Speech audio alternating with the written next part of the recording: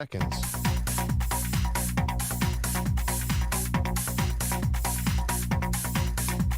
Break ends in 5 seconds.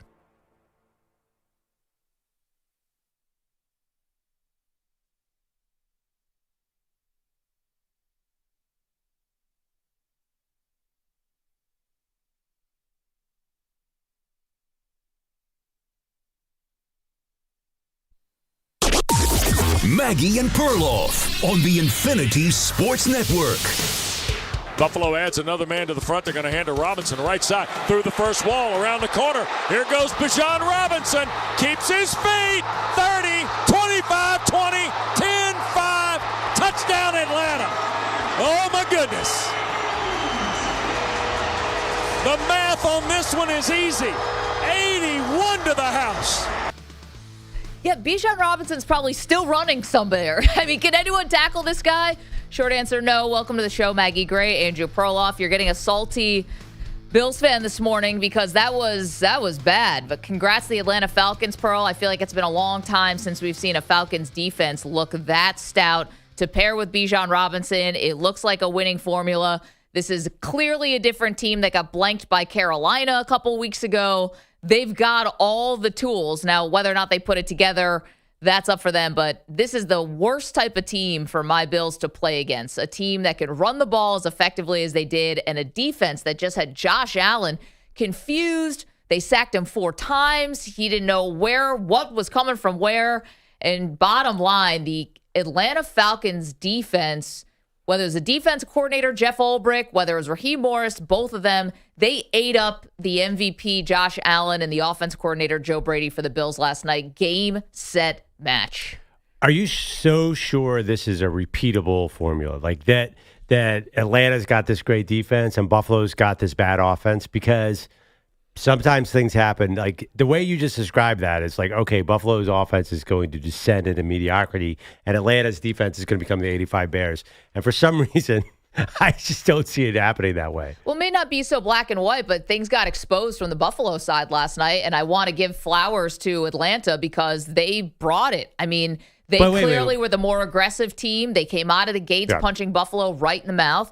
Buffalo had more penalties. They're not buttoned up, and maybe that's something you could fix. Maybe, but they haven't been able to fix it over the last 3 games. Yeah. They've had 29 penalties over the last 12 quarters. Mm-hmm. And Bijan Robinson, an opponent coming in and running roughshod over Buffalo, that is legit. Well, he's also arguably the best running back in the NFL. Fantastic. Good for him, but they couldn't get a handle on him at all. There was no resistance, basically, until the second half, where I thought the Bills defense actually appointed themselves really nicely, considering how they were getting gashed. They gave us almost 400 yards in this game, basically to 2 guys. Right. But is that going to happen every game? It happened with Derrick Henry in the opener until Henry fumbled. So, I mean, if you have a great running back, the Bills are in for a long day. But, I malign the defense on Buffalo because they deserve it, especially because they can't stop the run. The back end is not good enough and injured and all of that, the secondary.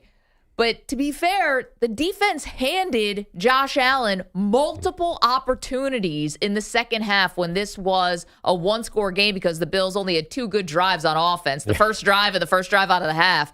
And multiple opportunities. I mean, hell, special teams came up with a blocked field goal, for goodness sakes, and they went 3 and out. I mean, it was a disaster for the offense, too. Everyone wears the blame, I guess, except for special teams. I don't know. It was just rough. So is this repeatable? Maybe, but also, credit the Falcons. They're the worst type of team for Buffalo to run into. And so that's why you wonder why I get worried about the Texans or why I get worried about the Broncos. Texans are the worst running team in the NFL. These guys with these teams with these really good defensive fronts. Oh, defense. Yeah, yes. But and any kind of competent running game is curtains for Buffalo. I'm looking at their schedule. I don't see another running back on their schedule. I mean, that's the thing. They are gifted this schedule this year. So do they have time to get it together? Here's the thing. Okay, you watched that game last night. It looked bad for Buffalo. But don't you fast forward in your mind, well, they're going to be playing the Chiefs in the AFC playoffs anyway? Not with an effort like that, I don't. Who's beating them? Absolutely not. They played an NFC team in the road. In the NFC, it's basically we have the NBA West. Like, they're just so much better from nuts to bolts. So, they can still storm through that AFC. They're going to be...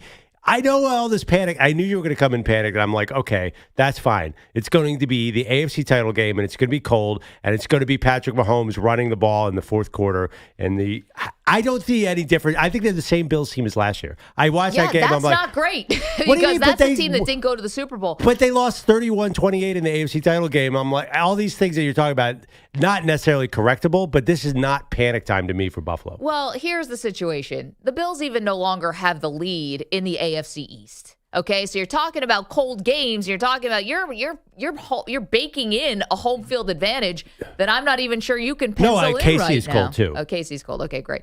They go to KC. It's curtains. Did you see yesterday? Not to get sidetracked, but an independent finance bro investigator. I don't know why why this went under the business school, but anyway, these guys from UTEP did a in-depth deep dive into the amount of calls that the Kansas City Chiefs have gotten over the last 8 years. And they found that in an impartial study how skewed things were for Kansas City. And that's just if you go to Kansas City and you have to play there, you seal your fate. Well, KC unless you're Joe Burrow that one time. First of all, Kansas City might not have a good record. So I don't know if it's going through KC. But first of all, KC has beaten you in Buffalo in the playoffs. And they've won in Baltimore in the playoffs. So I don't think it really matters where the Chiefs are in the playoffs. I don't see the sky is falling. Even at the end of the game, on that last drive where Josh Allen threw the pick, I was like, oh, man, finally the Bills woke up and realized this was an actual game that they had to win. Felt like, and then they started moving the ball like crazy. I know it was a 2-minute drive, but at a certain point, I don't see that as the Bills' offense last night. That is just, to me, whatever happened last night happened. It was a Monday night game. Atlanta was super hype, and it was exciting for them, but you really think Buffalo is that bad on offense? No, they're not that bad on offense, but if you really are the class of a conference. Well, you're the co-class of the conference with Kansas City. Okay, if you're the co-class. Nobody thinks they're better than Kansas City necessarily. Do you think Kansas City would have won that game? Do you think those KC will drop any game. We have no idea with them. Those gifts that the defense gave the Buffalo Bills offense in the second half, Patrick Mahomes and Andy Reid would have figured that out. No, that wouldn't. You can't have Bijan run for 200 yards. Everyone's going to lose that game. Well, yeah, I mean, all right. So wave the white flag. And here's the thing. Yeah, when teams have really good running backs, and Bijan is unbelievable. I mean, he was so good last night, and he's been so good all season. But the Patriots didn't have this amazing run game. Yeah, who's their amazing, guy? Ramondre Stevenson is a walking fumble. I mean, it's not just that. It just looked particularly bad last night because Bijan Robinson and Tyler Algier could do whatever he wanted to. By the way, why they even decide to go to anyone besides Bijan, Algier, or London? Why? They were crushing them. Yeah. No, I mean, the Bills definitely, their safeties are not good. That's a problem. Can you trade for somebody up back there? They better. Why are they so slow? Great question. Awesome questions all around. Safety used to be a strength of this. But come on, you sound they got old and then they had to get replaced, and they still haven't figured it out. You sound like a New York fan who can't see past 2 days. This is look big picture, Maggie. This is still, yes, the class of the AFC, and without a doubt in my mind. I mean, first of all, they're going to win. They're probably going to win this division. If they don't, they're going to be a high wild card. They're not going to be judged on the regular season. If they had won this game, it's not like you would said, oh my God, we're going to look great in the AFC playoffs. You have to slow down, look at what happened. Sometimes you get run all over. It does happen. It doesn't matter. It doesn't mean that your team is dead by any means.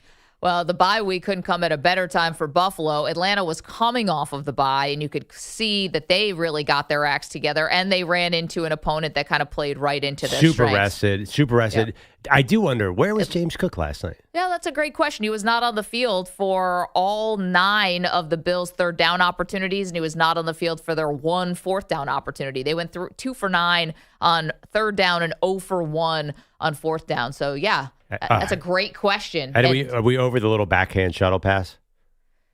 Take that play and shoot it into the sun. But that's what got him the MVP, that kind of nifty improvisational offense for Josh Allen last year, right? You guys liked it last year. Now you don't like it? Well, if you guys could hold on to the ball, then I'd love it. But they fumbled on this play last week, and then they fumbled on the play again this week. I've seen enough.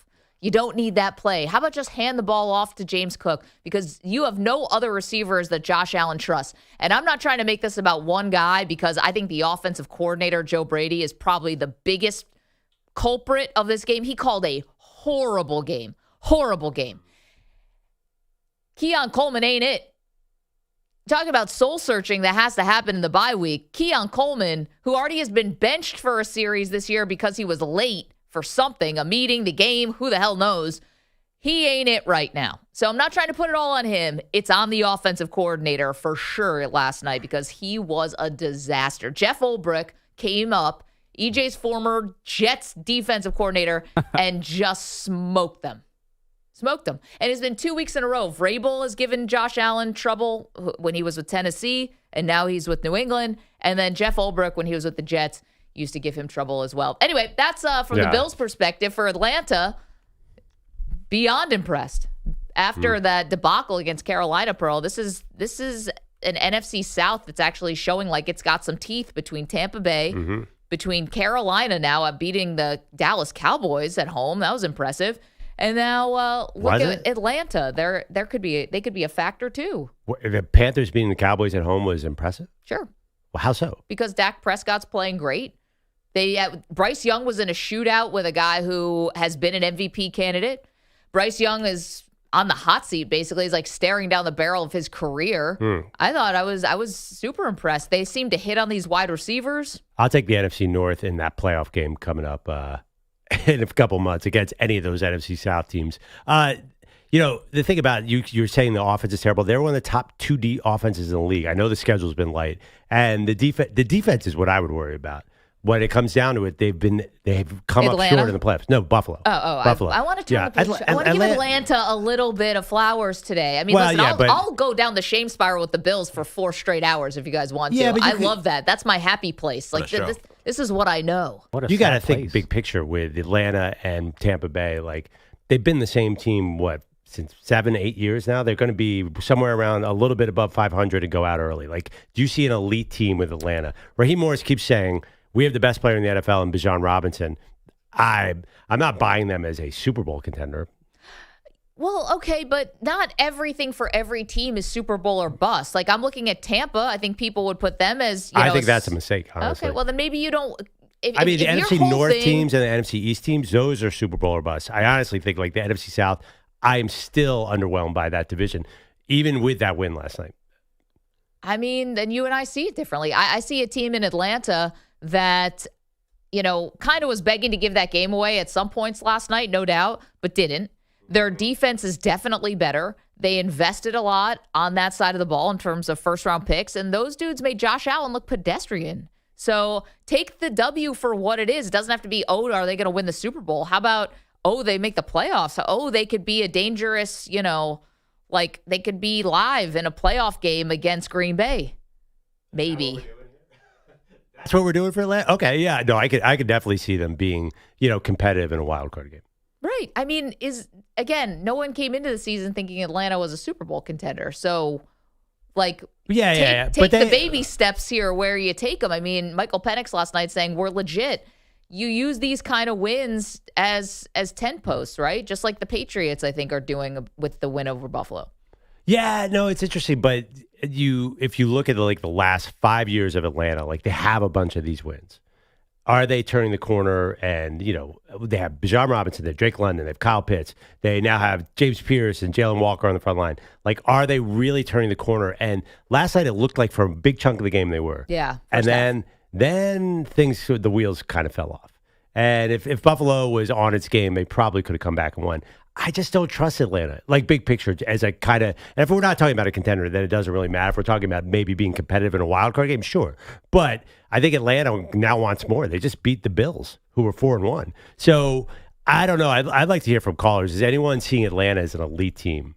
Here is Raheem Morris, the head coach of the Falcons, saying the Falcons want to be a perennial playoff team, and nights like last night, they seized control. There is no secret, we want a playoff organization. We want to be able to go compete in those type of games, and we played one tonight. And there's going to be no secret. Nobody's going to shy away from those moments. We got to go do it. But those are the moments you want. Those are the moments you thrive for. Those are the things you dream about from a coaching standpoint, a playing standpoint, an ownership standpoint. All of those things we want to be a part of. And I think that was just something that we wanted to go out there and show tonight. Yeah, listen, I think there's something about putting it all together, at the right time. You have these offensive guys who maybe are coming into their own and maturing, and then you've got a defense that suddenly has a lot more talent on it. And, they made the MVP of the league look really lost. So, yeah, why wouldn't they take away? Listen, Penix fumbled the ball. They gave opportunities back to Buffalo, and the defense didn't allow Buffalo to capitalize on any of those. I get why they're feeling themselves today.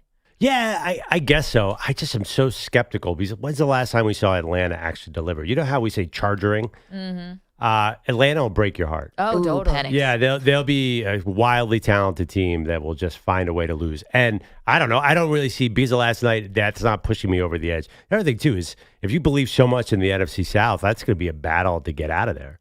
I assume the Bucks have won it how many, 3 years in a row? They'll probably win it this year. I mean, Baker's an MVP candidate, but they are also very injured right now. Yeah, I mean, it's going to be hard. This is 1 year. It might be hard for Atlanta to actually catch them. So I'm not sure that we're not talking about the same NFC South that we usually are. It was impressive last night. I'll give you that. Bijan is amazing. If you have the best running back in the game, well, look what happened to the Eagles last year with Saquon Barkley. Maybe Robinson is this year's Saquon. I just am not sure they're going to put all those pieces together when it matters. Last night they looked like a world beater.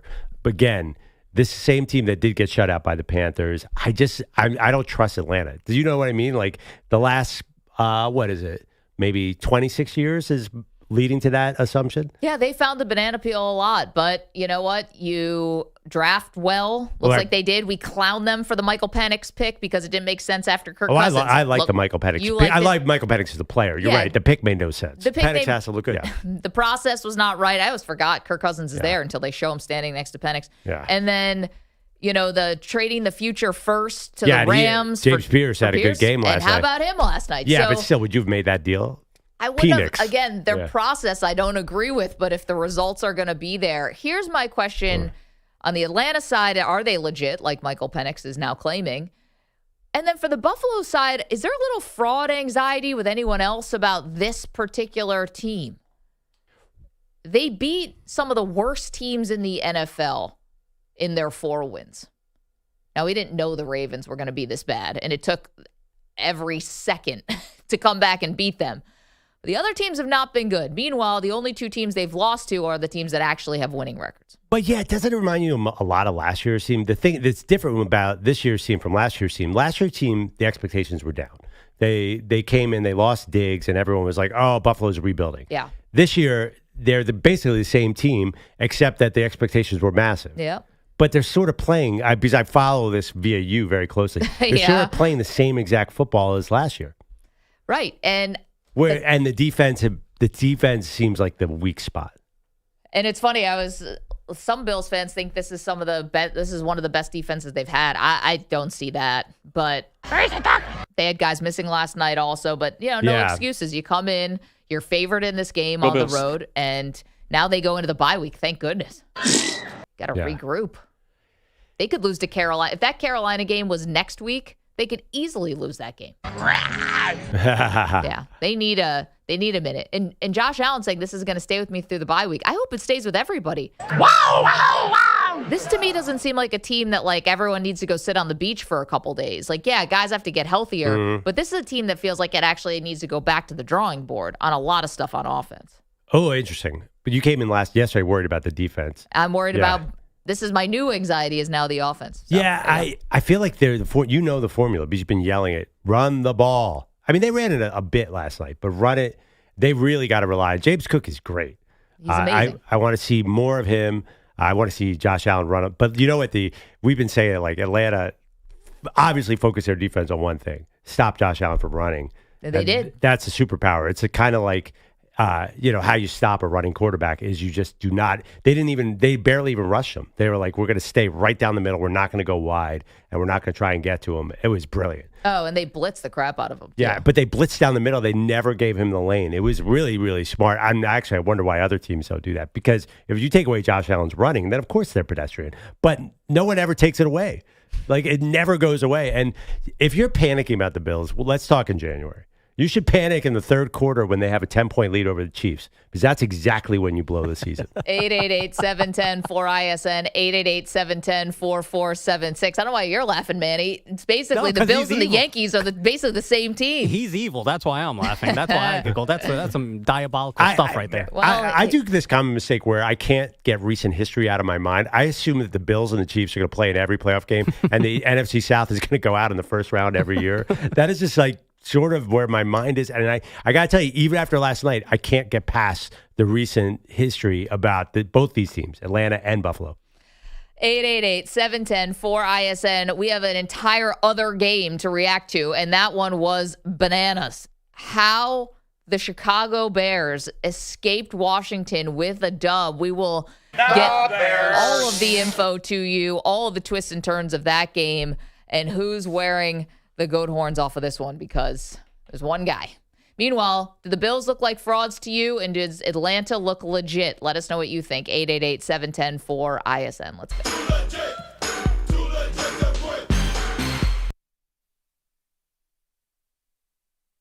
You're in a 5-minute break.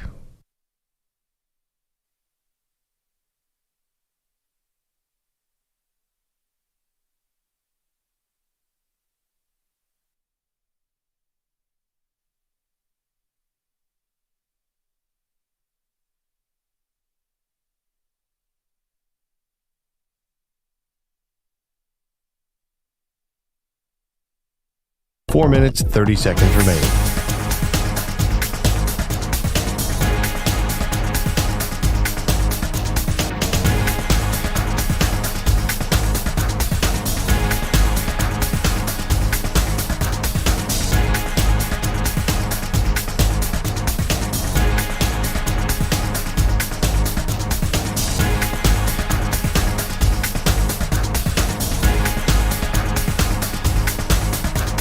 Four minutes remaining.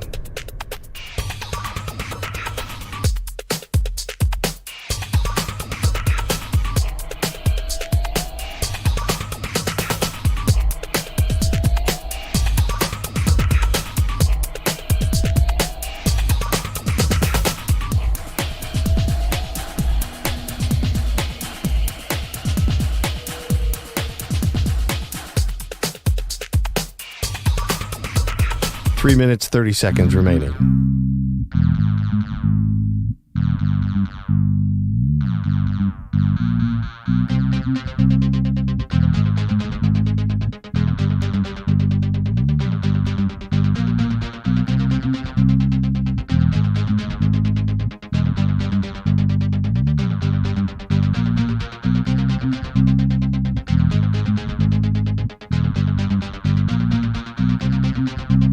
Three minutes remaining.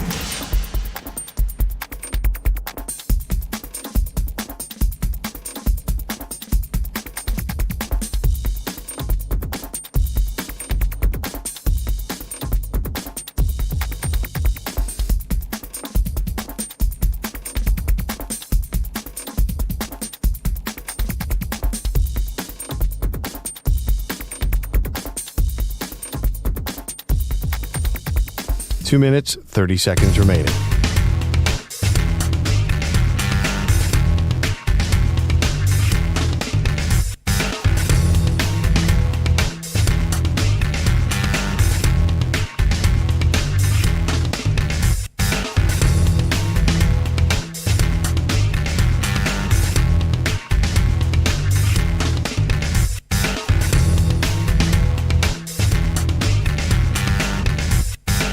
Two minutes remaining.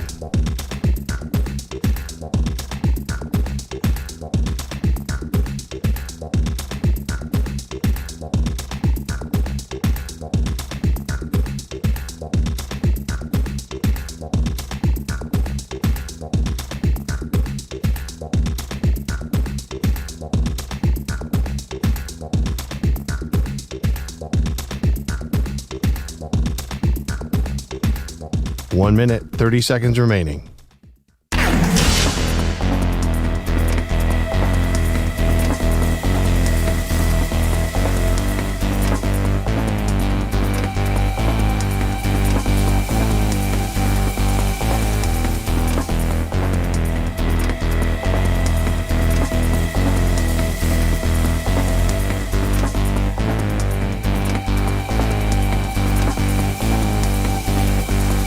One minute remaining.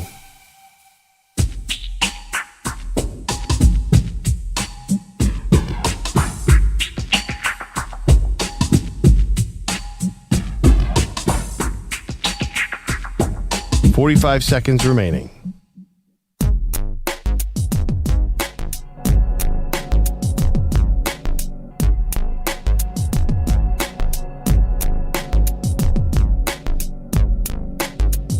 Thirty seconds remaining.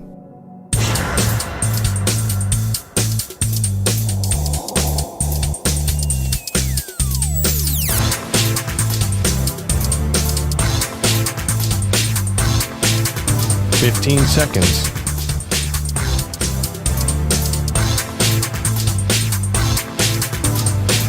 Break ends in 5 seconds.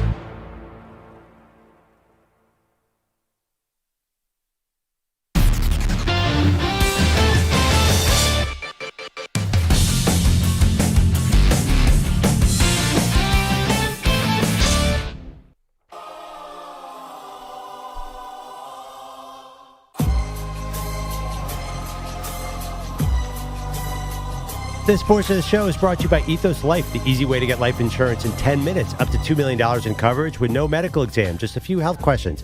Get your free quote at checkethos.com, not available in all states. Okay, welcome back, Maggie Perloff. In a two-person show, one thing that I do, and I don't know if you do it too, Maggie, I am a expert at cataloging any mistake you make over the course of the year. And I am going to press you on one where I think that you might have been slow to accept. And I don't know if you even agree now.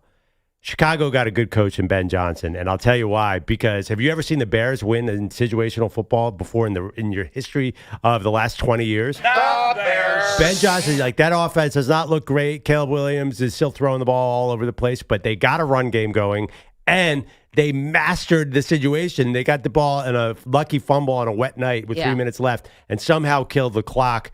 I think the Bears look like a completely different team under Ben Johnson than they did under Matt Eberflus. That's an L last night. They beat the Commanders with a last-second field goal. That's an L last night if Matt Eberflus is there.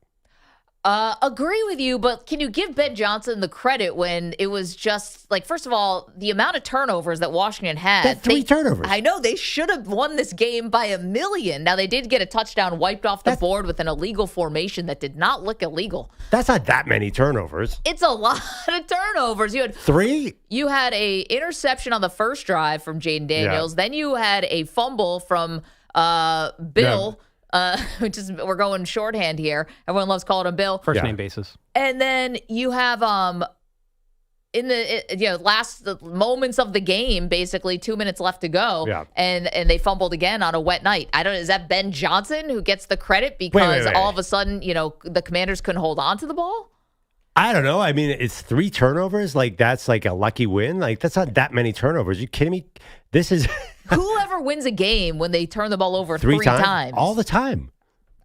Okay, if you're playing, that's not guaranteeing anything. It was on the road, and Washington is supposed to have the best running game in the world. Like, they are best run game in the league, and Chicago shut them down, and Chicago ran the ball. That was pretty impressive. Obviously, the better team lost last night. Washington's probably a better team, and at home they should have won that game. All right, so I'm going to continue to catalog. Not giving him the credit. Well, I mean, I give him the credit for this when they won the game, but I can't say this is because he completely out-schemed Dan Quinn. I think it's because they got 3 turnovers. Yeah. I'd love to do some research there on how many times a team has 3 turnovers and still wins the ball. Game, and they they doinked the field goal. Yeah, I mean, the Commanders. Listen, tough. That's a way to lose. The Bears missed a field goal too, and the Bears had an interception too. I mean, yeah, but they always say when you win the turnover battle, who won the turnover battle? This was literally the same game as last year. Amazing, like the parallels between last year when Caleb Williams played Jaden Daniels. They're both hovering around 500, and last year Famously, Jaden Daniels hit a Hail Mary, and Washington's season took off, and Chicago went in the toilet. This year, it went the opposite way. The luck went to Chicago, and I'm just impressed that Ben Johnson has a run game there and a stop the run. Whatever happened there, this was a different. Chicago was terrible against the run coming in. This really should have been, on paper, Washington controlling the game, and Chicago jumped out early, 13-0, and they held them off. I just can't believe they figured out that last drive and didn't screw up anything. It was a wet night. Like, Caleb could have had the same problems that Jaden Daniels had. Yeah. And there were a couple times where Jaden just didn't seem to be able to hold the ball right. Now, listen, he's been in and out of the lineup this year. I don't think he's fully healthy. I think Washington's going to be fine, but I was surprised. I usually expect Chicago to lose that game. That's the way it's been. Yeah, well, no, there were 0 turnovers for the Bears last night. Caleb did not throw a pick last night. DeAndre Swift, I thought, was fantastic. Not just carrying the ball, 14 carries, 108 yards, but also catching 2 receptions for 67 yards and 1 55-yarder. I mean, they had some nice plays. You know, you're right about Caleb still has throws that are kind of going all over the place, but to be fair, was able to lean on the run game, and that Bears defense came to play. So I'm fully giving the Bears credit. I don't think they would have won this game a year ago, but I do think that they capitalized on turnovers. And I don't know if that Ben Johnson out scheming everybody like he did Stumble Bum when he was the offensive coordinator of the Lions. I don't see it that way. Well, yeah, but the offense does not look like the Lions, but as a head coach, I feel like he's doing a nice job. It's funny because the offense is actually pretty good. Like, Caleb is way better than last year. There's just no way about it. I think he has about a 99 rating. He's been consistent. He's always in the low to mid 200s. They don't actually throw the ball that much. But that's what I'm saying. Like, Ben Johnson's probably a better head coach than he is an offensive coordinator right now. I think he's going to be good. Maybe I said Atlanta will always find a way to Atlanta. Maybe the Bears will turn back into the Bears.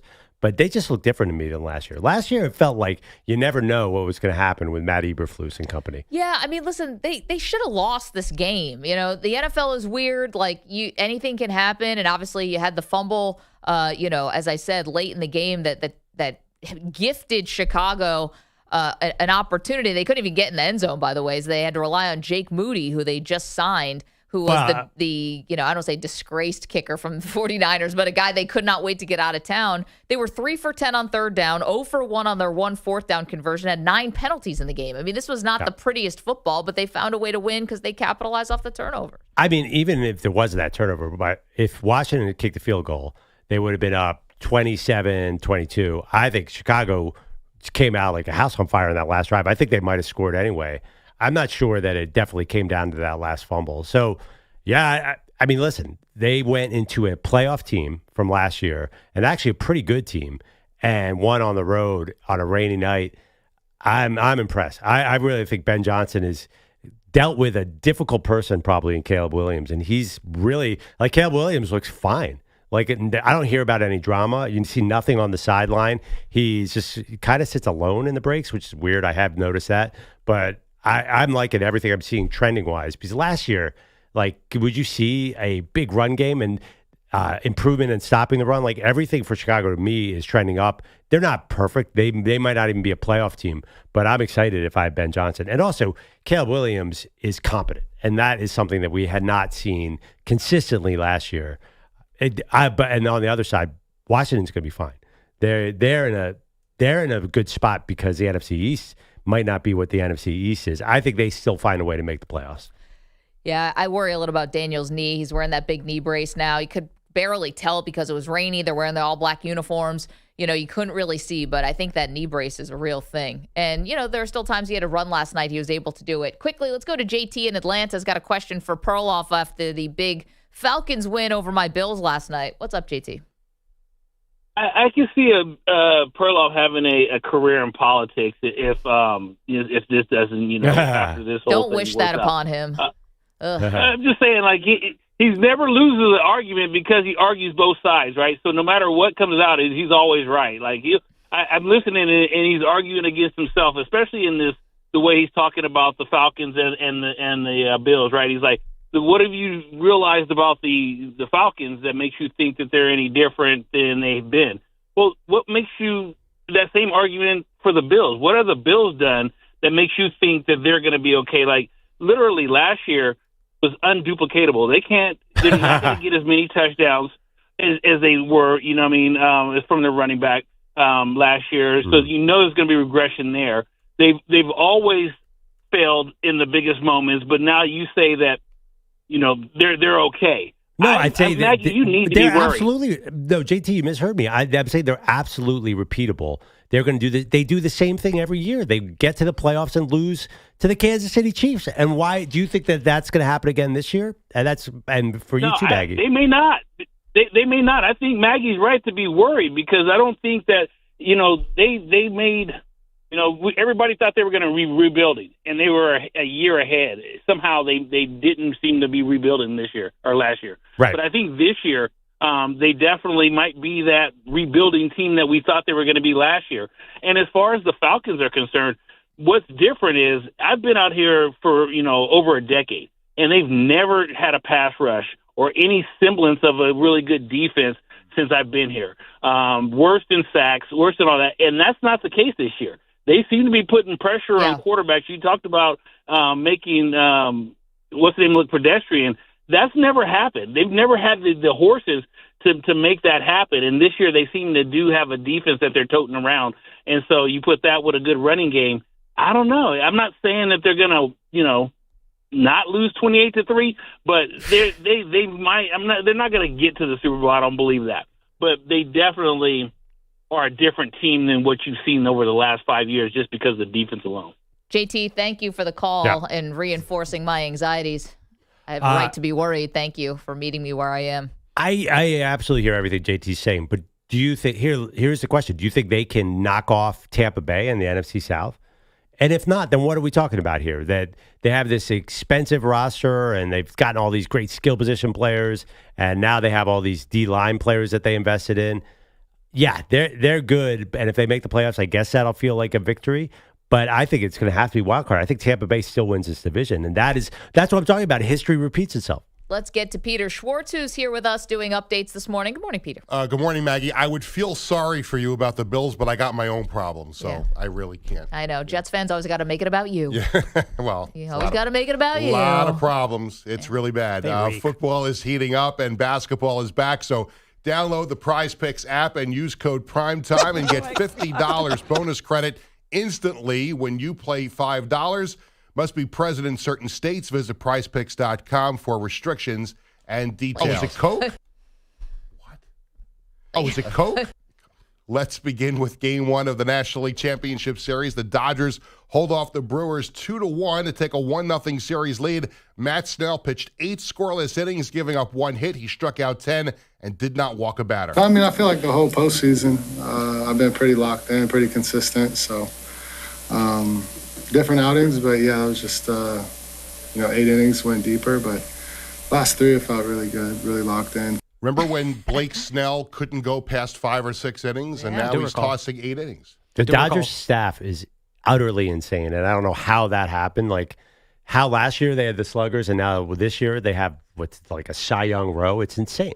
Like, how did that happen? It's annoying. Dodgers, historically, doesn't matter. Like, they can have 18,000 injuries on their pitching staff, and they find a way. Yeah, but then usually they bail during the postseason. Now they don't. Not now. Yeah, but do you understand that if Bryce Terang just doesn't move, he was about to get hit by a pitch with bases loaded. That Blake Snell amazing outing could have been completely nullified. And if he doesn't swing at a piñata up there on the final pitch of the game, good. I love that. I think he realized how badly he screwed up by moving out of the way to not get hit by the pitch. I'm just going to swing at something that's 4 feet above my head? No, I'm not saying it's right, Manny. I'm just saying I think he was so like, oh God, I just blew it. We could have the game. Yeah. It was 2-1, bases loaded. If he just stands there like Roger Dorn in Major League, lean into it. You don't have to lean into it. Bears. Remember when they asked the kid to like lean into the pitch? And just he took one for the team. That's it. But it's like instinct. I was wondering, is that forgivable or unforgivable for a professional athlete? Like his instinct took over to move out of the way. I think it's forgivable. It's good. But he blew it. He definitely blew it. It's forgivable because it's Milwaukee. Had that happened to the Mets or to a Yankee player or to a Dodger player, I think he would have been eviscerated. Oh, I don't know. That ball is going so fast. I think that. I mean, that's how we're talking blink of an eye. His body moves so fast. He's a baseball player. It wasn't his head either. It's not like he was in danger. It would have hit him in the back or the butt or whatever. It would have hit him in the leg. Would have hit him in the back leg. It was a breaking ball. Yeah. I don't know. Take one for the team, bro. And maybe don't swing at one that's over your head. But There's a lot of meat on the bone. Just take one. That's we're all. burying the lead. That's the greatest double play in the history of baseball. Oh, yeah. It is the most insane thing. And I kind of thought it was a triple play. I'm not really even sure what it is now. It is everything. I thought it was a triple play, and there was one out. And I was confused for half an hour. So was the broadcast. 862. I actually, this 862 routine. The old 862. I was actually thought to myself, wait, is it still an out if it hits the wall and comes back into his glove? Evidently not. Obviously not, but I don't think anyone knew what the heck was happening. That was brilliant and beautiful and wonderful in every way. Game 2 is tonight in Milwaukee. Now to Toronto, Game 2 of the ALCS. Arozarena, the go-ahead run at second. The next offering. Swinging a fly ball drilled right center field. This is back at the wall, and it's gone! Jorge Polanco, Mr. October. A three-run smash over the wall in right field. The Mariners flip the script in the fifth. The ALCS. No, he's right. Get out of here, Reggie Jackson. It's no longer you. It's Jorge Polanco. It's the ALCS. Let's chill out a little bit there. Well, he's been doing it the entire playoffs. Well, that's whoop-de-damn do. Do it during the World Series. Bring home a World Series for once. Well, they've never been to the World Series. They got to get there first. Exactly. Bring one to Seattle for the first time ever, and then you can be Mr. October. Tough-talking Jorge Polanco. He's been awesome. I'm not tough-talking Jorge Polanco. I'm tough-talking that moron who was on the call. Who called him Mr. October? Yeah, what is that? Did he not realize that one's taken? I guess not. I mean, should we get that guy an encyclopedia on baseball? Good Lord. I believe that was Rick Riz on Mariners Radio. Yeah, so he knows. He's heard of Reggie Jackson. Are we sure? Mariners beat the Blue Jays 10-3. Reggie Jackson's, apparently wasn't there to take his title back, but it's okay. Unfortunate. Share the name with somebody else. The Mariners beat the Blue Jays 10-3, and they take a 2-0 series lead. Jorge Polanco, Julio Rodriguez, Josh Naylor, all home runs for the Mariners. Game 3 Wednesday night in Seattle. Now to Monday Night Football. Jake Moody, the game-winning 38-yard field goal with no time left, and the Bears beat the Commanders 25-24. Head coach Ben Johnson summing up the win. It was not our cleanest game. We made a number of mistakes, and penalties were an issue. But once again, our team was resilient, and they found a way to win. So very proud of them. I thought defensively the takeaways were huge for us. And also last night on Monday night, the Falcons over the Bills 24-14. Thank you, Peter. Fantastic job. We'll hear from you again next hour. Coming up, we've got to get you some injury news beyond just last night, although we're asking, are the Bills looking like frauds? You can weigh in on that at 888-710-4ISN. And is Ben Johnson proving to be one of the best coaches in the NFL after his Bears go into the Commander's house and push them around? 888-710-4ISN. It's the Maggie Perloff Show. You're in a 5-minute break.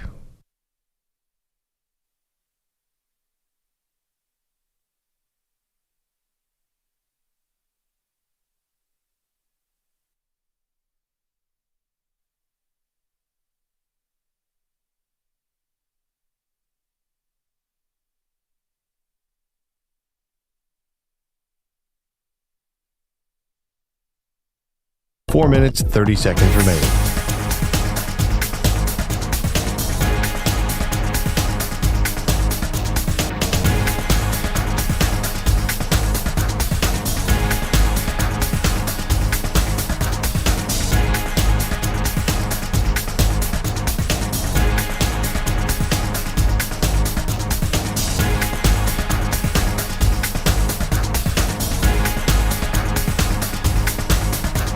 Four minutes remaining.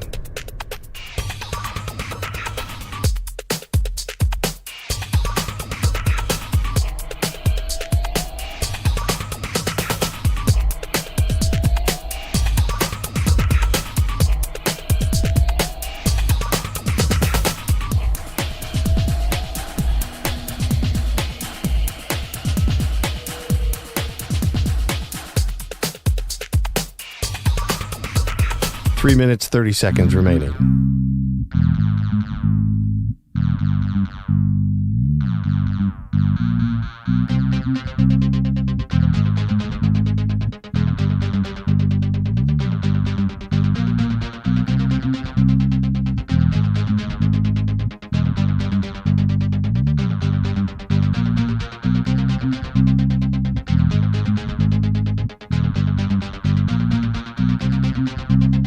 3 minutes remaining.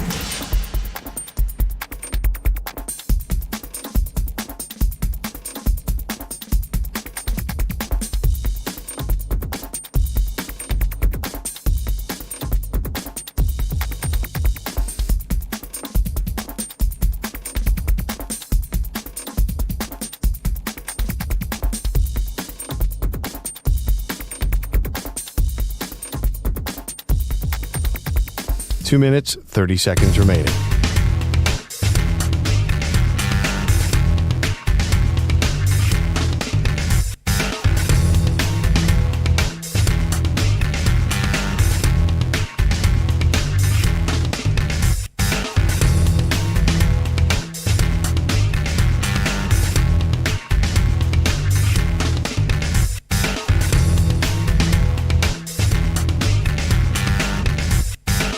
Two minutes remaining.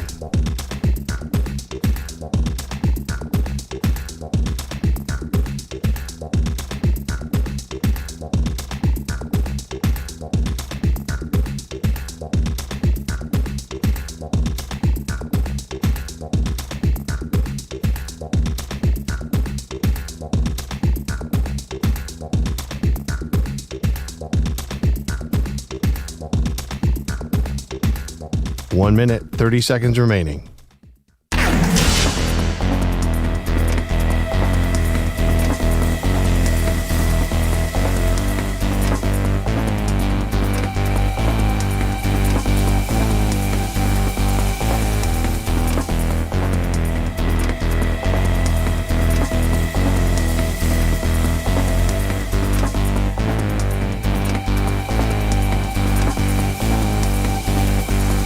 One minute remaining.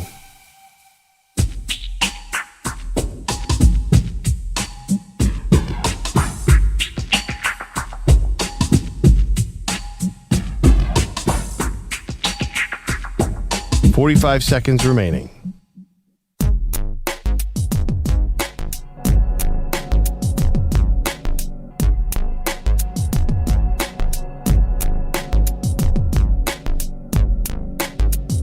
.30 seconds remaining.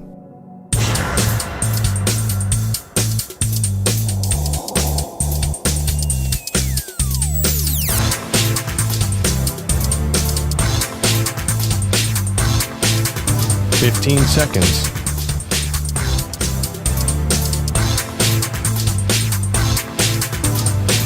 Break ends in 5 seconds.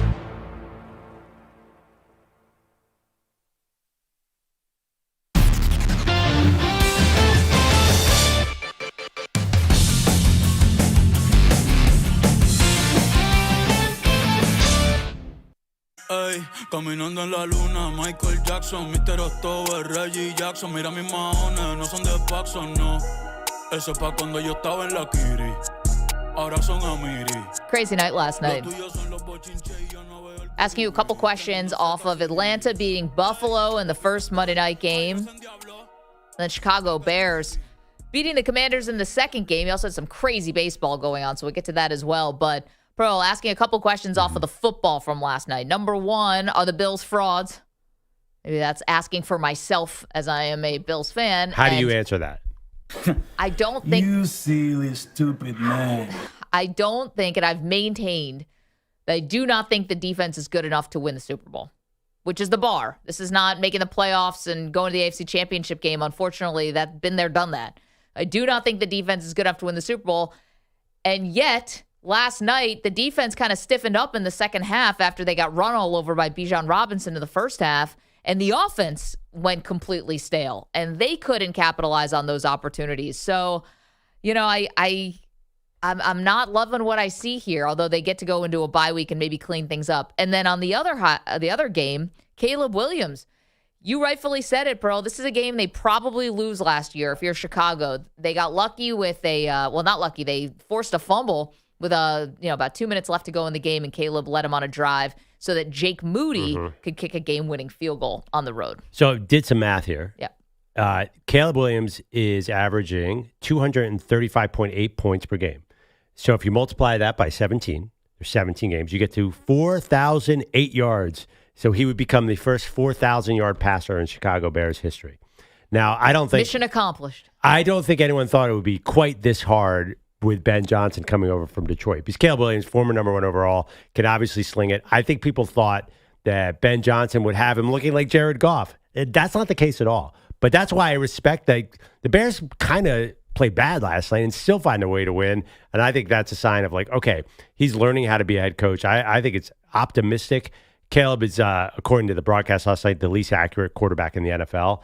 But I don't think that's all on him. It seems like him and the receivers are often on different pages altogether. Like a guy's running one route and he's throwing it somewhere completely different. But he is playing clean. Like he's just throwing the ball away a ton. And the run game got going last night. DeAndre Swift woke up. Yeah, which is not something you expect out of DeAndre Swift or the Bears. I mean, Swift is a guy who's bounced around the NFL. I don't know if that's repeatable. I like where the Bears are. I think this is going to be a slow, steady progression. I think Caleb Williams, despite that preseason, the profile of him from Ty Dunn, our buddy at Go Long TD, made it look like they had no chance because he wasn't a team player. He was not going to meetings. He really wasn't doing all the things you need to do to be a franchise quarterback. I am optimistic that they are on the right path, which is something that Bears fans usually don't say. Do you agree with that? Yeah, but it's funny to me and I'm not trying to call you out for some inconsistency here, but why do you think the Bears are on the right path and not the Falcons?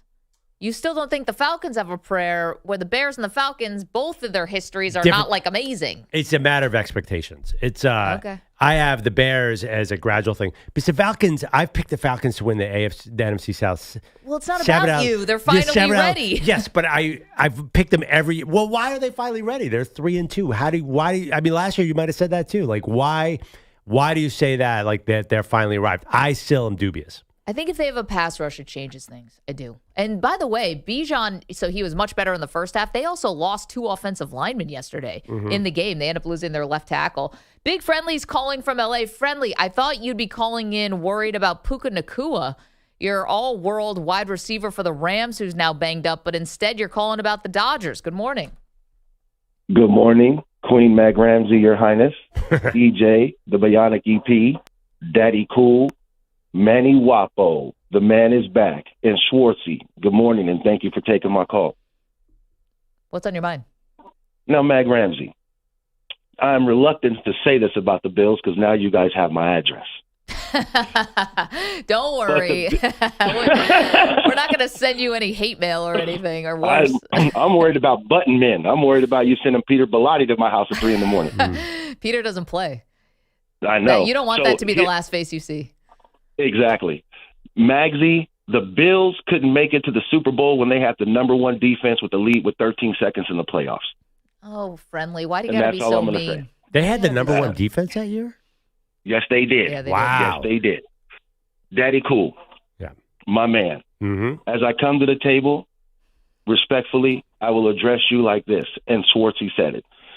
The Dodgers throughout the year had 21 pitchers on the IR. Yeah, like every year. True. And somehow, some way during the season, they only managed to slip out of the NL West lead a couple of times. Now, the Dodgers pitching staff is healthy. Yeah. And here's what I think people aren't talking about. The Dodgers are winning without Ohtani in the lineup. And that's what's dangerous because if that bat wakes up, the Dodgers have been squeaking by. I'm not going to sit here and say but they've been finding ways to win without Ohtani. Imagine when that bat picks up. Mm-hmm. And one last thing before you let me go, Magsy. Yeah. You guys got me running up on the mailman like Smokey from New Jack City.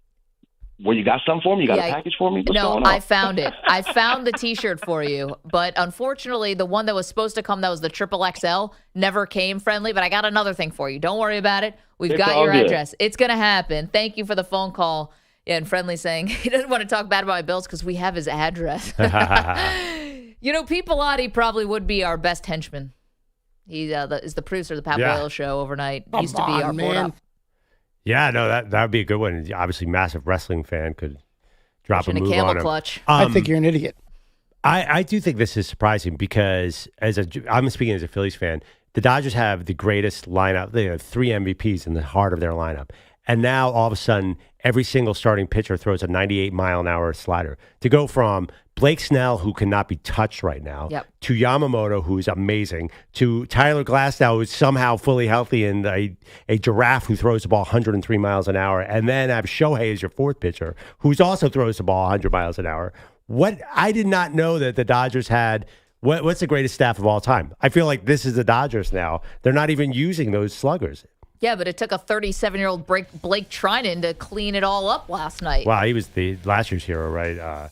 Yeah, that's the thing. They won with a bullpen game last year, and now they just have an abundance of starters. It is annoying to me because I really thought the Phillies would advance past that until they ran into that staff. That's a good team that can beat you both ways. Friendly's right, too, about Shohei. No hits last night. Did have 3 walks, though. So making his presence felt in that way, I guess.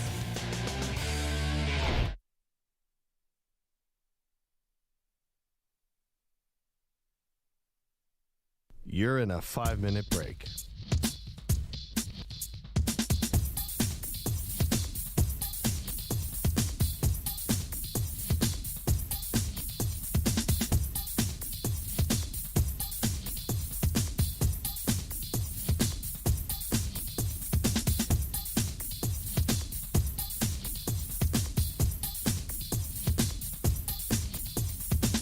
Four minutes, 30 seconds remaining.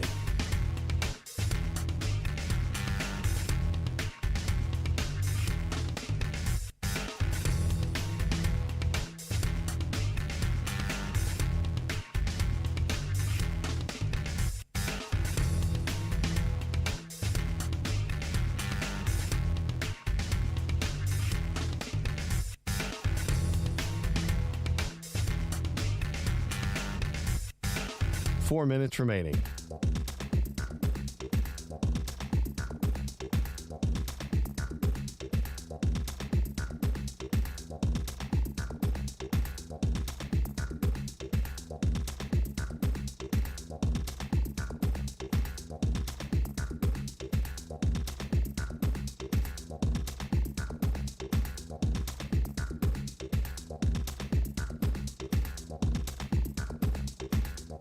Three minutes, 30 seconds remaining.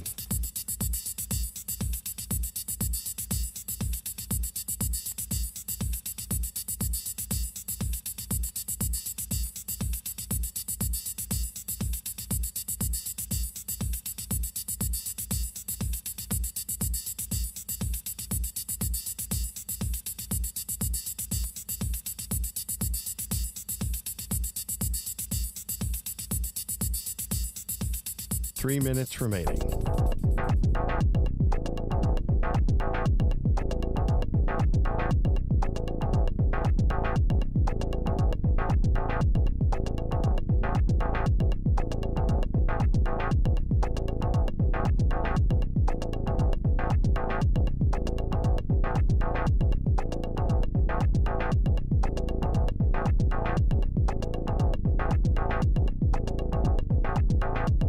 Two minutes, 30 seconds remaining.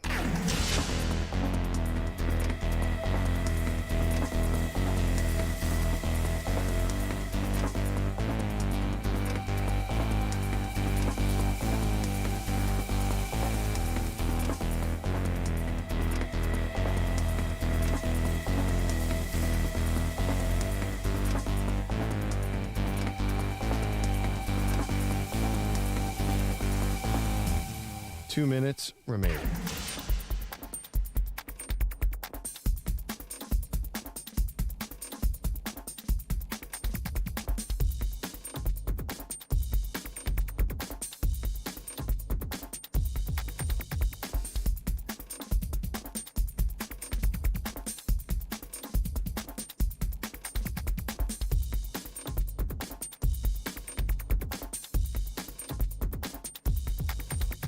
One minute, 30 seconds remaining.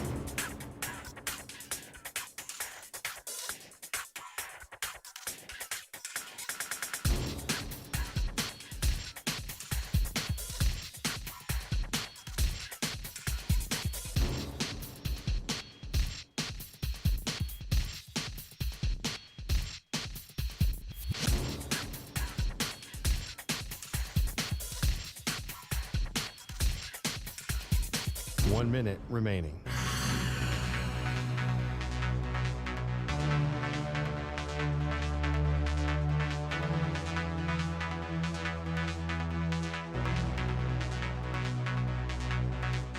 $45 seconds remaining.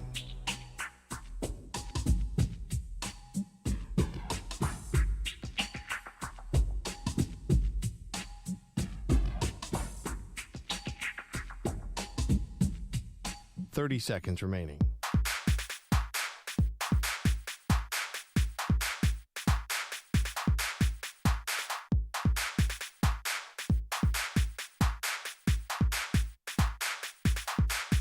$15 seconds.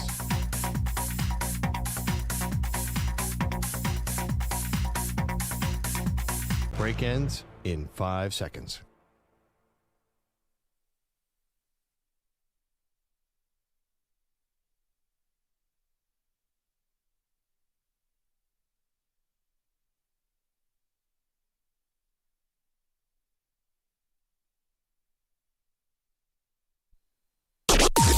Maggie and Perloff on the Infinity Sports Network.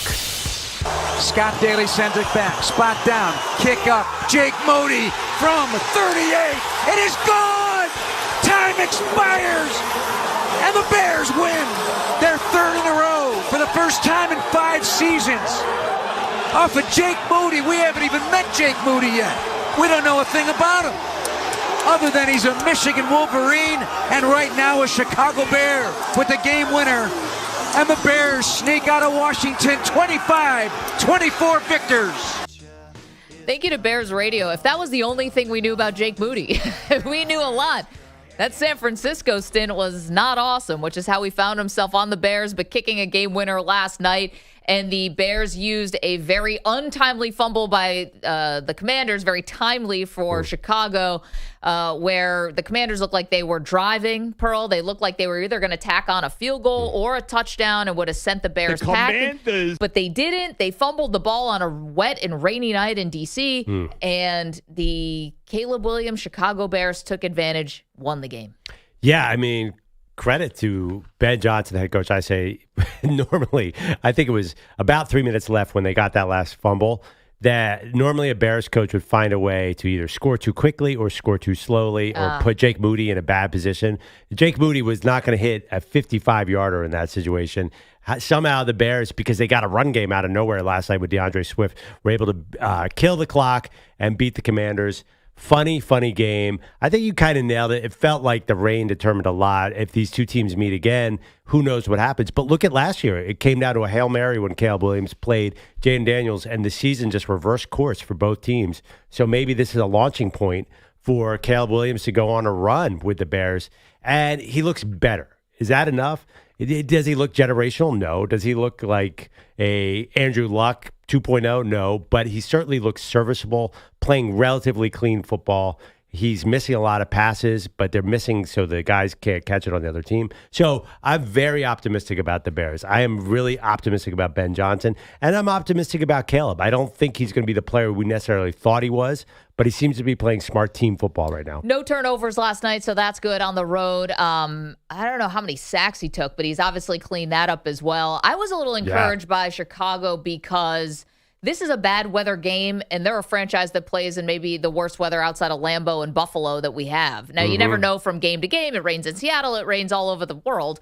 But this was a crappy weather game. Thank you. A meteorologist, Maggie Gray, weather and traffic on the wall. It does rain all over the world, except right around the equator. But go ahead. But the fact of the matter is they were able to win this kind of sloppy game, and that could bode well for them as we get later into the season. They're also, because they got a run game from DeAndre Swift, and the defense was really good last night, especially baiting Jaden Daniels, and Daniels threw a bad pick on the first drive. He fumbled the ball with about 3 minutes left to go in the game, and Bill, the running back, the now famous running back, 7th round pick for the Commanders, also fumbled. A little bit of a runway here for the Bears also, Pearl, if they can take advantage. Home next week against New Orleans, or excuse me, do they have a bye? No, next week. Home next week against New Orleans, at Baltimore, at Cincinnati, home for Manny's New York Giants. So, there's games that they're going to be favored in for sure.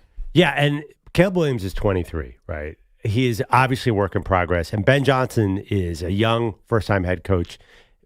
Somebody called in and said, I'm over-optimistic about some teams. This is not a team that's supposed to be ready right now. Like, give him time with this. I think what you want to see, and you and I argued a lot about this preseason. Yep.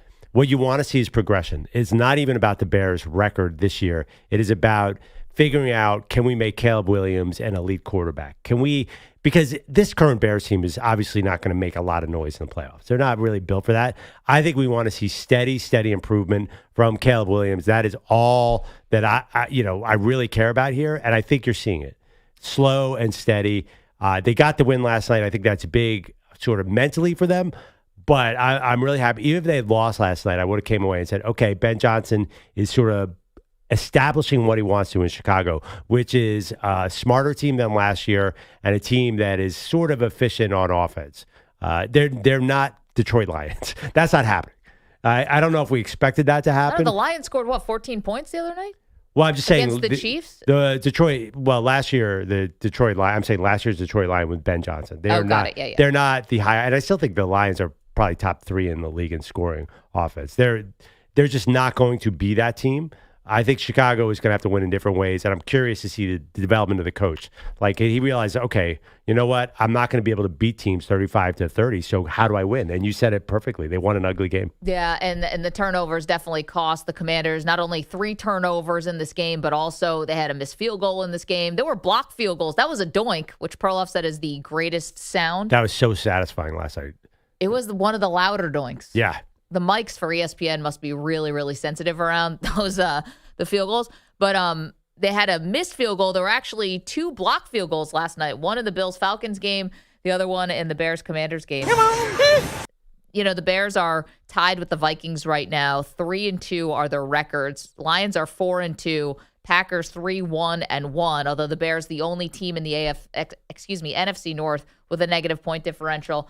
We're asking you today if this is Caleb Williams arriving, playing games like this. I mean, still some mistakes, Pearl, no doubt. I mean, he's throwing to guys, and it's like Troy Aikman's like, that's not right. That's not where that's supposed to go. Well, yeah, sometimes you're not sure if the receiver's running the wrong route or they're just on different plays because they're missing wildly. They're not like he's throwing to his hands, it's coming out of him. They're just going all over the place. Come on, Daddy. Which is really interesting about him. It was kind of a celebration of Caleb Williams last night. They had his high school coach in the building. He's from D.C.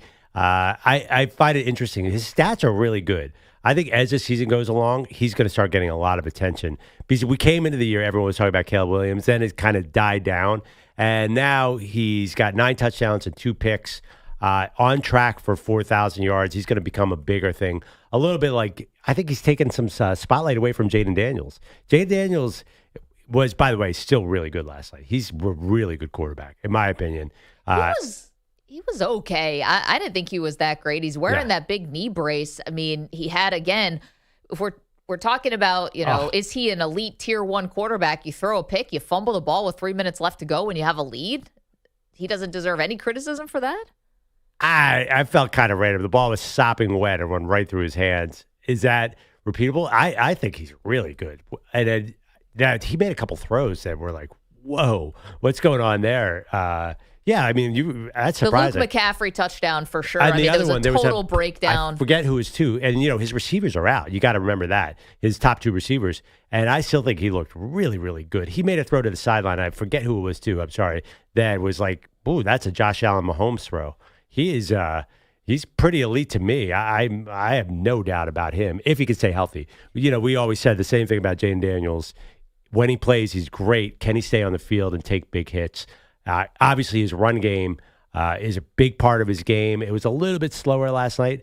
I think he's way up there. Okay, ask you this question now, not to take away from this specific game from last night, which you're welcome to call in about 888-710-4ISN. I wonder if it's more like, are the Bears fans kind of like have a sigh of relief a little that you are seeing some improvements with Caleb? I would imagine it's just like especially after the way the season started, starting 0-2.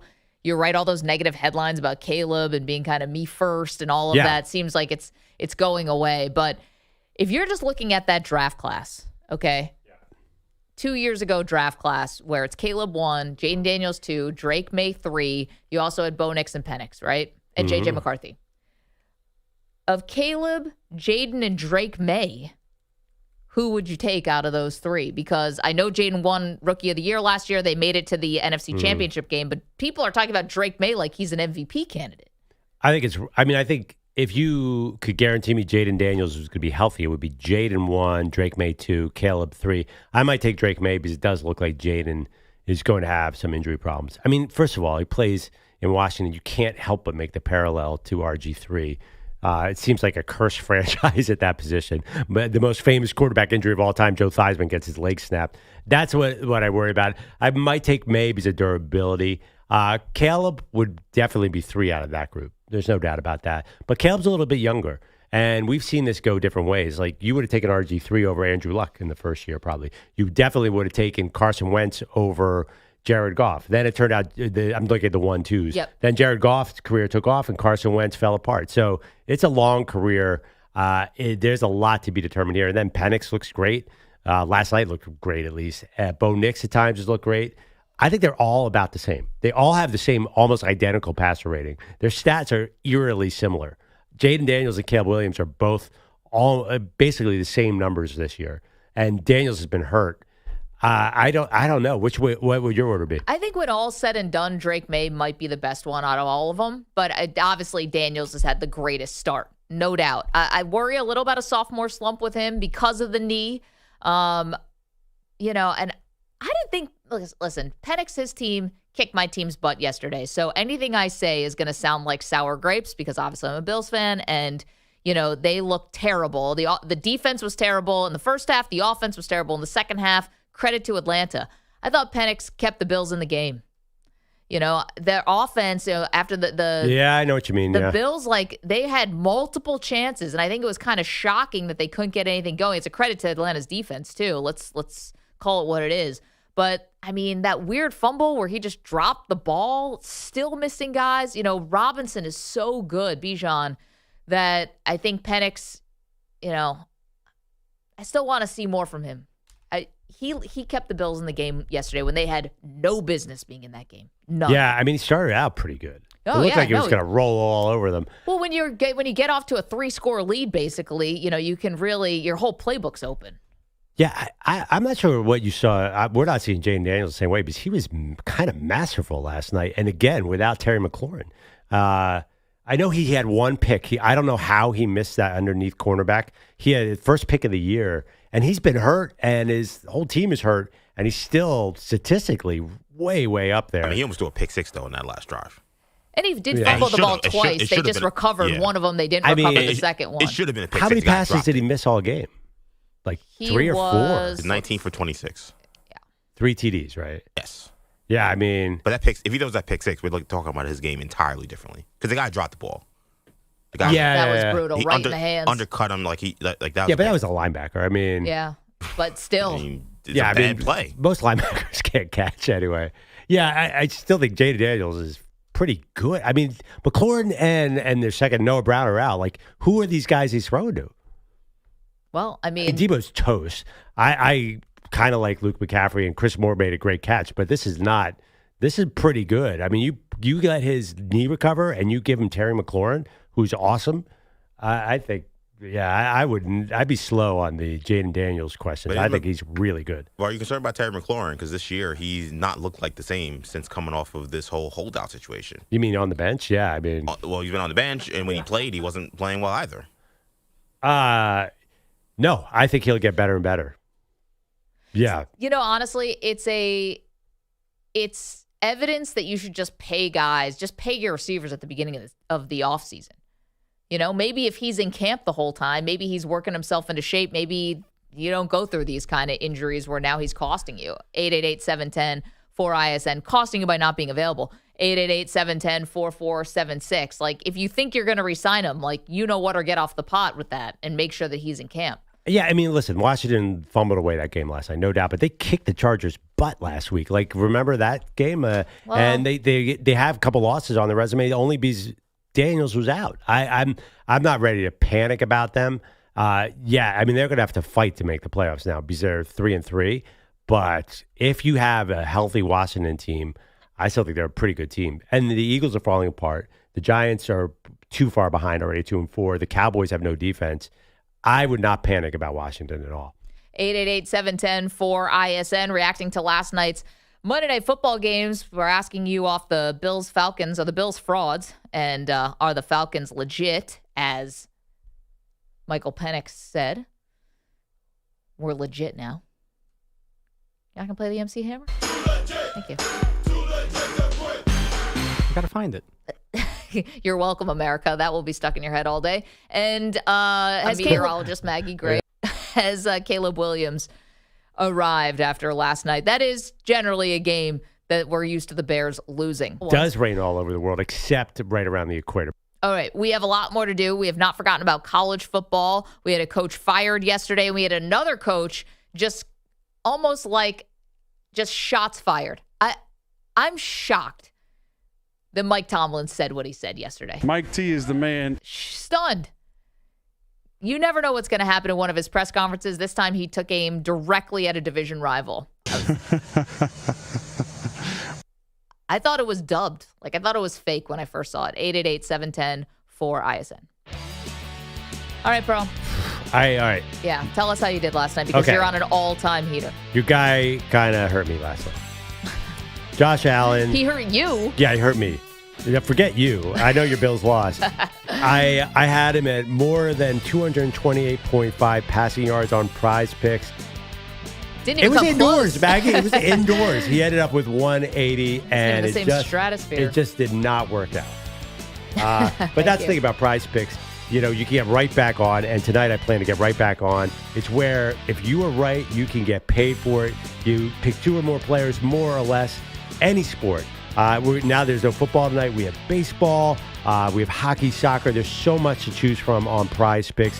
It's the best, and you can win big. How about this? Basketball's back, too, everybody. Let's not forget about that. WNBA is over. NBA steps into center stage. PrizePicks is available in 40-plus states, including California, Texas, Florida, and Georgia. So get on board. Play along with us. How do you do it, Mags? Well, it's so easy. I'm so glad you asked. Just download the PrizePicks app today. Use the code MNP to get $50 bonus credit in lineups after you play your first $5 lineup. That's code MNP to get $50 bonus credit in lineups after you play your first $5 lineup. PrizePicks, it is good to be right. Must be present in certain states. Visit prizepicks.com for restrictions and details. Mand P.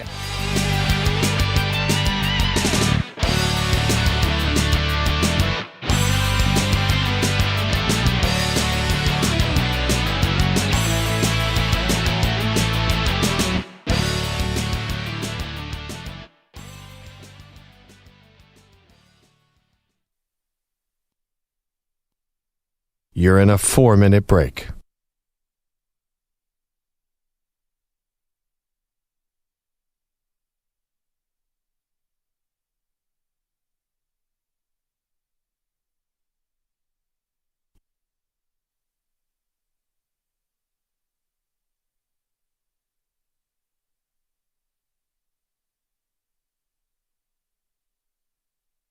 Three minutes, 30 seconds remaining.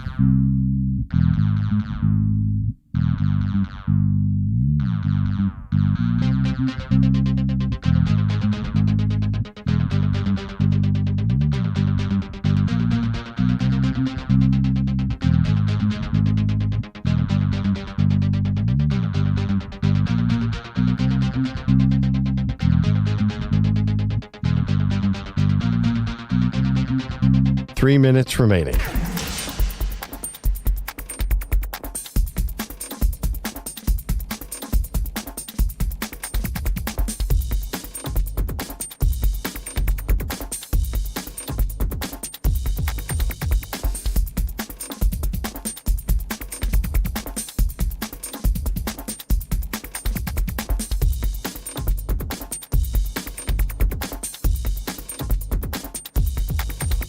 Two minutes, 30 seconds remaining.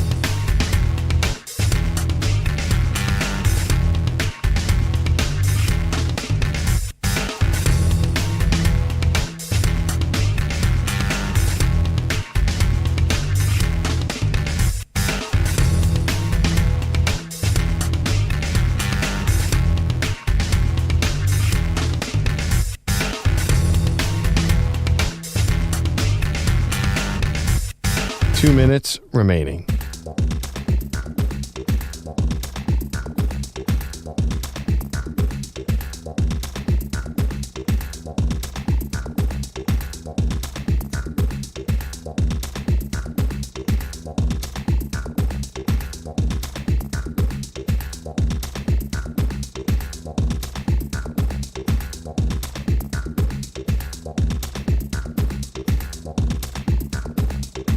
One minute, 30 seconds remaining.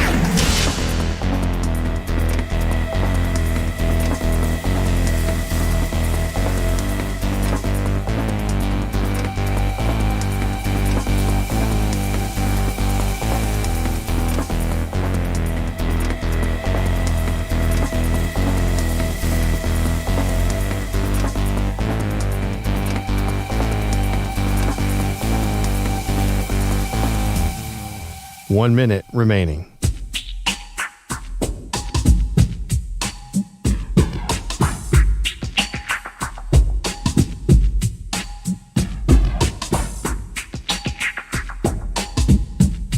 $45 seconds remaining.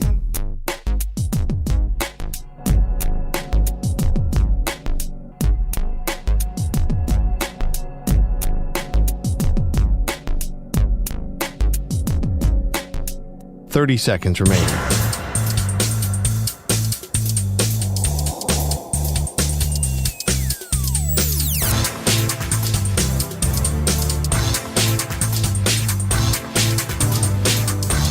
$15 seconds.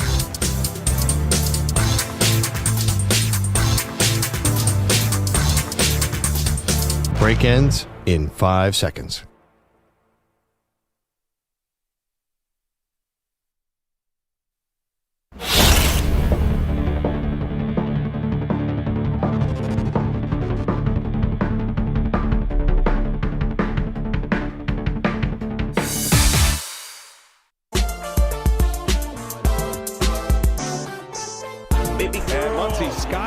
Center field hit well. This one's got a chance. Freeland going back to the wall. He leaps. It's in and out of his glove, but he caught it. And now chaos on the bases. Might have a play at the plate. The throw. Not in time. No, he's out. He's out. It's a forced play at the plate. Welcome back, Maggie Perloff. Strangest double play in MLB playoff history. I don't think that's hyperbole. I can't imagine. I don't know any other famous double plays like that.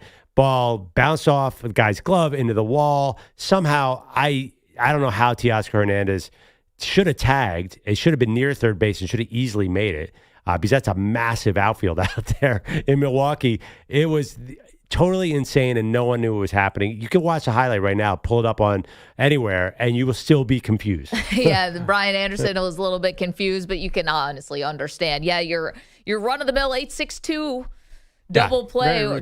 Very routine. Bounces off of the center fielder's glove off the wall, which in some ballparks actually might have been a home run because, everyone's different where the ball bounces. Is it a home run? I thought for a moment, with bases loaded, that's a grand slam, breaks it open. Obviously, for the Dodgers, didn't happen. Ball miraculously back into the glove, as Perloff was just saying, and then has time to fire in to hit the cutoff man and then go home. And Teoscar Hernandez was too far down the line at third, had to retreat and then try to come home, and it was a bang-bang play at the plate anyway, and he was out. Wow, crazy. Honestly, it's like the universe is, in a sense, correcting itself because Teoscar Hernandez keeps beating everybody in the playoffs. He's so good. So finally cost the Dodgers the game almost, but the Dodgers, of course, find a way to win that game, and it didn't really even matter. He screwed that up. I don't remember all my rules from base running as a kid, but in that situation, you can't go too far down the line, and you just have to assume he's going to catch the ball. So that was an all-time base running error. If the Dodgers lose that game, I think everybody's talking about it for a long time. Listen, that could have been a triple play, by the way, because William Contreras actually had time to run all the way down the third baseline, the catcher for the Brewers, to run all the way down the third baseline and tag on third, which would have been the third out, but there were already 2 outs. But he did it anyway.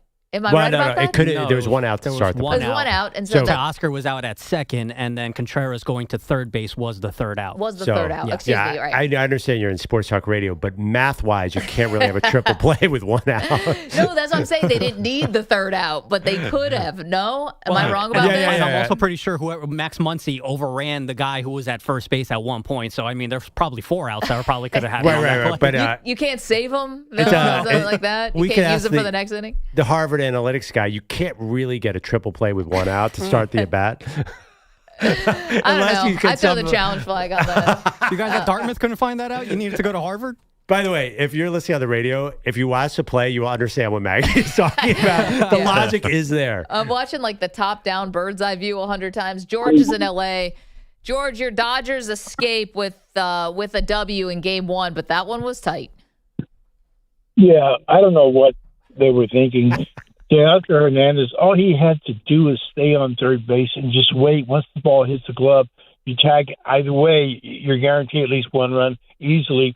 And to be honest with you, that might have been a home run because when it went off his glove, I think it went over the yellow line and hit the wall. So what is hitting? Sorry, George. What is hitting the yellow line? I feel like that used to be something too. Every park is different. Yeah. I just seemed like to me the umpire made a bad call because I think the ball went over the yellow line once it went out of his glove, and to me that should have been a home run. But the second thing is that was really not a good play by the outfielder to the second guy cut off to the plate because he should have been safe easily, like you said. He just I don't know where he was, and then they would have had the bases loaded again. So that was kind of crazy.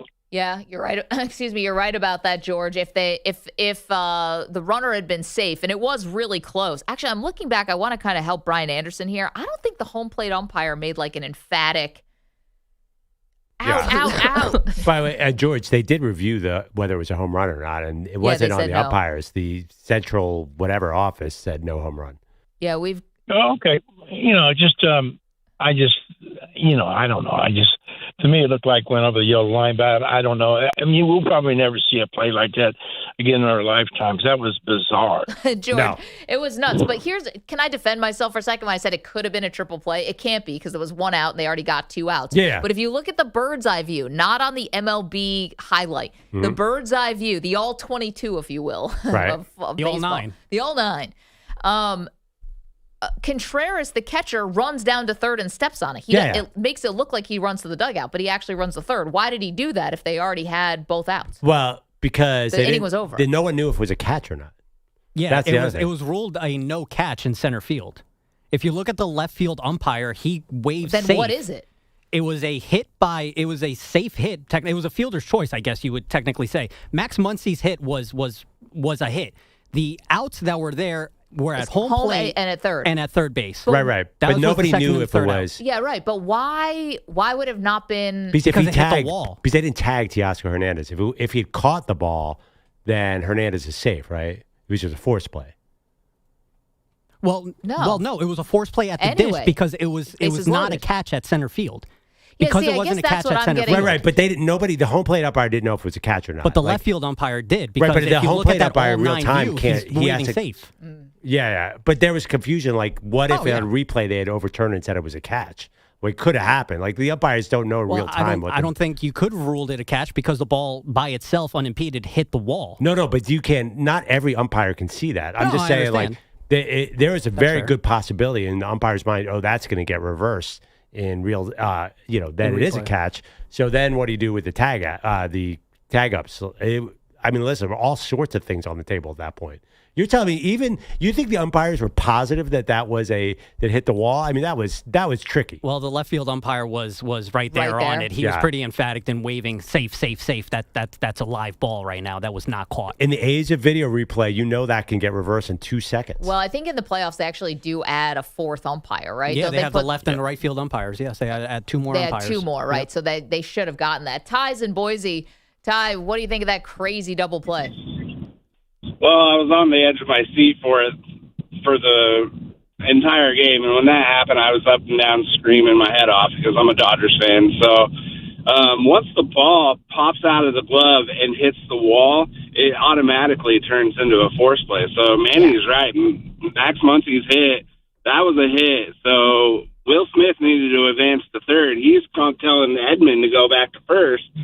The confusion lies is that, we're not used to that fourth umpire or that extra umpire out in left field. So nobody was looking at him. Teoscar was getting screamed at by Dino Ebel to take off and go to home. So that's why he was late, because he wasn't listening. I love Teoscar, and he's been doing great as far as RBIs, but he's had several bonehead plays in the outfield and on the base paths this postseason. But this one kind of felt like, Ty, thank you for the phone call. Don't you also, though, as the third base coach, have to be helping him, right? Don't you have eyes on this so that you can try to, hold him so that he doesn't go home? But maybe Ty's right. Maybe Teoscar just wasn't listening to him. There's also 40,000 people screaming their heads off. He never should have gotten that far down the line, obviously. Like, what's the point? He was going to be able to score anyway. Yeah. That's a classic base running error. Yep. Andrew Bogish is not here, but it sounds like something. I always laugh. I'm like, what was the base running error in the Little League game that you managed? And he's always like, oh my God. Guys are circling the bases on a pop-up with one out. It was very confusing. I don't know. And also in the age of replay, like that what if they'd messed up and he had caught it? Because that was possible. It really wasn't that obvious in real time at all. How would they have dealt with it then? That would have been pure chaos.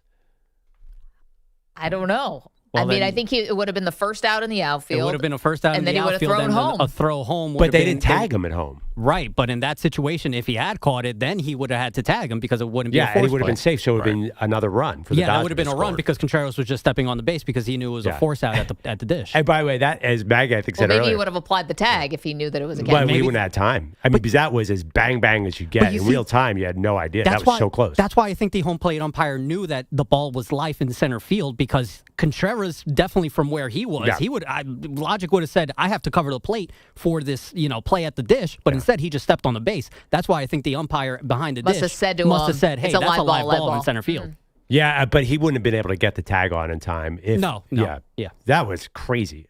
The sad thing from a narrative standpoint is that the Dodgers won because if they had lost the game on that, we'd be talking about that for decades. I know. But they won.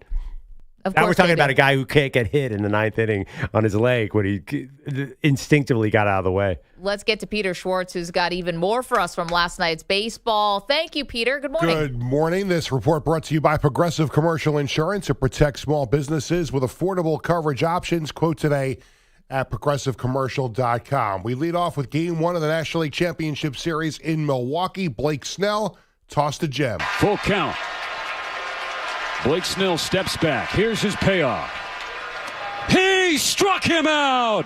Froze him with a curveball. And Snellzilla terrorizing Milwaukee with 8 shutout innings. A new postseason career high, 10 punch-outs. Snellzilla. Yeah, when did that become a thing? I think that's one of his social media handles. I don't like that. He's a gamer, isn't he? Oh, yeah. Video game I think that's his Twitch handle, if I'm not mistaken. Yeah, but that's not a gaming thing. I don't know. I'm just saying. I know he is a gamer. I don't know if that has anything to do with it. Feels forced. Yeah, that's not even a pun. Godzilla, Snellzilla. That's his. It looks like that's his Instagram handle. Snellzilla. There's no connection. Yeah. I questioned Ocalada yesterday about Cal Raleigh, and you guys gave me a hard time. I think this is just as bad as that one. Yeah, Ocalada, that's what it was for Cal Raleigh's ninth homer. I think it was Ocalada. At least in Toronto. That was a troll towards Toronto. What is? Yeah, but still, I didn't love the pun. It just didn't really troll. It just didn't come off the tongue well. Ocalada. I don't know. Maybe you had to sing it. Ocalada. It just sounds. It didn't work for me. Man, our poor friends to the north. I mean, we're on in Toronto. Hey. I love those guys. They have me on all the time to talk about the Bills. Really nice city. Oh, I just love them. It's gorgeous. What's happening to them right now in the ALCS is just insane. I mean, It's good just for the too bad. Mariners. It really is just too bad. Well, listen, and if you're a Yankee fan, Peter, which I know you are, you lost to this team and now they can't get a hit. Yeah. Baseball, baby. Life of a Yankee fan. It's just a horrible sport. Oh, by the way, Mariners, slump buster. game on, baby. Well, Slump from they haven't won a World Series. Making it to the World Series is a slump bust, and then winning a World Series would be the ultimate slump bust, just like OKC. Let me just write this down, see where the goalposts move this week. No. I mean, I think she should claim the Dodgers. It's been a whole year since they won the World Series. 2025. I mean, tomorrow Teoscar Hernandez might steal a base, might not have a base running blunder, and you know what? He will break that slump. Well, actually, I think the Blue Jays would have been a better slump buster. They definitely. Well, the Tigers and the Blue Jays would have been probably the ultimate, but I'll take the Mariners also. And by the way, series not over. Well, I agree. Which one? The Blue Jays Mariners. Yeah, I could see the Blue Jays going to Seattle at least winning 2 out of 3. Was anybody else bothered by the fact that they were both wearing almost the same color? They were both wearing a shade of blue. I don't like when that happens. Okay, cool. Okay, I thought I was the only one. The Mets have that issue too with when they wear their gray uniforms. They need the other team to not wear gray.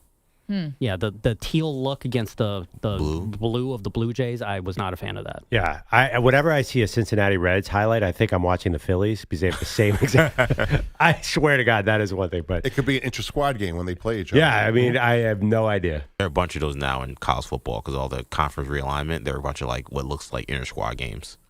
Yeah, it's really bad. By the way, that was the call on Dodgers radio. As the Dodgers take Game 1, beating the Brewers 2-1. LA at 1-0 series lead. Matt Snell 8 scoreless innings, gave up a hit, struck out 10, walked none. Freddie Freeman with a home run. Game 2 is tonight in Milwaukee. Now to Toronto as the Mariners gets the sweep of the first 2 games north of the border, beating the Blue Jays 10-3. They take a 2-0 lead in the ALCS. Mariners manager Dan Wilson looking on as Jorge Polanco hit a 3-run homer in the 5th inning to snap a 3-all tie. The at bat there to get the 3-run homer was a huge turnaround for us. We had kind of given up the lead; it had been tied up there again, and to get that 3-run lead back was big. And that was just a great at bat, getting in there and just doing what Polo does. He waits to get a good pitch and he puts a really good swing on it. Also, Seattle home runs for Julio Rodriguez and Josh Naylor. Game 3 Wednesday night in Seattle. Now to Monday Night Football. The Bears trail the Commanders 24-22 in the final second. Torrey Taylor looks back at his kicker, awaiting the snap. Scott Daly sends it back. Spot down. Kick up. Jake Modi from 38. It is gone! Time expires! And the Bears win their 3rd in a row for the first time in 5 seasons. That was the call on Bears radio. Bears over the Commanders 25-24. You heard Jake Moody with a game-winning 38-yard field goal with no time remaining. Caleb Williams threw for 252 yards and a touchdown. Now to Atlanta where the Falcons beat the Bills 24-14. Bijan Robinson rushing 19 times for 170 yards, including an 81-yard touchdown scamper. It was perfectly blocked up front. They gave me a crease, and I took advantage of that crease. But then, shout out to Casey, for having that big block on that corner because it just let me set him up to go, the yardage. It was like I said, it was a complete offense of effort. The Falcons now 3-2. The Bills have now dropped 2 in a row. They fall to 4-2. I have a question. Do you guys think Bijan Robinson could be the face of the NFL? Because I feel like he could be trending in that direction. He is definitely the best running back now because Saquon's gotten a little older. And, he's he's a Marvel super fan. He's just got I don't know. I feel like he's kind of perfect.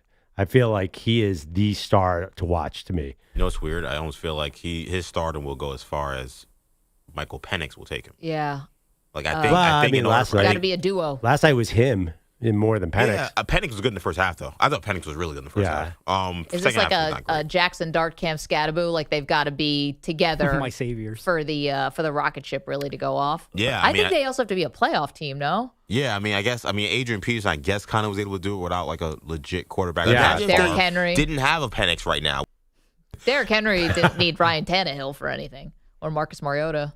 Yeah, it's also too. I think it's since Texas. This guy, he's never had a misstep. You never see him without a smile on his face. He's a little bit like Saquon in the sense that he's got 100% approval rating. I just feel like I don't know if he wants to be a star. I just feel like he's kind of perfect in a way. But if you're right, Perloff, and the Falcons are a team that's 9-8 and 8-9 every year, I just don't think that screams crossover star. Well, I mean, listen, he's like coming into fantasy football players. Like, it was such a big deal to get him this year. Yeah. Like, he was so far and away the number one player. And Raheem Morris, his coach, keeps saying he is the best player in the NFL. I just feel like he's the guy to watch. I mean, if Raheem Morris is right, that's a coach speak, I guess. I just think that if I was going to invest in one player, he might be way up there. Okay, so trying to think of who was the last person to be a face of any league who played in Atlanta. Probably Vic, right? Yeah. Because Matt Ryan and Julio Jones, for as awesome as they were not wasn't the face. anybody on the Hawks. Well, I mean, I think Josh, it's hard for a non-quarterback to do that, but I don't think Atlanta, I mean, NFL creates such strange markets. Like, why would Green Bay create faces of the league left and right? I don't think it's necessarily Atlanta. Because of the history there? Yeah. I mean, well, it could be the face of the league last year was Saquon in Philadelphia. Josh Allen is in Buffalo, and he's the face of the league. I don't know. I know Atlanta sport. I understand exactly what you mean, but I don't think that will definitely prohibit him from that. Listen, it's not a shot at Atlanta. I'm just asking, when was the last time? Listen, Buffalo, this is an anomaly. You do have one of the smallest markets. You just happen to have. Well, Freddie Freeman was a pretty big deal with the Braves before he left for the Dodgers. Yeah, was he face of the league? Nah, he's not quite. Yeah, I mean, you could have a star. Like, Dominique Wilkins was Vic, a star. I mean, Michael Vick was a huge and of course, star. primetime. How about Ilya Kovalchuk on the Atlanta Thrashers? No, Vic was definitely face of the league, and that was like that, 2004 or something, so it's not that long ago. Yeah, and the NFL is funny. I don't think the markets really matter. I just think that right now people don't really know him because he is in Atlanta. I think he's just going to go up and up, and even if they get to the wild card game and he's the leading rusher in the league, he's a guy who'll get every single commercial, and he's just I don't know. He's good, obviously a great interview. He reminds me a little bit of Saquon too. Like nothing. You never hear a peep that isn't perfect. Like team first kind of stuff out of him. The only thing about running backs, I think, where they get challenged a little bit is it just game flow is such a big part of it. Unless you are Barry Sanders or Adrian Peterson, like it really does matter what's going on in the game. That he might be that. Maybe he is. Yeah, I mean, also because he catches the ball too, so he can get in the game flow that way. He might be that dominant. We'll see. One other NFL note, the Titans firing head coach Brian Callahan just 6 games into his second season. The Titans naming offensive assistant Mike McCoy as interim head coach. Yeah, really big question. Not so much about Brian Callahan getting fired. I mean, they had to. Like, he was objectively just a terrible head coach. I was wondering actually if the Titans owner listened to Maggie talk about him yesterday. Because the second he got fired, I'm like, whoa, Mags was right on that one. I just happened to have the game on my third screen. I was like, oh my God. You had no patience for that man at all yesterday. Yeah, I mean, what are you doing? And now you actually have something in Cam Ward. My question was, who is the right coach to take over that team? Because now you got Cam, like, you got something here. James Franklin. Oh, God. Well, Bill Belichick. Don't do that to my guy. That was sweet. I was like Cliff Kingsbury. I mean, to be honest, no. I mean, I saw Dan Orlovsky tweeted it, and I really liked it. I know you're very down on him, but I do think Joe Brady will be a good Y'all can have him. I know you'll give him to him. Oh, Joe Brady could turn that guy Joe into Brady a will monster. be fired faster than Brian Callahan. Joe Brady. Wow. I've heard maybe rumblings of Joe Brady going to Penn State. Bye. Joe Brady's awesome. I don't know what you're talking about. Maggie, Did you see that? Maggie, what do you think about Joe Brady? Joe Brady had literally the greatest season any offensive coordinator has ever had in the history of college football, and there's no question about that. Joe Burrow went from 19 touchdowns to 60 touchdowns. Maggie loves all the go Bradys. to college. Also, he's way better than the guy that was there before him in Buffalo. Yes, Ken Dorsey. Yeah, Ken Dorsey was terrible too. All these people get paid. Well, some of them got fired, but a lot of them get paid and promoted off of Josh Allen. You want Brian Dable back? Question mark. No, Joe Brady is still living on. I mean, listen, he went. The thing is, Baker Mayfield's helping Joe Brady because Joe Brady was a failure in Carolina. So is Baker Mayfield and Sam Darnold. And they're 2 of the top 5 quarterbacks in the league. So I think you can erase that. And he's been totally fine in Buffalo. They're scoring 30 points a game in the playoffs. Anyway, what I am disappointed about is that they didn't name Bill Callahan, Brian Callahan's father, the interim coach. That would have been the height of awkward. It's like You're fired. Interim coach, dad, you're in. Like, could you do that if you're the dad? I mean, that's kind of a legacy for Bill Callahan, who's got his own as a great offensive line coach and everything, but to take over the Raiders after Gruden and then lose them in the Super Bowl. And then that would be an awkward Callahan family Thanksgiving dinner. Yeah, that's right around the corner. Yeah. Oh, I'm so sorry you got fired, but I'm a little busy right now. I'm actually coaching the team. That would have been great. like, sorry, I got a big Titans game. Or excuse me, I got a big Jags game I got to get ready for. Meanwhile, thank you, Peter. We have a lot to do, including some sound from Mike Tomlin that you got to hear. It's M&P. You're in a 5-minute break.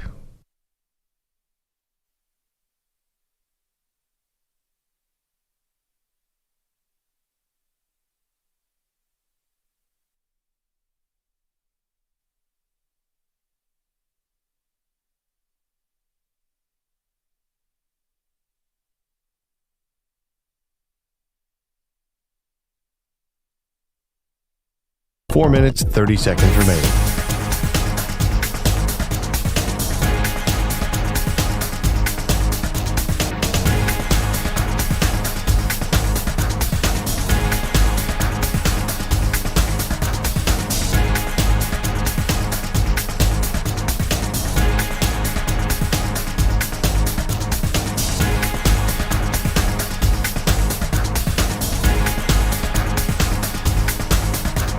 Four minutes remaining.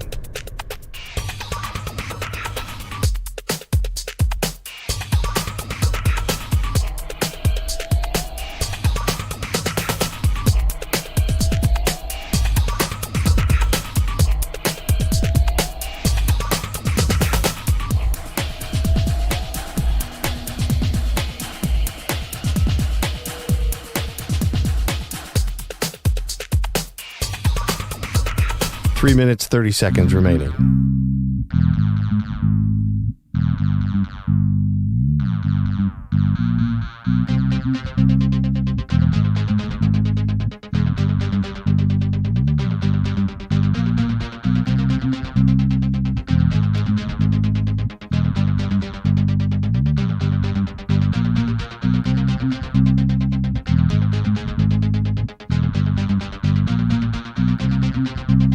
Three minutes remaining.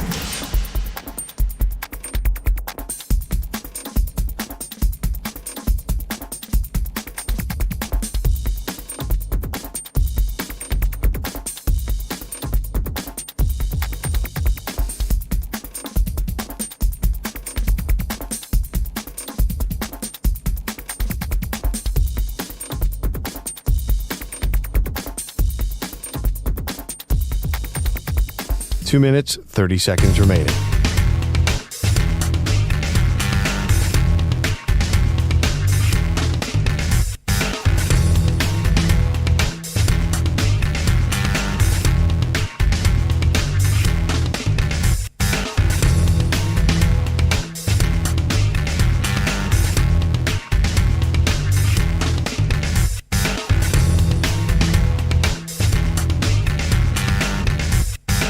Two minutes remaining.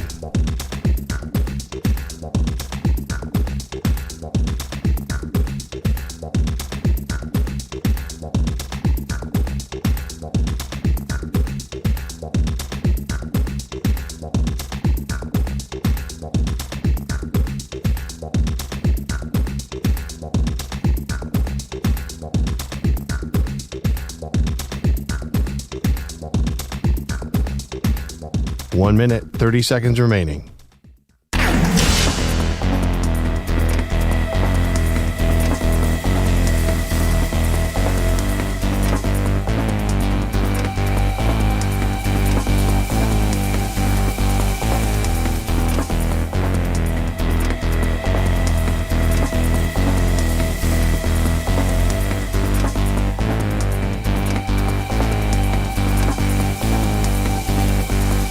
One minute remaining.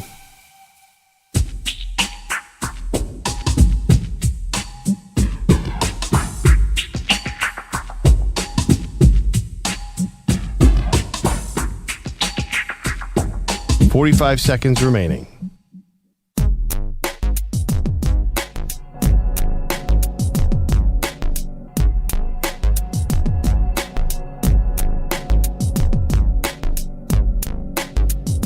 30 seconds remaining.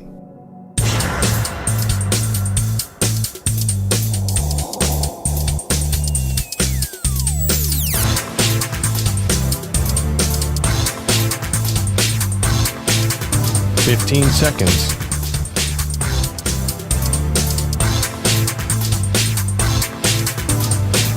Break ends in 5 seconds.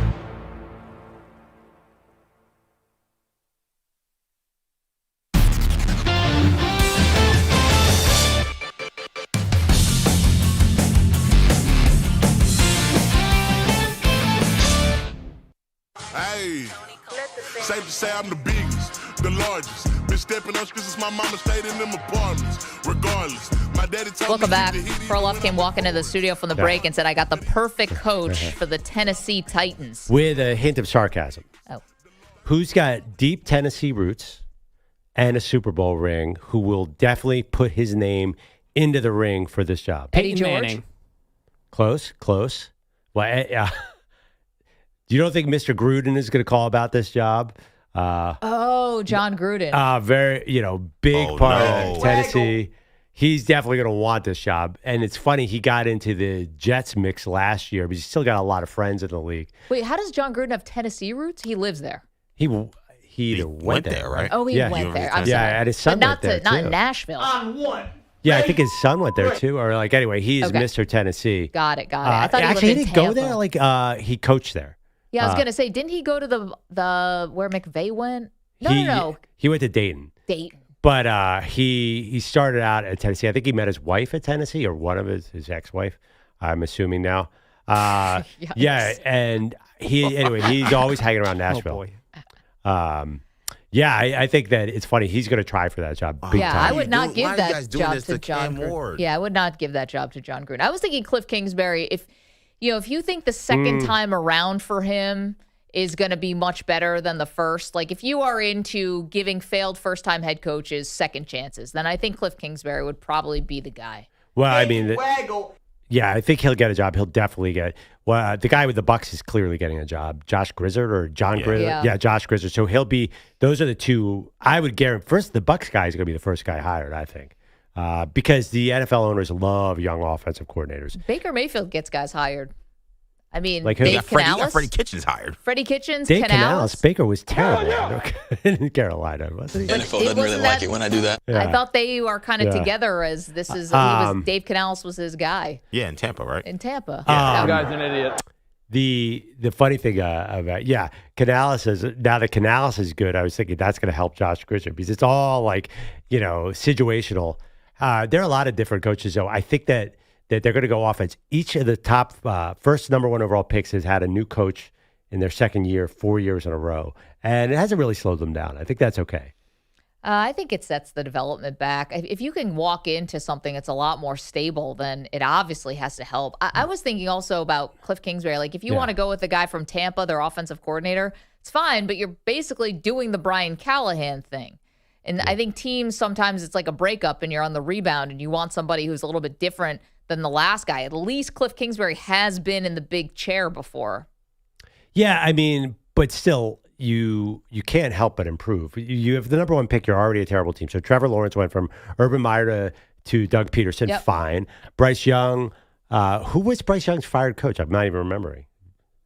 It was Steve Wilkes. Who, Bryce Young? Who was his coach the first year? Frank Reich. Frank Reich. And then he got fired for eventually Dave Canales. And I think Caleb Williams failed up in a big way, getting Eberflus. I think you could be fine. I think that's the reality. We expect quarterbacks to come in and be immediately ready, but it takes time to develop. And I think CamWard is going to be fine because as bad as the team is, he is still very promising. Yeah, but the problem is you're mentioning teams where they, Trevor Lawrence. We ass. Think about how much further along he could have been without all of the turmoil. He had a great second year, then completely regressed. So he's been up and down all over the place. He's been up and down. What difference does it make if it was good in his first year or not? No, I'm just saying they've also had a turnover in GM. I mean, there's so many things that change. Like, what if the Titans blow the next pick? Like, that's the problem. Yeah. And now you're into, are we going to pay this guy? Are we not going to pay this guy? But you can't get to the top of the draft unless you have instability at the coaching. Like, you're not going to be the number one pick overall if you have this great coaching situation. So that's the way it works. We'll see. I mean, they're going to have a lot of opportunities. I think it's going to be a pretty good hiring cycle. Maybe they go into the college ranks. We haven't had let's not mention, what if the USC keeps winning and Lincoln Riley gets back into the mix? Who knows? There's going to be a lot of offensive minds out there. I think Cam Ward's going to be a star despite how bad it started. I do too. I just hope they get this right, because I don't want to see Cam Ward having to come out to a press conference and say, we ass. And not just that. Right now, we ass. Well, I mean, they were awful last year too, so he should have gotten used to that. Nobody thought the Titans were going to really win this year. The question, they got it. First of all, their receivers stink. I'm sorry, Calvin Ridley. I don't know. You go back to a full-time professional gambler because you are not working out for me. And their running game, too, they have so many problems. I think the GM is really going to be an issue there. Like, they got to get their draft picks right. Well, they already cycled through how many? Yeah. Are they on the third GM in the last 6 years? Yeah, I mean, so they got the Chiefs guy is there now. He better step up. I don't know how the later round picks are doing in Tennessee, but it's kind of like the Raiders. Like, you can't just have years of bad picks and then expect to be good. By the way, did anyone know that Mike McCoy was still hanging around the NFL? Yeah, I feel like I do, because whenever we're looking at potential interim coaches, isn't his name on the staff? I think it's only with the Titans, though, right? Oh, is that why? I guess they fired a bunch of coaches recently, so makes sense. Down on the depth chart.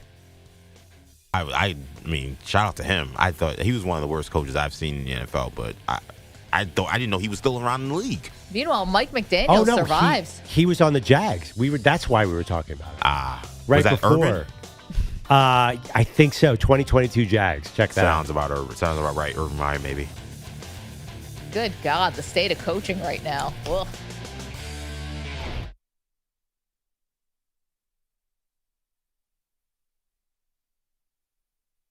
You're in a 5-minute break.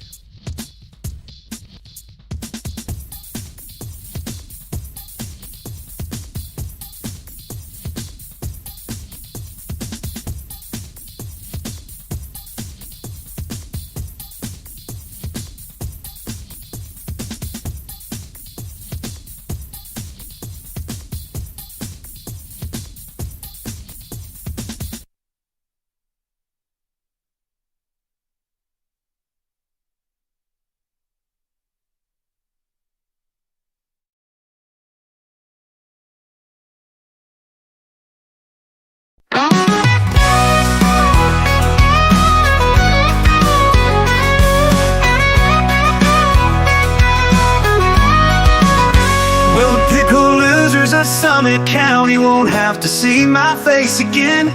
Pack my life in a U-Haul truck, but the charges, my friend, are a sin. They said $200 online, but the bill came out near $4. I'm still moving, mostly done, sleeping on a carpet on the floor. Oh, Daly's fighting U-Haul, Daly's got no bed at all. Carpet, blanket, towels for a pillow, yeah, he's standing proud and tall. From Maggie Perloff's YouTube stream to the land where that calls gleam, until you COVID broke civility, and NBA court should stretch the dream. I said push those fans way back, make the hardwood wide and free, but the teams won't lose that money, so they'll keep us cramped to see. I'm in the old apartment still, but my spirit won't be shook, cause people out, he never shows for work, and Chef can't get a live stream booked. Oh, Daly's fighting U-Haul, Daly's got no bed at all. Carpet, blanket, towels for a pillow, yeah, he's standing proud and tall. From Maggie and Perloff's YouTube stream to the land where that calls gleam, until you COVID broke civility, and NBA court should stretch the dream. Well, Dropper Sam's got the flag in his hand, streaming Maggie and Perloff across this land. He's cracking a cold one before the sun, saying Columbus Day's the holiday when the party's just begun. So raise a glass to the Nina, the Pinta, the Santa Maria. Dropper Sam shouts out with a loud hallelujah. He's singing along with that YouTube stream. Maggie and Perloff living the dream. But old Peter Bellotti, he ain't in sight. Skipped out on work like every holiday night. Stars and stripes hanging on the old porch rail. Sam's got a cooler like a Columbus Day sale. Neighbors shake their heads, but they all still grin, 'cause every holiday's a reason for Sam to dive in. So raise a glass to the mean of the pizza, the Santa Maria. Uncle Sam shouts out with a loud hallelujah. He's singing along with that YouTube stream. Maggie and Perloff living the dream. But old Peter Bellotti, he ain't in sight. Skipped out on work every holiday day. He called out again like don't count on me. Maggie's laughing, Perloff shaking his head. Sam's got 3 flags stuck out on the shed. Fireworks cracking on a Monday night. Celebrating Columbus by neon light.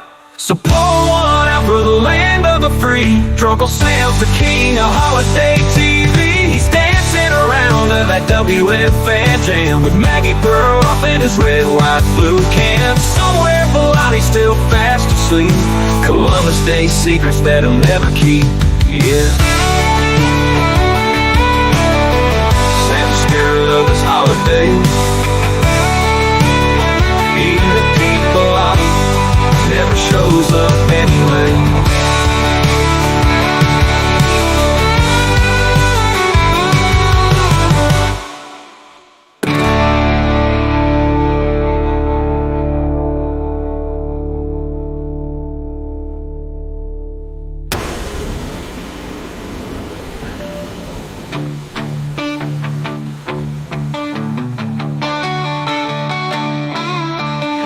Uncle Sam's got the flag in his hand, streaming Maggie and Perloff across this land.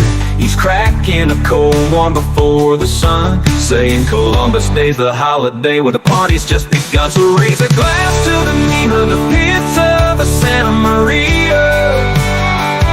Druncle Sam's a Maria. Druncle Sam shouts salute with a loud hallelujah. He's singing along with that YouTube stream. Maggie and Perloff living the dream. Come here. Here's Allin up in the pocket. Atlanta trying to shadow him. They'll move to his left. He's going to throw. He got intercepted. And that ball is down on the play. And that's D'Angelo Malone after Zach Harrison deflected it. Thank you to Falcons Radio, a signature win for the Atlanta Falcons, and the Bills hand yet another team a signature win. Last week it was the Patriots. This week it's the Falcons. They've got their opponents believing. And meanwhile, the Bills have a lot to clean up in their bye week. Welcome to the show, Maggie Gray, Andrew Perloff. And I hate to just look at this through Bills-colored glasses because you guys know that I'm a fan, so obviously I'm very salty today. But you can't help but think things are kind of broken right now over these last couple weeks for Buffalo. You know, last night may have been the perfect opponent, or at least perfect, depending on how you look at it, for the Bills. Bijan Robinson was unbelievable. He and Drake London together had nearly 400 yards of offense. But even when the Falcons were keeping the Bills hanging around in the second half and the Bills defense kind of stood up and their special teams, then all of a sudden Josh Allen couldn't do jack squat. He could not get out of the pocket and run for any of his signature big gains. They could not run the ball very well. They abandoned the run game, even though it was a one-score game in the second half. And receivers were on milk cartons all game long. What is the Bills' offensive superpower? Josh Allen. Doing what? Running the ball. Running the ball. And the Falcons, I don't know why every team doesn't do this. Just the one thing they cared about. Don't over-pursue. Don't over-pursue on the pass rush, spy. That seems like the formula. I've always wondered why every team isn't doing that. Why don't they treat Josh Allen like they treat Lamar Jackson? Well, I think you're going to see teams do it. Well, usually because Josh is so physical and he's able to escape. But I think you're seeing the fruits of the Falcons' drafts here. You know, they actually made a concerted effort to get a pass rush, and they have one now for the first time in a long time. And it looks legit. I don't know what's true. The Falcons look more like the team that beat the Bills 24-14 than the team that lost 20-0 to the Carolina Panthers. This team has got all the ingredients, and we're talking about Atlanta. They've got a young, exciting quarterback. They've got maybe the best player in the league in Bijan Robinson. They have good skill position players as wide receivers, and now their defense looks ferocious. So, listen, Atlanta kind of always finds the banana peel, but maybe things are different now because it could all be coming together for them. Well, I mean, they're 3-2. You really see all that going on? Ferocious? Did you not watch that last night? They looked pretty damn ferocious to me. Yeah, but I've watched them all season. And, yeah, I mean, I think they've been kind of up and down. It's kind of, this whole class of quarterbacks, Penix, Caleb, Jaden Daniels, Drake May, it still feels like they are in development in the sense that Josh Allen's going to be good. Lamar Jackson's going to be good. Like, none of them are quite there. They're definitely hot and cold. So I'm not sure I'm going to anoint the Falcons as much as you are. I'm not going to crown them as you just did. Because to me, it's DBD. And you were worried about the Bills' offense. What is the biggest enemy to a quarterback is the opposing run game. Josh Allen kind of got screwed because he didn't have the ball in his hand last night enough. No. That is the number one. Trust me, as a quarterback fan, the number one thing you can do to a quarterback is get the run game going. And so by the time Josh Allen had a lot of possessions, it was too late in the game. Like they fell behind and couldn't catch up. And even at the very, very end, Josh is like, oh, shoot, I got to go win this for these guys. And then you saw him wake up a little bit. But I do think the fact that they can't stop the run is like the biggest enemy of Josh Allen. Oh, 100%. If we're doing like the Bills panic list, then stopping the run is certainly number one on the list. And Bijan Robinson made them look bad. Derrick Henry made them look bad in week one until they turned that around. But I'm not letting Josh off the hook on this or anyone on the offense. They come out of halftime. They score a touchdown. It's now 21-14. It's a one-score game, okay? Falcons punt. Bills turn it over on downs. Then you get a gift of a blocked field goal, okay? Bills block a field goal of Atlanta's. Bills go 3 and out. Yeah, they fumbled a snap. Then they go 3 and out on the next possession after the Bills defense got a stop. I mean, Pearl, yeah, you're talking about the MVP of the league here and an Atlanta team that you don't believe in. So how can you make excuses for Josh Allen? Everything was right there for them to put together a signature drive, just like it was against the Patriots. Because whenever you let up, I know a lot was on one big play, whenever you let up 250 yards of running, that means your quarterback's not going to have a big day. It's just the way the NFL works. But I'm asking you to play the game you're in. Josh Allen had the ball in his hands for 2 separate drives in the fourth quarter and could not get a first down. Pearl, we're not talking about he was right at the goal line or something. 3rd and 1, they fumbled a handoff. I mean, what are you going to do? It happens. No, it's indoors. It doesn't happen. It Good totally teams happens. Don't do that. Yes, they do. You're saying that you're telling me this every time you have a 3 and out doesn't mean you're done for the year. I'm telling you, the Bills will be just fine. They're absolutely going to be just fine. They're going to be back in the playoffs, and they're going to face the same demons they always do.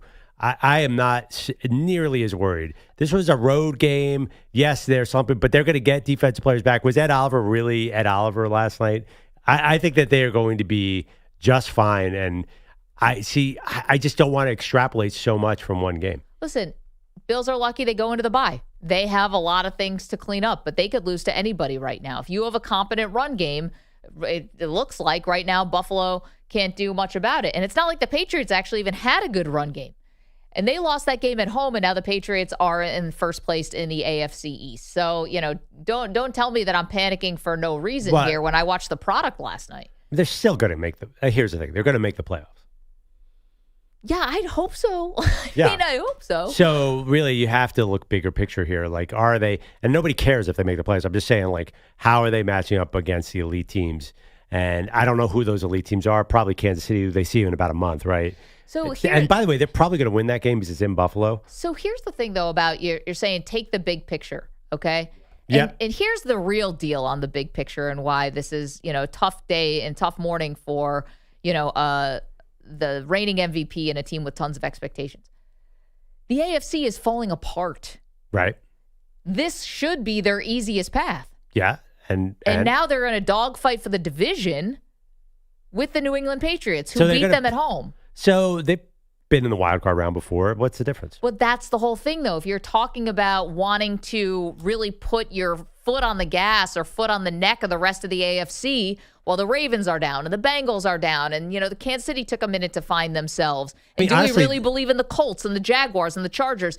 Like, this is a time where you do wrap up the division by Thanksgiving. This is a time when you do make sure you have the number 1 overall seed and get home field advantage. And instead, they're messing around here, and it could make their path a lot harder. Like, why do it on hard mode when this was a chance potentially to have things break your way? Did they look like they had their foot on the neck of the AFC in any way coming into last year's playoffs? It looked like it was Baltimore's Super Bowl. Like nobody, it looked like Baltimore was going to roll. Games last year. But nobody thought that they were like in a great position last year. I think everyone thought Baltimore was going to beat them, and then Baltimore was going to beat Kansas City. And then, luckily for Buffalo, it's super icy, and Lamar can't play in the cold. But I didn't think that they were in some dominant position coming into last year's playoffs. They don't need to be playing peak game to have Josh Allen in the playoffs. They've proven that many times. Like they're a very good postseason team, except against one team. And I just don't think it's going to be any different this year. I mean, you said the Patriots. Do you think the Patriots are going to beat them in the playoffs? Do you think the Broncos are going to beat them in the playoffs? Do you think the Colts are going to beat them in the playoffs? I still think that they're going to be right there. Well, you got to play the season, dude. Not really. Well, no, because do you think that the Ravens are going to make a comeback and make the playoffs? No. See, you would have said if you're just going off history, well, why not Lamar Jackson coming back and being awesome? I'm just saying 1-5 has like a 0.3% of making the playoffs. But you're going off of recent history and trying to forecast the future, and sometimes that doesn't happen that way, right? But it's been such a rinse, wash, repeat in the AFC since the pandemic. Really, I mean, it's just it's really those 4 teams, and I might be getting stuck in history, but I'd still be shocked. Down forever. I'd still be shocked if it wasn't the Chiefs and the Bills. I'd be legitimately shocked because I just don't see who else it would be. I think the Ravens, unfortunately, because of the defensive injuries, are out. And I think the Bengals are the other major threat, and Burrow's hurt. So I don't know. I just think that Denver would give them a really, really hard game. It'd be super ugly. But I trust Josh Allen, I think, more than you do. 888-710-4ISN, 888-710-4476. Let's go to the phones. Jay is in Nashville. Jay, good morning. How you doing, sir? Good morning. I'm just rolling out of the bed, but I've been working on my own website lately. But listening to Maggie's grieving, I think I got a new idea. I'm gonna start a Bills Mafia therapy site. You can pay like $1.99. Everybody can do all their grieving or whatever. Post it on my site or whatever, and I can just give you some bad advice for $1.99. Jay, do you realize that as an actual Bills fan, if I didn't have a circle of people that I could talk this through with, I would have been gone long ago. It's ironic. I'm going to AA right now to talk it out too. So maybe you might need a group yourself. Listen, all in favor of that, man. Go do you. Jay, I was about to say Bill's Mafia would want to pay you in beer. So that's how. So I guess that's not going to work. Yeah. Oh man, you talk about a bad outcome. Yeah. That's a double negative for me right there. But I did watch Bijan. That's my first time watching Bijan, a full game of Bijan. And I know Maggie, you've been on him for a while because he was in college. Yeah. That kid is dope. That kid, I love his running style and everything. And really, last night, I don't think it was that the Falcons were so ferocious or anything, even though Bijan was great. I think just the Bills did the college football thing, like Ole Miss this last week. They almost got beat. I mean, the Bills did get beat, but the Bills were sleeping. And I think and then they came out the second half. I think they thought Atlanta was going to do the Atlanta thing. Maybe. And I think that's what it was. They expected, Atlanta to roll over and, do whatever Atlanta usually does, and they didn't. And I think it was more like the Bills just psychologically gave that game away more than the Falcons took that game. But the main thing we're dealing here with here in Nashville, we just fired our coach. Yeah, who do you want to be the next head coach, Jay?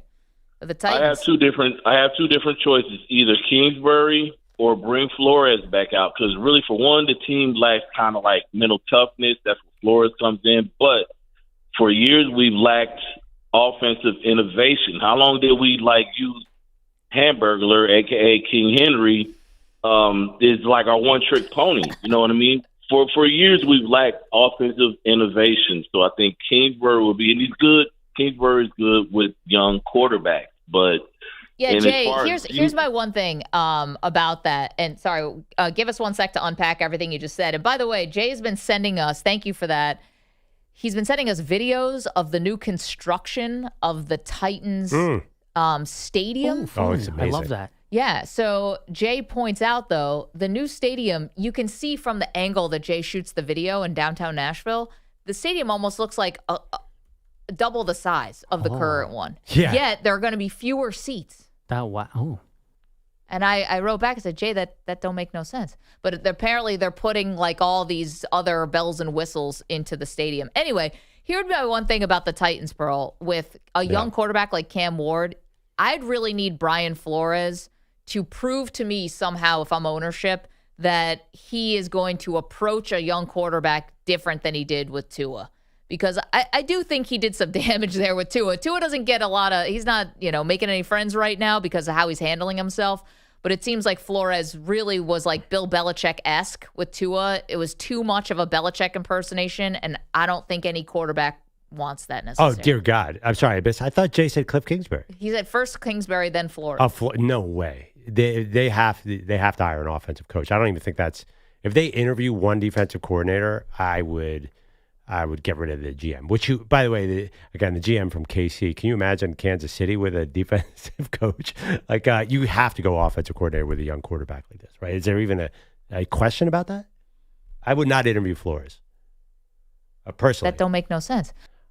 Depends. Who's he bringing with him as the OC?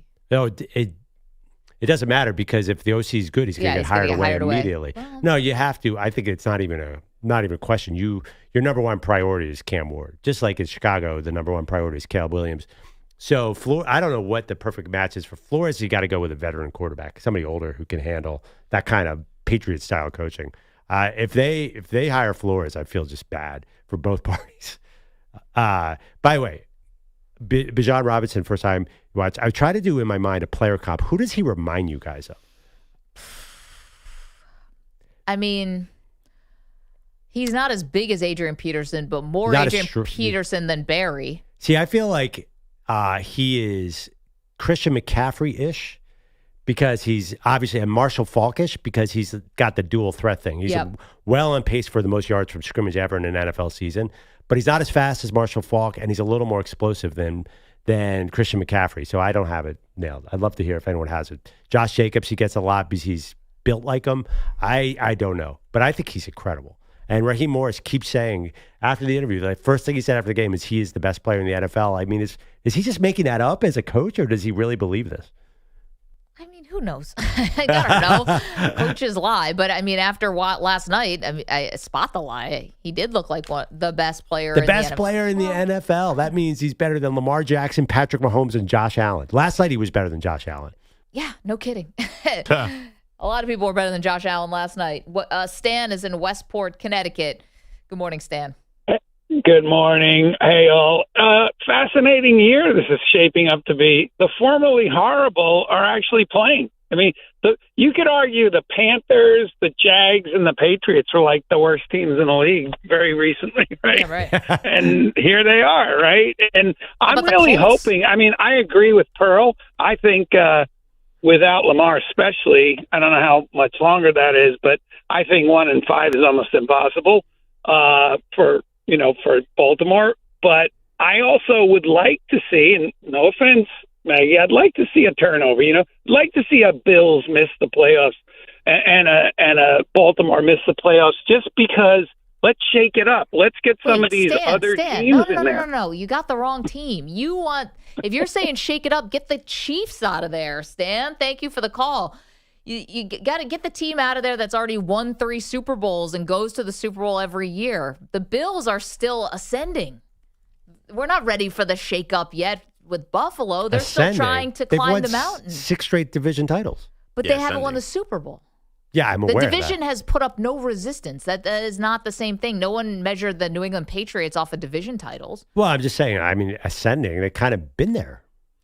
No, this is, been there. No, they haven't. They have not been to the Super Bowl. I think they peaked in the 13-second year. Well, a lot of people do, but where does that get you now? Like, But what are you that's supposed not- to just wrap it up and go home? I mean, no, they're still trying to make the Super Bowl. They haven't done that yet. Well, I'm just saying the argument is, are they ascending, flatlining, or descending? It doesn't feel like ascending. It feels like at most plateauing.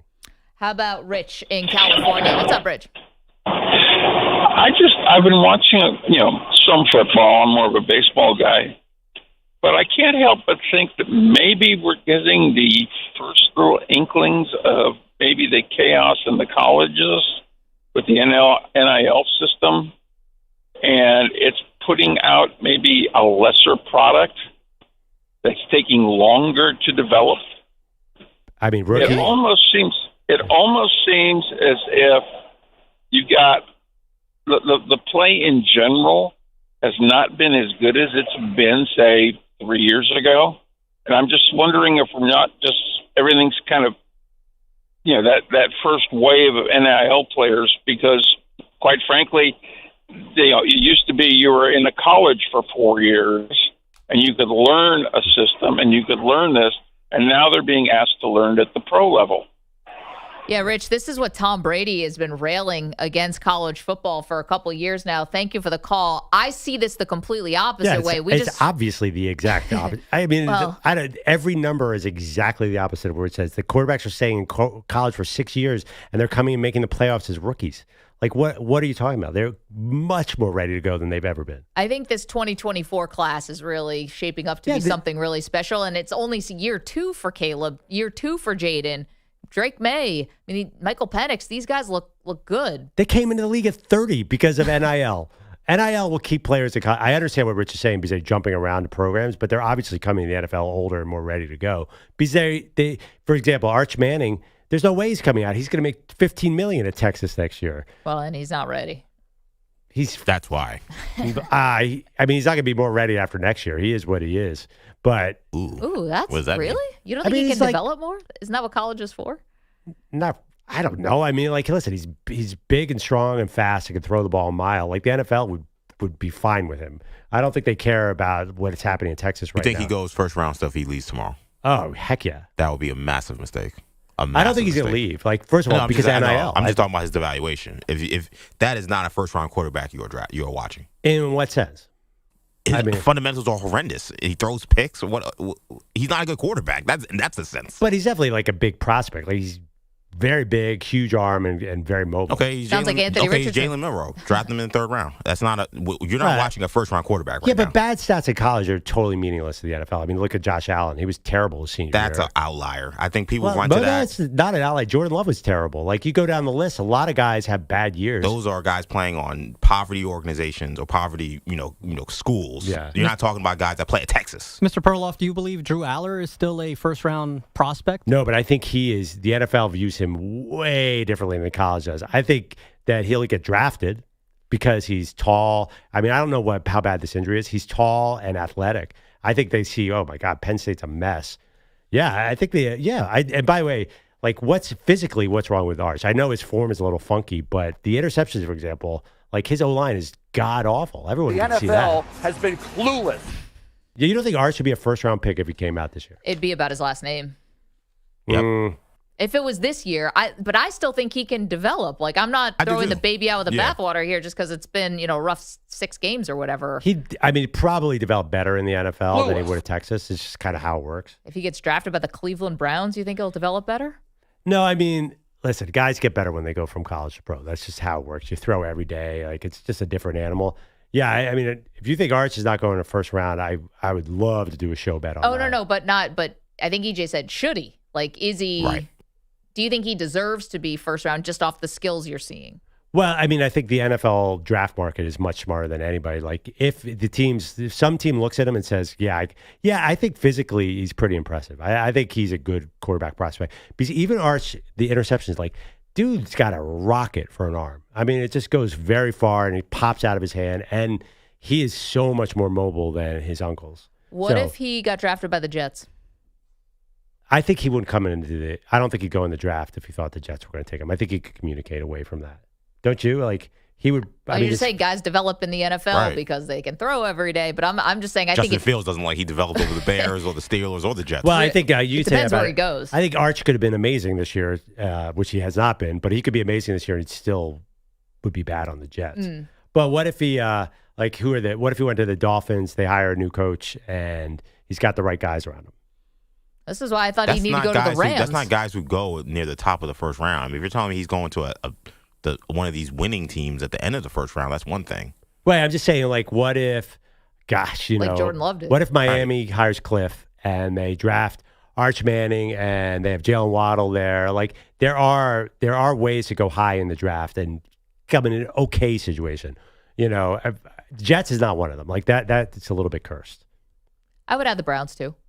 888-710-4ISN. A little bit. Not a little bit. a lot of it. All the way. 888-710-4476. Okay, lots more to do if you guys are not helping me get out of my funk here with the Bills. But, I guess that's not your jobs. Meanwhile, on the other side of the Monday Night Football doubleheader, it was Caleb Williams and the Bears escaping with a big win on the road against the Commanders. We've got that for you and some fun Mike Tomlin sound next. You're in a 5-minute break.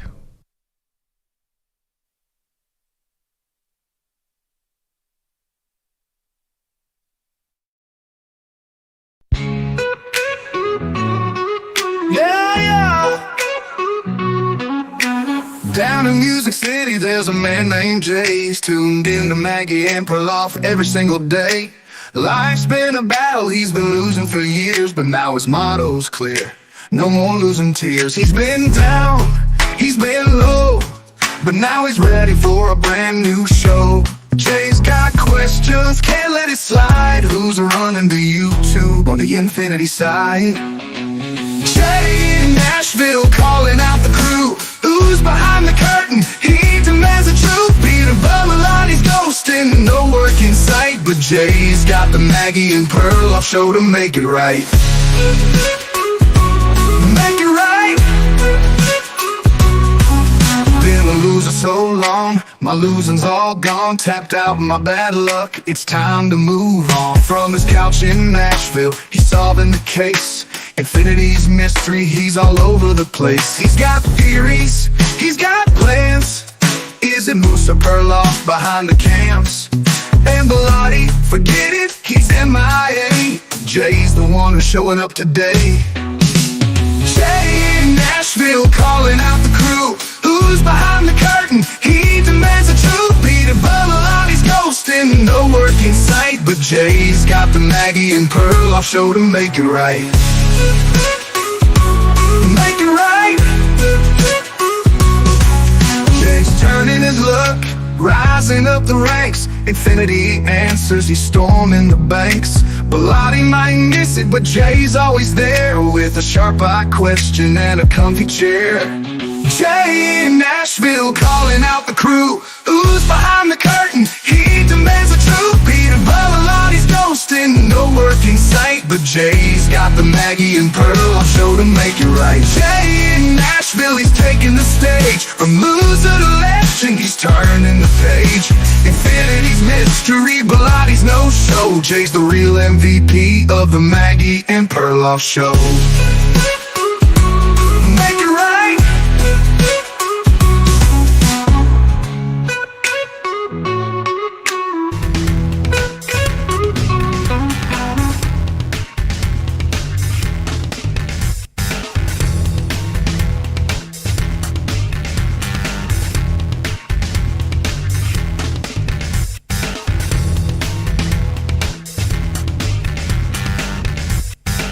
2 minutes remaining.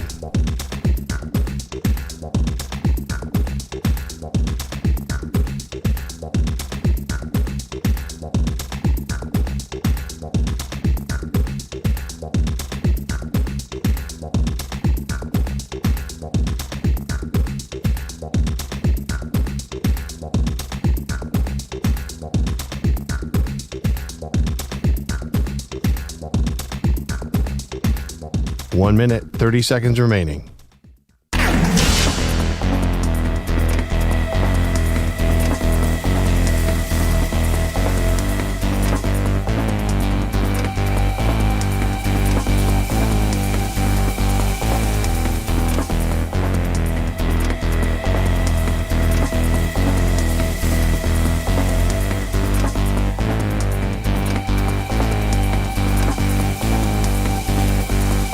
1 minute remaining.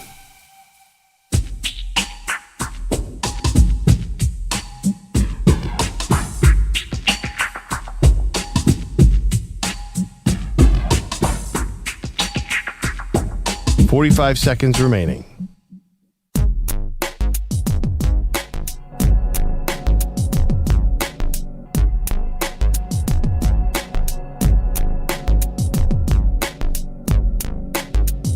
$30 seconds remaining.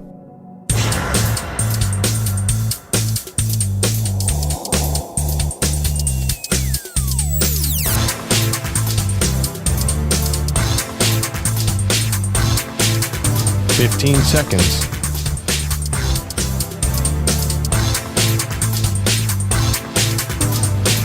Break ends in 5 seconds.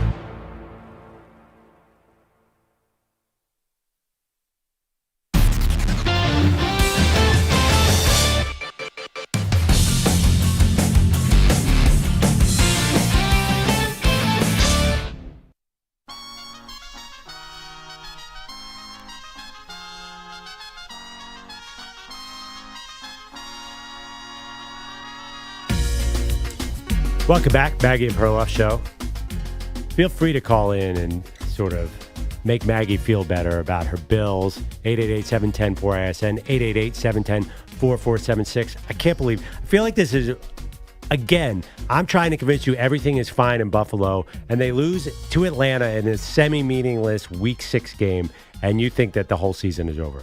This is such us. No, I just want to revel in my misery for just a moment more. Can we bring up something from yesterday that I really want to get to, and it's Mike Tomlin. So Mike Tomlin's at the podium yesterday, and what an adventure Mike Tomlin is at the podium. Because sometimes he's stiff-arming reporters and giving them absolutely nothing. Sometimes he's being all relaxed and joking and having fun. I've never really seen him take shots at especially his own opponents in the division. We do not care. You would think the Ravens are down, the Bengals are down, the Browns are already to a backup quarterback, but really a third-string quarterback if you count sucked. Kenny Pickett. And I thought it was weird to hear Mike Tomlin talking about how disappointed he was in the Cleveland Browns because they traded Joe Flacco to Cincinnati. To be honest, it was shocking to me. Andrew Berry must be a lot smarter than me or us.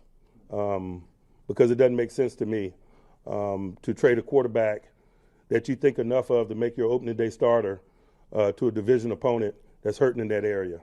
But that's just my personal feelings. Oh, my gosh. He must be smarter than me is like the most sarcastic, flex. I don't know, all the things that You're damn right it does. Mike Tomlin would actually kept in-house as opposed to sharing with the world. I was stunned that he actually said this out loud, basically directly challenging an opponent in your division like, you guys must be the dumbest team alive. Really? Yeah, I hear what you're saying, but I kind of like the Andrew Berry move. I've always liked this. Like, you got a 5th-round pick for Joe Flacco, and you're not doing anything this year anyway. So I think Tomlin's upset because he's helping a division opponent, but he's also helping the Browns. So he's helping 2 division opponents. It felt like, I mean, I'm not sure exactly what. I think Tomlin was being kind of flippant. You really think he was saying that Andrew Berry's an idiot? Because obviously, this is a smart move from Cleveland's standpoint to me. Well, apparently they weren't the only people who called, though. So I don't know if there was even a different deal out there that also could have been looked at as a win. But a 5th-round pick for Joe Flacco of 40 who's coming off the couch, I just don't see. I guess I'm a new school GM. I have no problem trading within the division, especially the team that gets rid of the old quarterback. That's always the good move. Listen, I know people in Pittsburgh may be sick of Mike Tomlin or whatever, but I think around the league he's held in really high regard. And I think that the Browns, I wonder if Jimmy Haslam hears that and is like, yeah, what are we doing? I wonder if this actually puts a seed of doubt in an owner that is a absolute wild card, who I think does listen to everything. I think he's a Jerry Jones kind of wannabe, or just is like Jerry, where the rabbit ears are always up on stuff. And I wonder if I was like, man, did Mike Tomlin just sign a pink slip for Andrew Berry by calling him out? I mean, Mike Tomlin's done more in this league than Andrew Berry's ever done. I know this is maybe a weird reference, but if you think about Arrested Development, this feels like how much does a milk costs $10. Like, I don't think he's in a different world in the NFL. He's in the luxury. Mike Tomlin. Yeah. He is Lucille Bluth. He thinks, what does a starting NFL quarterback get you? It shouldn't be a 5th-round pick mid-season to a division rival. Well, that division rival sucks. The Browns are terrible. There's nothing happening with their team. They put Joe Flacco in there as their starter purely because they're tanking and because they don't have a first-round rookie that they could start or a star. So he's not the QB1 like Mike Tomlin made. Like, if you think so highly of him, they don't think highly of him. They didn't think highly of him. He got no reps until like 3 weeks before the season. So I think this is Mike Tomlin. In many ways, he kind of has to think this way because in order for him to be great, he has to be ultra competitive. But the Browns are not in his league. So he's the millionaire asking, is milk $10? He doesn't understand. But I think also too, I thought the Bengals were a completely different team with Flacco. Like they're gonna give Pittsburgh a hard time, and this makes Cleveland like Andrew Berry's on a heater. I mean, I read a lot of Cleveland message boards. They're all like, don't just because Andrew Berry's had a good year, do not keep him on. And he's definitely like his draft. I'm sorry, he's got this great draft class. It's just sitting there. Mason Graham and Carson Schwarzenegger and Quinshon Judkins. I had no idea Quinshon Judkins was going to be this good. And Harold Fannin too. He's just got this great draft class, and he trades Joe Flacco for 5th-round pick.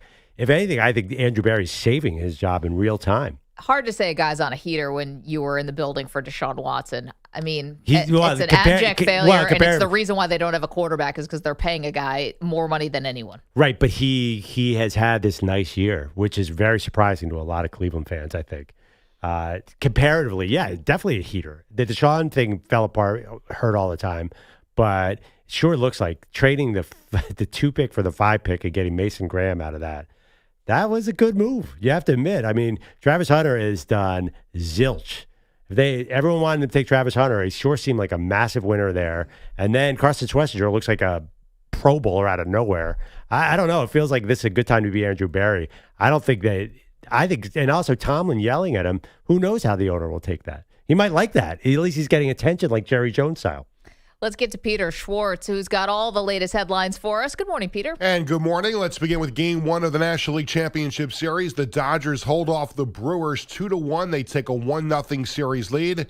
Blake Snell pitched 8 scoreless innings, giving up just 1 hit. He struck out 10, did not walk a batter. Snell was dominant, mostly with off-speed pitches. I think it's just understanding like what they were trying to do. I pitch off of what they're telling me. So I just felt like they were really aggressive to a certain pitch. It seemed to be that way, so I threw differently. But the next time I face them, if they're more aggressive to other things, then I'll throw the fastball more. It's just that's what they're giving me. Freddie Freeman with a home run in the game. Game 2 is tonight in Milwaukee. Now to Toronto, Game 2 of the ALCS. Here's the pitch. Swung on and blasted. Right field. This has a chance. It is gone. Josh Naylor, a 2-run home run. The Mariners add on 2 more. 9-3 Mariners. Happy Thanksgiving to Josh Naylor. That's right. It was Thanksgiving in Canada yesterday. So the call on Mariners radio, and the Mariners beat the Blue Jays, making them look like turkeys 10-3, and they take a 2-0 series lead. Jorge Polanco, Julio Rodriguez, and Josh Naylor all with those home runs for the Mariners. Game 3 is Wednesday night in Seattle. Josh Naylor from Mississauga, Ontario. So that's why they gave him a little Canadian shout out. Well, there you go. Yeah, Canadian right, dude. just outside of Toronto. There you go. Happy Thanksgiving, Drake. Sorry you lost your lawsuit, but oh my god. Oh jeez. EJ, you're not getting invited to the Thanksgiving dinner. This is what happened. Sorry you lost your lawsuit. Damn. Is it not? He did. I don't know what to say. EJ's not There's getting invited to a Hallmark Toronto. card for that? Sorry you lost your lawsuit, and everybody's making fun of you all the time. Sucks to be you. He asked for it. You know, the sad thing is there probably is a card for that. I bet you if you look Honestly, hard and yes. deep enough, you'd probably find the card. A card that says, sorry you lost your I lawsuit? would think I'm if gonna you look definitely online somewhere, someone's got to be offering that up. There's got to be. Pearl, didn't your friend get rich off of greeting cards? Some e-cards? Yeah. But they were snarky greeting cards. I was going to say, you need a snarky one. Yeah. Sorry you lost your lawsuit. Well, his were like, it's what was his famous one? It's something about 5 o'clock being beer o'clock. Yeah. Anyway. Monday Night Football, 2 games last night. The Bears beat the Commanders 25-24. Jake Moody, the game-winning 38-yard field goal with no time left. That had to feel good. Feels amazing, obviously. Hitting a game winner is always a good time. Doing it for a new team in my first game, it's huge. Shout out to the O-line. Shout out to Scott and Tori. They've been making my job real easy out here. And the transition has been really smooth. So glad to be a part of a team like this. Caleb Williams threw for 252 yards and a touchdown. DeAndre Swift rushed 14 times for 108 yards. Now to Atlanta, and Maggie, hold your ears here. Buffalo adds another man to the front. They're going to hand to Robinson, right side, through the first wall, around the corner. Here goes Bijan Robinson. Keeps his feet. 30, 25, 20, 10, 5. Touchdown Atlanta. Oh, my goodness. The math on this one is easy. 81 to the house. For Bijan Robinson, the call on Falcons radio, and the Falcons trip up the Bills 24-14.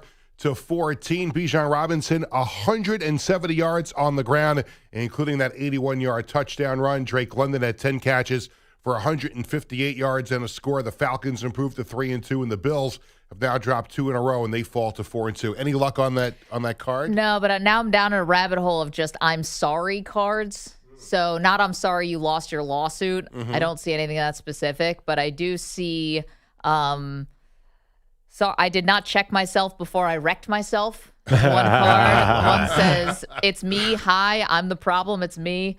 Another one has looks like Jell-O pudding, like in a thing that says, thanks for putting up with me. Accountability. We like that. I'm caught up. Sorry, go ahead. There's another one. These are just I'm sorry cards. The 3 hardest things to say. Number 1, I'm sorry. Number 2, please forgive me. Number 3, Worcestershire sauce. Number 4, the baby is yours. Red River rivalry. Yeah. I was like my friend with the snarky e-cards. One of their famous ones was Father's Day. Dad, you've always been like a father to me. Chipotle? That's a great Father's Day card. Here's one. I'm sorry I called you old. Oh. That's very specific. I get that every day from my kids. But they're not sorry. No, they're not. Absolutely. They're actually very cruel. Can you print out a couple of those? I got to send those out back to you guys. You got some. Yeah, for calling us old? Yeah, you old farts. Yeah. There's another one that just says, sorry I puked all over. Oh. It's got to be a bestseller. That could have been somebody in Penn Station this morning. Ooh, really? Tough Tuesday. Yeah. Case of the Tuesdays. Someone going hard on Indigenous Peoples Day. Yeah. The Titans, it's hard for Brian Callahan. He got fired by the Titans yesterday as head coach, just 6 games into his second season. The Titans naming offensive assistant Mike McCoy as their interim head coach. The Titans are 1-5 this season, and Callahan finishes with a record of 4-19. And also the NFL suspended Lions safety Brian Branch 1 game without pay for unsportsmanlike conduct after Sunday night's loss to the Chiefs. He does plan on appealing. Yeah, Pearl, you called it yesterday. You and I disagreed about this one, about whether he should have been suspended off of just that action. Yeah, well, he definitely was not buy the suspended kneecap off that off. action. I mean, the guy is now, I think, leading the league in fines. I think NFL, it's a cumulative thing, and you could argue whether it makes sense. Like, at what point does a cumulative equal a game? You could tell, everyone kind of thought this would be the point. Another funny I'm sorry card. Can you unblock me, please? As a card. Very, very current. Okay, Peter, thank you so much. You're welcome. Coming up, we head back to college. The Maggie Perloff College Football Report Card comes your way next. You're in a 5-minute break.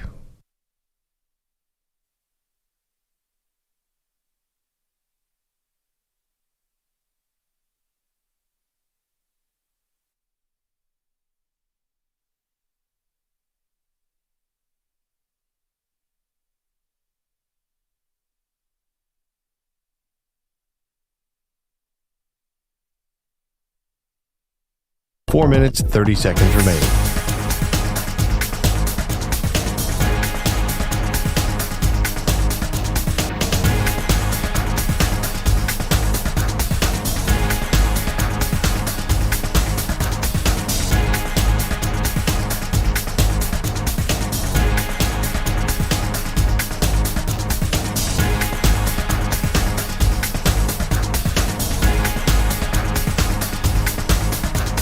4 minutes remaining.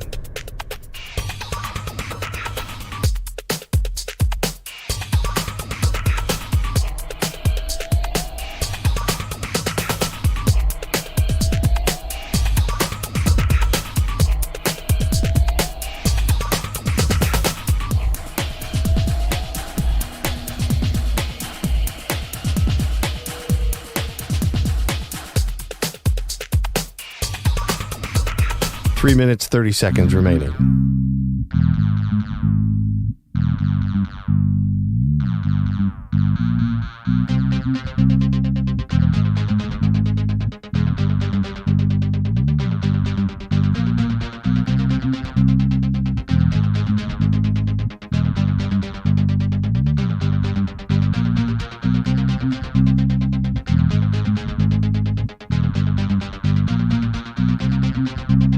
Three minutes remaining.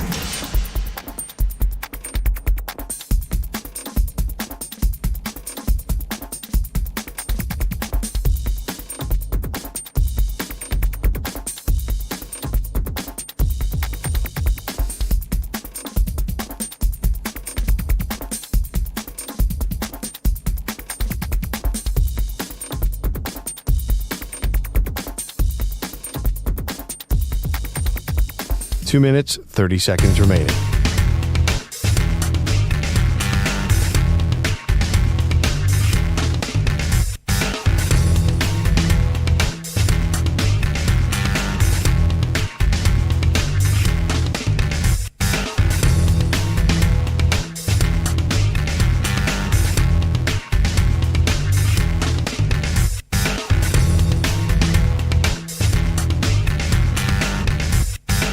Two minutes remaining.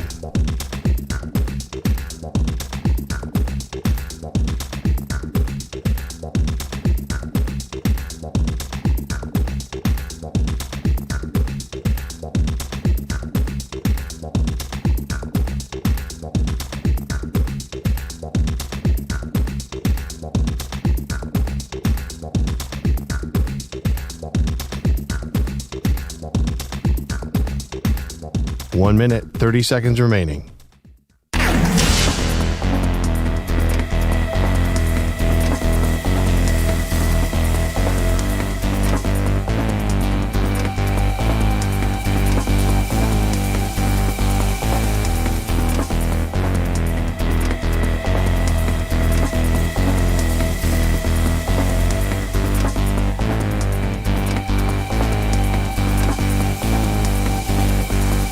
One minute remaining.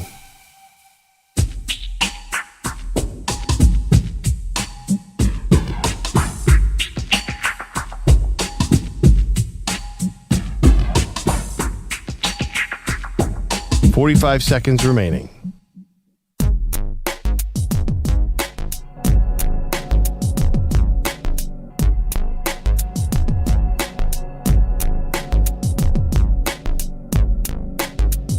.30 seconds remaining.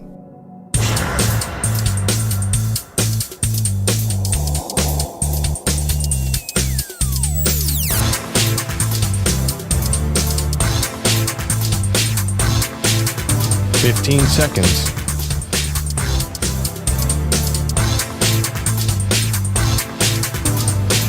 Break ends in 5 seconds.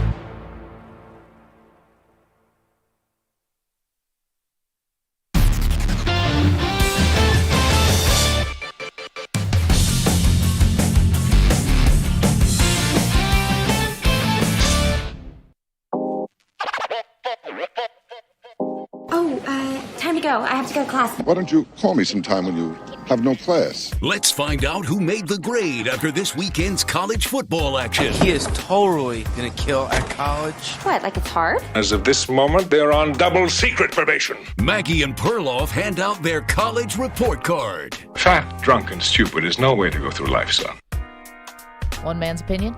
Welcome back to the show, Maggie Gray, Andrew Perloff. We'll get back to the NFL Monday Night Doubleheader in just a moment, but first, some college football report card. EJ, who we giving a grade out to first? All right, they Googled him plenty this weekend. Curt Cignetti led Indiana to a win over Oregon on the road. What grade are you giving the head coach of Indiana? I mean, A++. I mean, he's the darling now of what could be a really lucrative coaching cycle now that Penn State is open, Pearl. And Oregon's a really tough place to play. I'm not saying no one ever goes there and wins, but it's a tough place to play. Indiana never wins these games. Literally has never won games like this in the history of their program. A++. Yeah, I mean, the debate now is, does he leave? Like, can he do better than Indiana? Because he's turned them into, as he said, he's turned them into a contender. And B, he's 64, which is a weird spot. It feels like he's new on the scene because he's kind of new to us. But I wonder if that's a detriment because you hire a coach, you want him to be the guy for 20 years in college. Maybe college has changed. So anyway, he's really interesting. I did not expect him to win that game in Austin. I'm not going to lie. That was crazy. He's for real.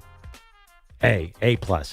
All right, my favorite rivalry, you guys know, is the Red River rivalry. And ArchManning got his first win against OU this weekend. What grade are you giving the Texas quarterback? I'll give him a B+. I mean, it's the same. I would have given him a B for Florida. He is never, ever, ever, not one single time this year throwing out of a clean pocket. He basically, he says hike. Everyone storms at him. He runs around and tries to make a play. So it's still a bit messy. He was 21 for 27, 166, a lot of bubble screens in there.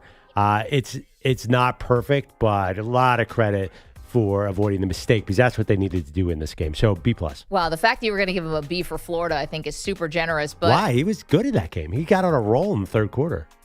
He threw 2 picks in the fourth quarter. Yeah, one was on the receiver and one. I think both were on the receiver. But honestly, they were getting killed. He had to throw the ball up.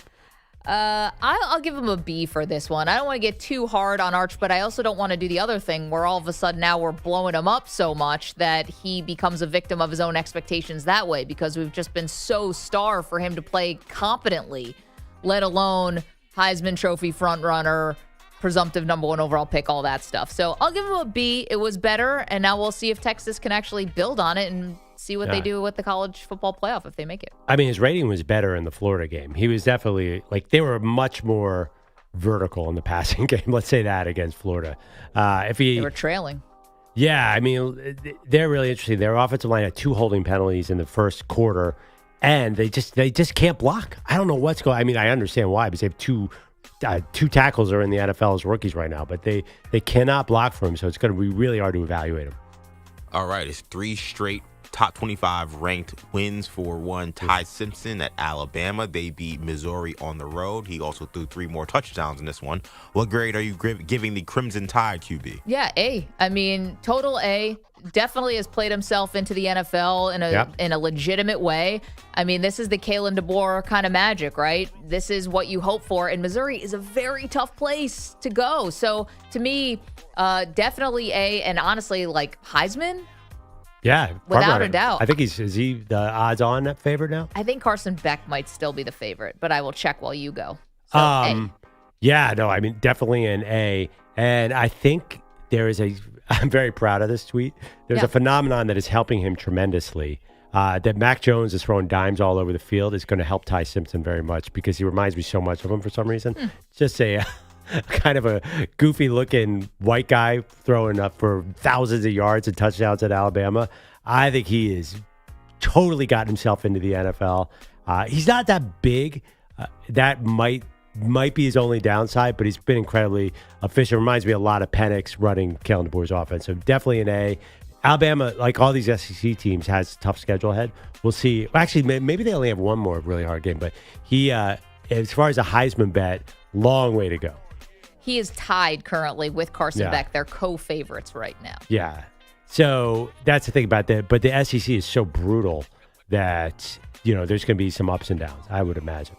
All right. And finally, let's go out to Los Angeles, where it was a tough night for the Michigan Wolverines. What grade are you giving freshman QB Bryce Underwood? Man. I'm giving him, by the way, a C+, but why are you killing this kid? He is so young. What does anyone expect him to do? And it's Michigan, who has never really had this high-flying offense. I feel like this is a guy that you have to give a developmental grade to. Yeah, I mean, the real answer is NA, but that's not going to fly for this exercise because this is not the medium for nuance. So I will give him a C-. I mean, He turned 18 in August. There's a really interesting question, actually, of how good are either of these teams? How good is Michigan and how good is USC? Are they about to go on a run? Are they about to do anything? You're talking about Lincoln Riley could go to the NFL next year. Would he coach Cam Ward? Would he leave? I don't think Lincoln Riley's going to the NFL. I think that window. I mean, the real question is Jordan Mailata, first-round pick. That is much more fascinating to me.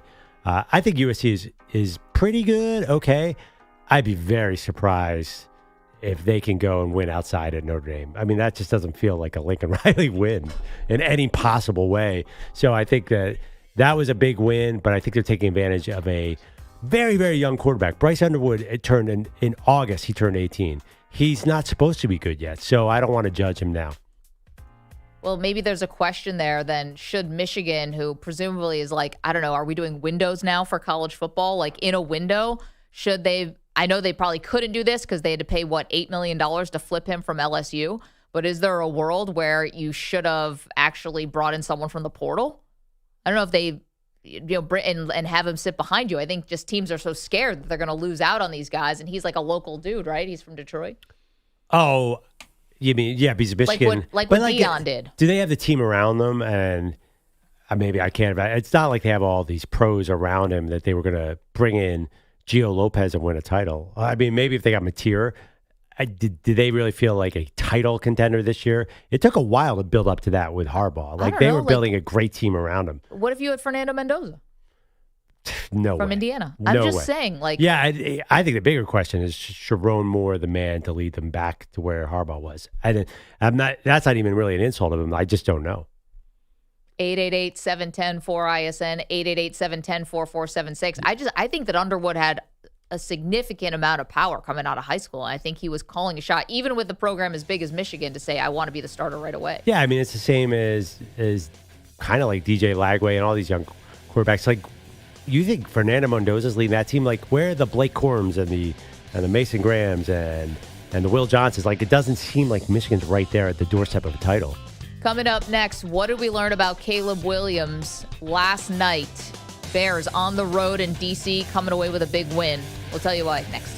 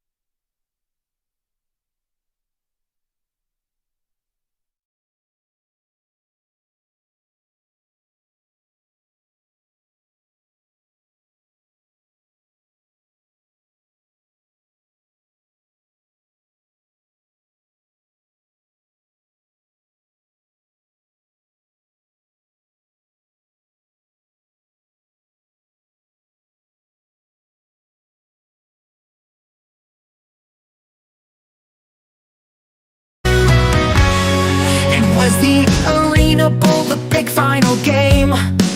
Inside the mall where legends stake their claim. The teams were stacked with workers galore, from Foot Locker, Hot Topic, and the Apple Store. The Spencer's Gifts crew were high as the sky, throwing Hail Marys just to see if they fly. The food court was roaring, the steaks were supreme. The smell of victory and pretzels filled the scene.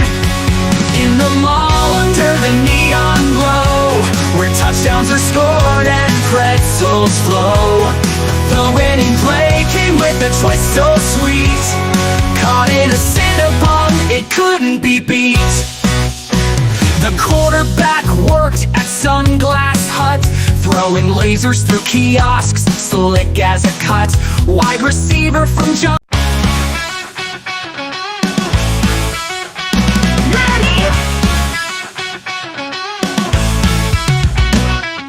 Manny woke up feeling 10 feet tall. Birthday boy, yeah, he's got it all.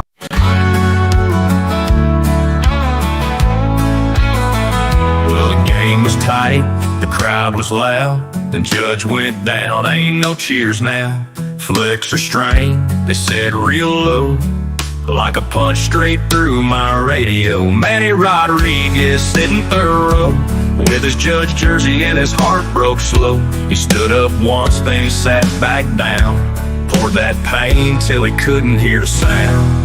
Now he's blackout drunk in a parking lot bar, talking to ghosts and cussing at the stars. Why'd you take my hero? What did he do? Whiskey on his lips, Yankee tears in his boots. Bartender said, son, it's just a game, but to many it's blood running through his veins. So pour one more shot to leave on the line for the kid who lost hope when we lost 99.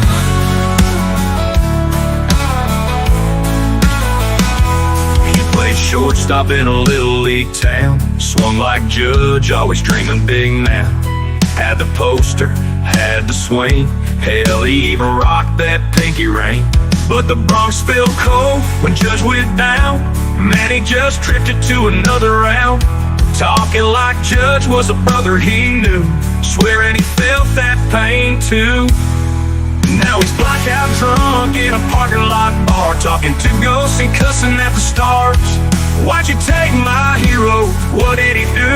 Whiskey on his lips, Yankee tears in his boots. Bartender said, son, it's just a game, but to many it's blood running through his veins. So pour one more shot and leave on the line for the kid who lost hope when we lost 99.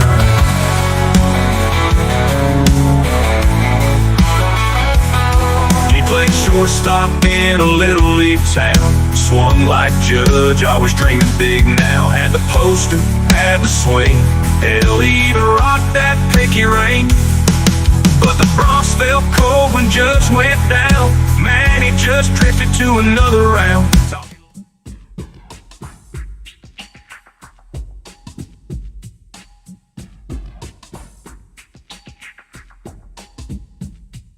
30 seconds remaining.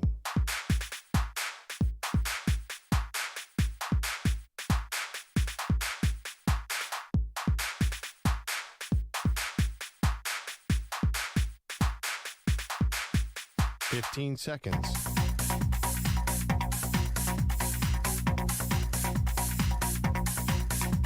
Break ends in 5 seconds.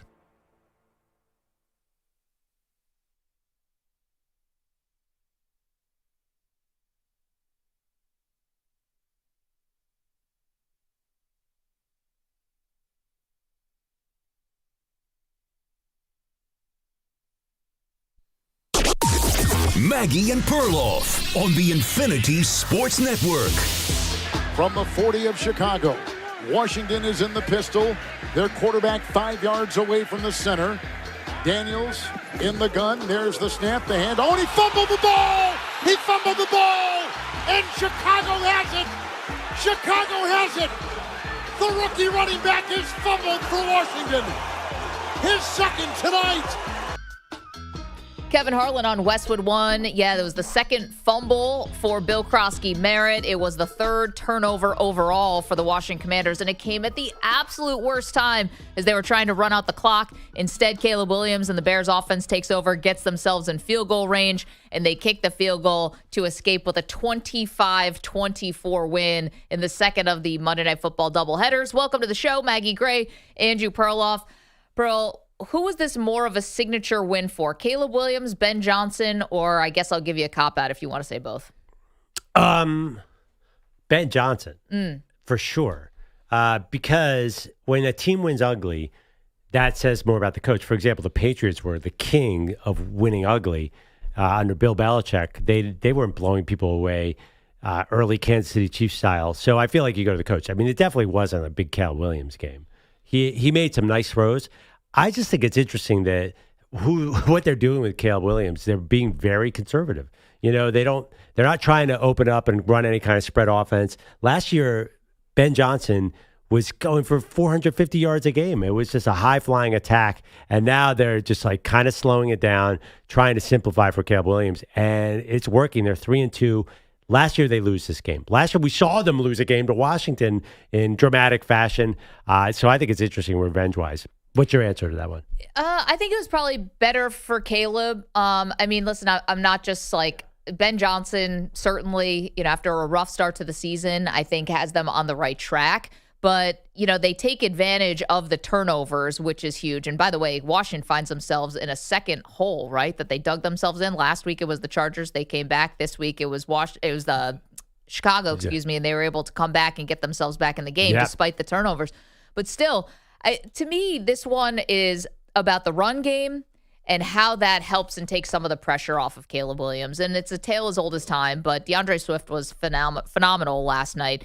He had 14 carries for 108 yards, and he was also effective catching the ball. Only 2 receptions, but for 67 yards, and one was 55, where Caleb caught him in stride, and he broke a couple Washington tackles. So for me, this was about Washington making mistakes, and also good for Caleb when he gets the ball in his hands on the road when you need basically 35 yards. He was able to get it. Well, yeah, really, Swift was able to get it. And Swift was able to get it. Yeah, that was what I was worried about when Ben Johnson took over. He had this great running game last year with Jahmyr Gibbs and David Montgomery, and it did not start out well in that department. That was their biggest flaw early in the season. Now they are running the ball. But don't mistake Caleb Williams for his early comp to Patrick Mahomes. I really like what Ben Johnson's doing. He's just making him very, very consistent. He's always right around 200 yards passing, always trying to keep him close to 30 attempts and trying to balance this offense to help his young quarterback. The question is, where is this going to go ultimately? What's your goal for the Bears? Is your goal to see just slow baby steps, which I'm fine with, or is your goal to be a playoff contender right now? Because I didn't see a legit NFC power by any means from Chicago, but I do see, if you want to give Ben Johnson an experiment, I'm like, ooh, okay, Roma Dunze looks really good. Caleb's getting better. Next year, this could be a really, really dangerous team. That's how I look at the Bears. I wouldn't put the ceiling on them like that, because I'm looking at Minnesota that's dealing with, a starting quarterback that's out, but is Carson Wentz maybe even better to have than J.J. McCarthy or whatever? And then I'm looking at the Lions, who I thought had gotten themselves all the way back on track, and then go to, Kansas City and score 14 points or whatever. Was it 14-17? Now I can't remember.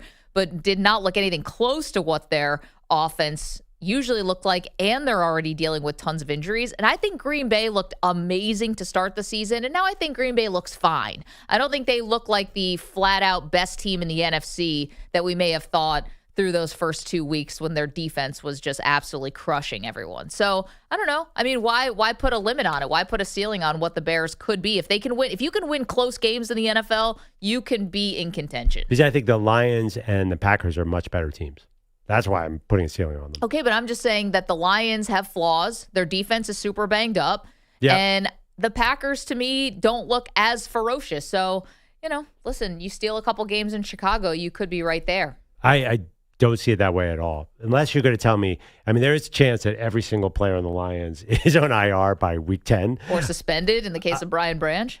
I just think they're a much better team. I really do. And I think the Packers are also a better team. I guess there's some history in this. I did not see a team last night that is ready to knock those two teams off. And then we're talking, I said NFC contender too. Are they better than the Bucs? Are they better than, who knows, the Rams? Are they better than the Eagles? No. I'm not going there. So you're saying, why put a ceiling on it? Because this is really a developmental team, not a their team to me. 888-710-4ISN. We're asking you the question, has Caleb Williams arrived on X? 61% of you are saying no, he's not arrived. And then there's the other poll. Off the other game. My Bills fall to the Atlanta Falcons 24-14. Do the Bills look like frauds? 69% of you are saying yes, they do. Nice. Here's my other thought. I didn't realize that you guys were sick of the Bills also. We had a caller call in before. Was it Stan, who said, it's good to have a little shakeup and get some new blood in the AFC. I'm like, whoa. If you want new blood in the AFC, you want the Chiefs out, not the Bills, who haven't won yet. Am I reading this wrong? Am I in blue cheese colored glasses? A little bit. Wait. I don't mind. I've never been a Chiefs fatigue guy, so I don't really understand this fatigue thing. Explain it more. Well, I thought the people were still kind of pseudo rooting for the Bills, like, hey, they were losers forever. Now they actually have a good team and a good quarterback. Like, they could be America's team type of thing. Am I reading that wrong? Yeah. Okay. The Lions are that team now. And even them, like they're kind of becoming old news. The Bills, that storyline is definitely old news for the Bills. For the rest of America. Maybe Buffalo is always going to be that. But they had that Hard Knocks momentum going. I thought there was a little bit of that. Everybody hated that season. I don't think people liked it if they watched it at all. Yeah, even people who like Hard Knocks hated that season. It was so glossy. There was nothing there. Boring. And just nothing happened. It was supposed to be Belichick and UNC, and then they pivoted last minute. Yeah, I don't know. I do think I kind of understand it. They're not the Chiefs. I don't think anyone hates the Bills. But do I think that people are like, ooh, yeah, Drake May, ooh, some new guys in the division or in the AFC? Definitely. Like nobody likes the Patriots. The Patriots are a wildly unpopular team nationwide. Well, maybe without Belichick and Brady, it's I think different. people like watching Drake May. No, but I just think that there's no generations of Patriots fans. It's never a team that's translated nationwide. Even with Brady, I just don't. I don't think they're lovable. Even going to be lovable. There's too much damage done to the rest of the NFL. I think people will root for Drake May over the Bills. 100%. I'd be surprised. You think more people were rooting for the Patriots, the Bills on Sunday Night Football 2 weeks ago? No way. No, they want to see the upset. Yeah, exactly. They want to see the new guy. I don't think there's backlash against the Bills. I disagree. I think we need to put about a poll. I kind of disagree with you, EJ. I don't think people are into the Patriots. I don't think Drake May is a nice story, but I don't. Even Jaden Daniels and Caleb Williams are way higher profile than that guy. Okay, wait. What if I put this little nugget into the universe? I love nuggets. And it's not me. Spicy ones. It's from UTEP, University of Texas El Paso. Ever heard of them? Yeah. Right. So some research being done by the journal called Financial Review did a study on the Chiefs. So tell me if you think now who's the more or less likable team. Research done by a team at UTEP, Pearl, presents evidence that the Kansas City Chiefs have benefited from slanted officiating from 2015 to 2023, a time that coincided with their rise as one of the NFL's most marketable franchises. So they were doing this from the idea that they went back and looked. The Patriots, even in their 20-year run, apparently were not benefiting from skewed officiating in the way that Kansas City is. I think they looked and said, somebody decided Kansas City is actually very marketable. It's not a massive market, but decided they were very marketable, and the officiating was slanted in that way. And to your point, the Patriots never enjoyed any of that. Wait, what's the methodology on this? How they went back and looked at the tape of every game from 2015 to 2023? Yeah. And they determined like that hold call was good and they missed this hold call? That's impossible. Unless it was AI. That's way too much data. I don't believe this. Spencer Barnes, Ph.D., assistant professor of finance in UTEP's Woody L. Hunt College of Business. By the way, Woody Hunt, Lamar Hunt, not the same family. That'd be like crazy ironic. Oh, the Hunts are from Texas, maybe. Maybe they are. But the fact that someone whose name's on the school would also be authoring a study that pokes hole in their franchise. Anyway, this guy, assistant professor of finance at UTEP's Woody L. Hunt College of Business and the lead author of the study, said our findings suggest that when the league's financial health is at stake, rule enforcement may subtly shift to protect market appeal. The fact that postseason penalties consistently favored one franchise while similar dynasties showed no such pattern points to the powerful role of financial incentives in shaping supposedly neutral decisions. Somehow the Chiefs became this marketing force even way before Taylor Swift ever came into the picture, and the officiating followed suit. Yeah, it sounds right to me. I mean, I watched the games. I didn't need a study to know this. No, I agree with. I appreciate their efforts, but I watched the games. Yeah, the Chiefs get these crazy whistles, and the other teams don't. Yeah, it's called Twitter. I mean, that's 80% of Twitter. Elon's algorithm is. Yeah, I mean, everyone knows Mahomes gets the calls. But I mean, it sucks. But why didn't Tom Brady get the calls? I think he got calls too. I don't buy that he didn't get calls. They're saying that this study says that Tom Brady did not get the calls. By the way, is that guy a football coach? I'd like to see it. I'm a dead serious because like those are the guys who knows what the actual penalties are. Like I can tell you what holding is. I can watch holding, but unless they're a football coach, they have no idea what they're looking at hieroglyphics. Yeah, but I mean they also could have gotten like I don't know what they did, but they probably gotten, used. Yeah, there is actual penalty data. They could have got consulting from the officials or coaches. Like they could have got.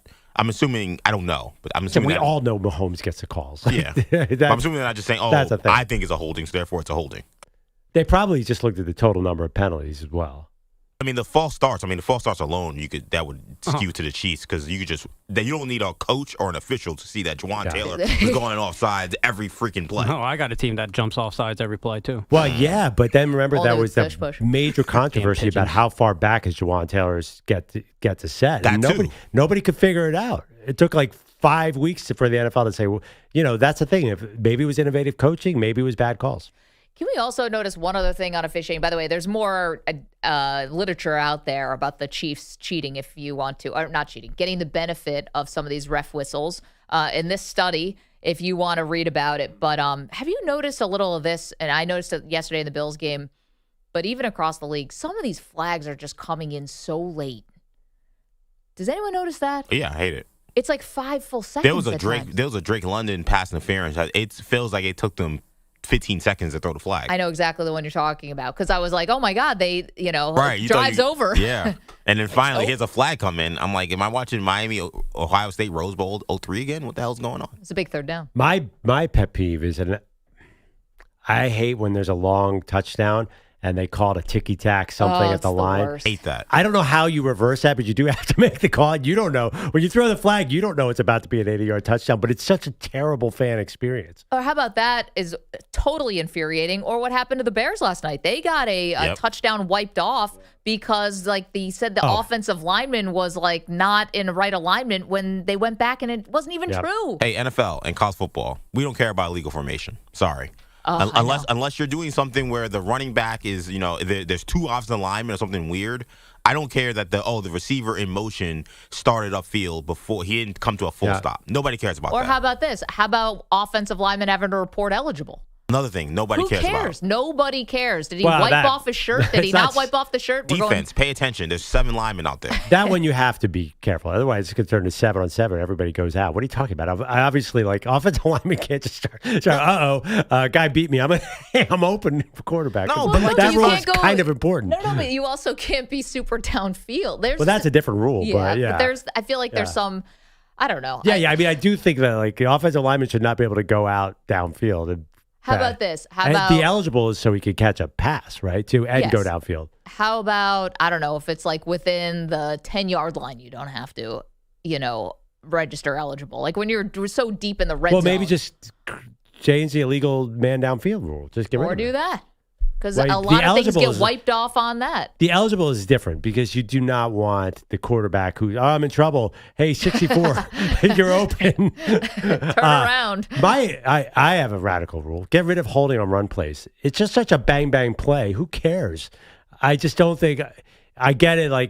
Unless it's so egregious. Holding should be reserved. You can't get rid of that because sometimes these holes are only there because of the holding. But again, it's a run play. It's happening so fast. Hold the guy for 2 minutes if he's about to beat you to get to the quarterback. That's what holding is in my mind. Yeah. Some of them are so. What's the difference? The difference between a hold on a run play and a non-hold on a run play is so minuscule. It's so haphazard when the officials call it. It drives me crazy. And then you show it maybe. There's so much it's such a physical play that it's so hard to distinguish. 888-710-4ISN. Well, you guys have spoken. You think the Bills are frauds. Derek is in Baltimore, says I should be worried. Good morning, Derek. How are you? Yeah, so you should be a little worried, but I'm on your side, Maggie, as far as last night. Perloff, you're wrong. Perloff. About what? They have to win that game. Listen, you're talking about they're on the road. Atlanta has never had no home field advantage. No one has never been afraid to go to Atlanta. Derek, did you see that crowd last night? Oh, my God. That was a gigantic party. Pearl, in the beginning, they're talking about how well Bills Mafia traveled down there. Hold on. It's Atlanta. It's always a party. Yeah. That's all Atlanta does more than win is party. Listen, when they're down 21-14, Allen had so many opportunities. Listen, you got to be Superman like you've always been. Yep. You got to put the cape on and carry these guys. These are the same guys you had last year when you won MVP. You have to win this game. We get it. Bijan Robinson went crazy, which is why I always said the Bills should have traded for Micah Parsons.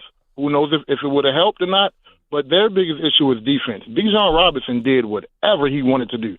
And we also forget about this. Drake London had 10 catches, 158 yards. Good gosh. He looked like Jerry Rice out there. Yeah, the Bills secondary is Swiss cheese right now. And they can't tackle, too. It's not even that guys are just like, open. They're also, when they actually chase them down, they can't bring them to the ground. Right. But, Perloff, you're saying, making all these excuses, it's no excuse for the Bills. They had to have won that game. You're on a 2-game losing streak. And, Maggie, you're right. The AFC, it is so wide open. If the Bills don't get it done this year, I'm afraid it's never going to happen. Now, I said the same thing about the Ravens. I said the same thing about the Ravens 2 years ago in 2023 when they had the home AFC Championship game. They didn't win it. It's not going to happen. Maggie, this is the year with Cincinnati out of it. Baltimore's already done. It doesn't matter if Burrow comes back. Cincinnati is done.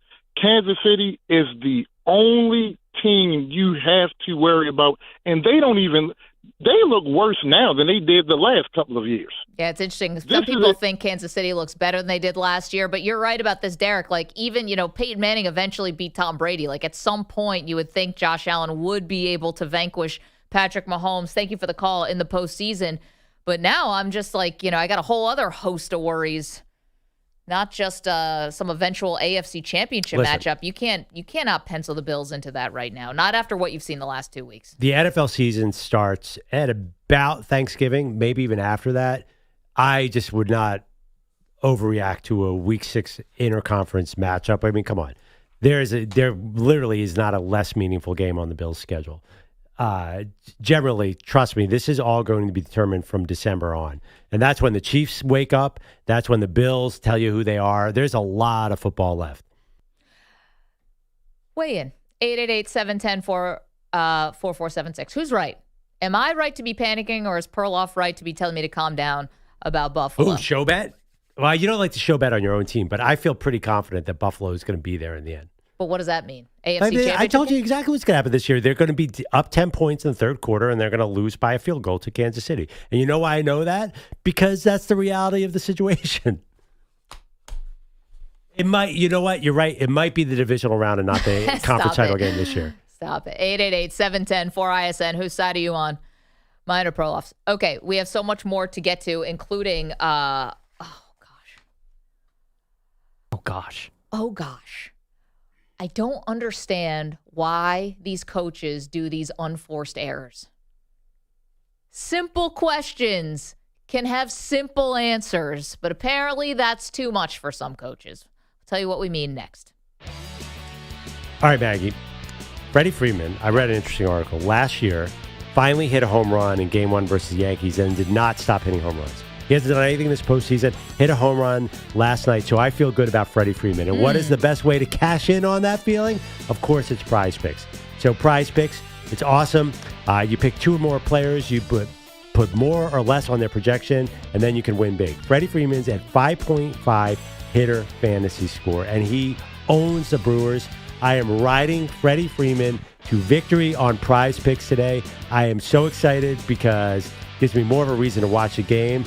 And it's going to be super fun. What do you think? How about pairing him up with one of your absolute favorite and one of everyone's favorites, hockey players, Connor McDavid, more than 1.5 points tonight. See, that's the beauty of PrizePicks. You want to pair together football and basketball. You want to pair together baseball and hockey like we might do tonight. Heck, you want to get into soccer. You want to get into New Mexico State playing tonight college football. You want to get into gaming. Yeah, you know who's gaming tonight? Che Jesus. CHAY, all caps, JESUS. I don't know, 28.5 maps and kills. I'm into that. Perloff's on such a heater right now. I wouldn't be surprised if you are continuing your hot streak. And if you want to get on the action, we'll come on and play with us on PrizePicks. It's available in 40-plus states, including California, Texas, Florida, and Georgia. Just download the PrizePicks app today and use the code MNP to get $50 bonus credit in lineups after you play your first $5 lineup. So that's code MNP, MANDP, to get $50 bonus credit in lineups after you play your first $5 lineup. PrizePicks, it's good to be right. Must be present in certain states. Visit prizepicks.com for restrictions and details. Mand P.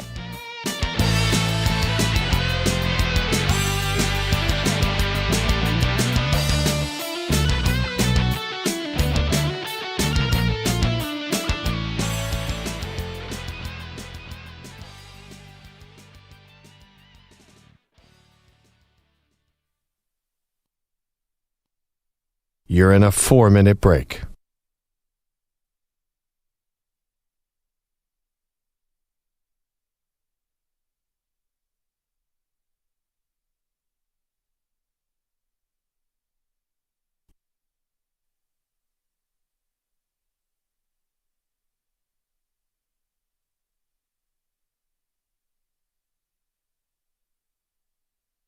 Three minutes, 30 seconds remaining.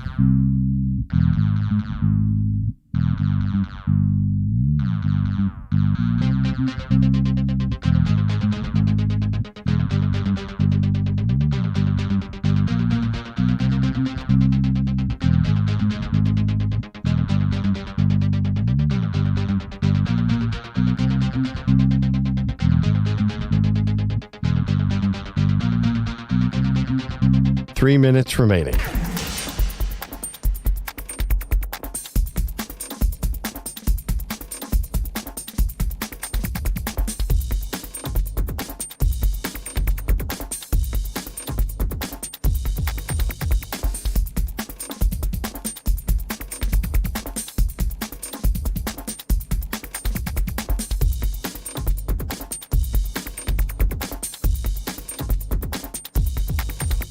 Two minutes, 30 seconds remaining.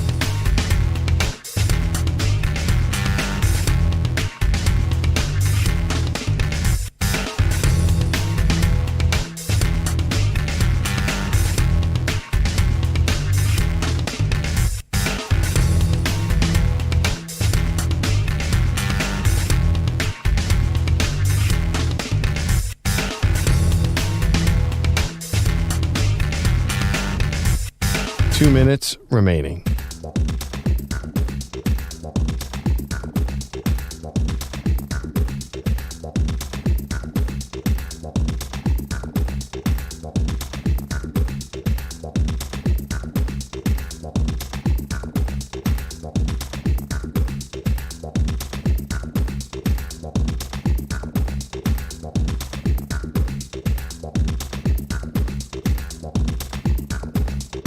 One minute, 30 seconds remaining.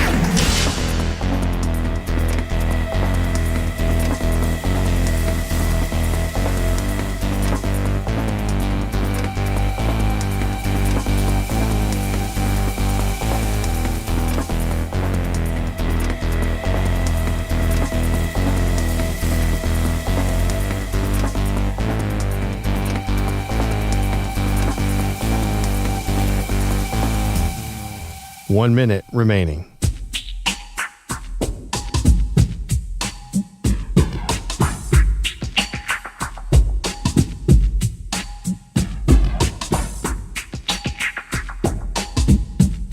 $45 seconds remaining.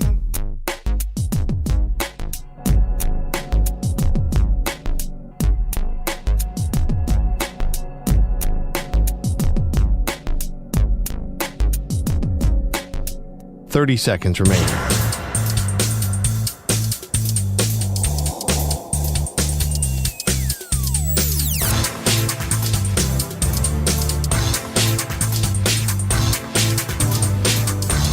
$15 seconds.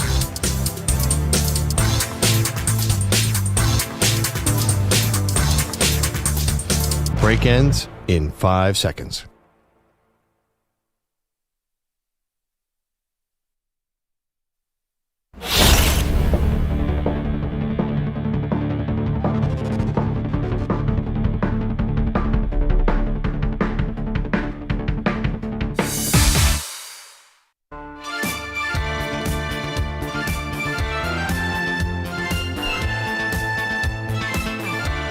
Welcome back, Maggie Perloff Show. So the NFL suspended Brian Branch for, I'm not exactly sure what you call it, slapping or punching or smushing, as you like to call it, Juju Smith-Schuster's face in the post-game celebration. This is a huge, huge suspension. They face the Bucs, and Brian Branch is the exact player they need on the field to face the Bucs next Monday night. He will appeal it. Now, I think the Lions at Branch will get everything they can into this appeal to try to get him on the field for this game, because this is the game they need him. The problem with Brian Branch is he has a history of suspensions, and the NFL that's how they operate. If you have a history of stuff, they whack you. So like the old Vontae's perfect situation, like, it's like pick your thing. Like, when are we going to decide to kick you out? I don't think they had a choice because the accumulation of fines was too much for him.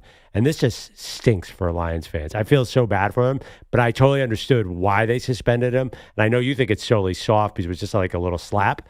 But the truth is, this guy, I mean, at a certain point, like, dude, you got to contain yourself. And I love Brian Branch. I wish the Eagles had him, but he's just he's the definition of like out of control for the NFL. Listen, it's going to be hard. This appeal is not going to work. I don't even know how or why the NFL would go back on it. But here's why I think it's weak sauce is because there was no way. This wasn't a punch. It was not a punch. Didn't have a closed fist. Both guys are wearing helmets and their full pads. There's just no way in the world that Juju Smith-Schuster or anybody could have gotten hurt during this. Yeah, but so they give you 15 yards for taunting. It's not like they're worried the guy's going to get a concussion because somebody's doing the gritty on his head. That's not what the NFL is about. I mean, as far as sportsmanship, the visual of this is as bad as you could possibly get. Well, the taunting thing is dumb. They shouldn't be 15 yards for taunting. And secondly, I just think if it doesn't happen actually in the field of play, the game was over. There's no way Juju could have gotten hurt. He fell over, but that was like he was doing a professional wrestling fall. Yeah, but that's the thing. Like, that's a must. That's a team fight fine. situation. Like, that's a fine. That's not a suspension. Right, Even if you have 100 fines before that should not be the straw that breaks the camel's back. Well, what's the difference? Like, at what point, what would be the straw? You're saying you basically can't judge that action alone. If he had no history, he would not be suspended. But he's accumulating more than getting player in the league. So this is why. Because it's not dirty to me. It was just a post-game scuffle. So would you have not fined him? You can fine them. That's fine. I just think it should have added to the fines. I think if you are actually going to suspend somebody, we talked about Azeez Al-Shaair last year. That dude was taking out people's ACLs.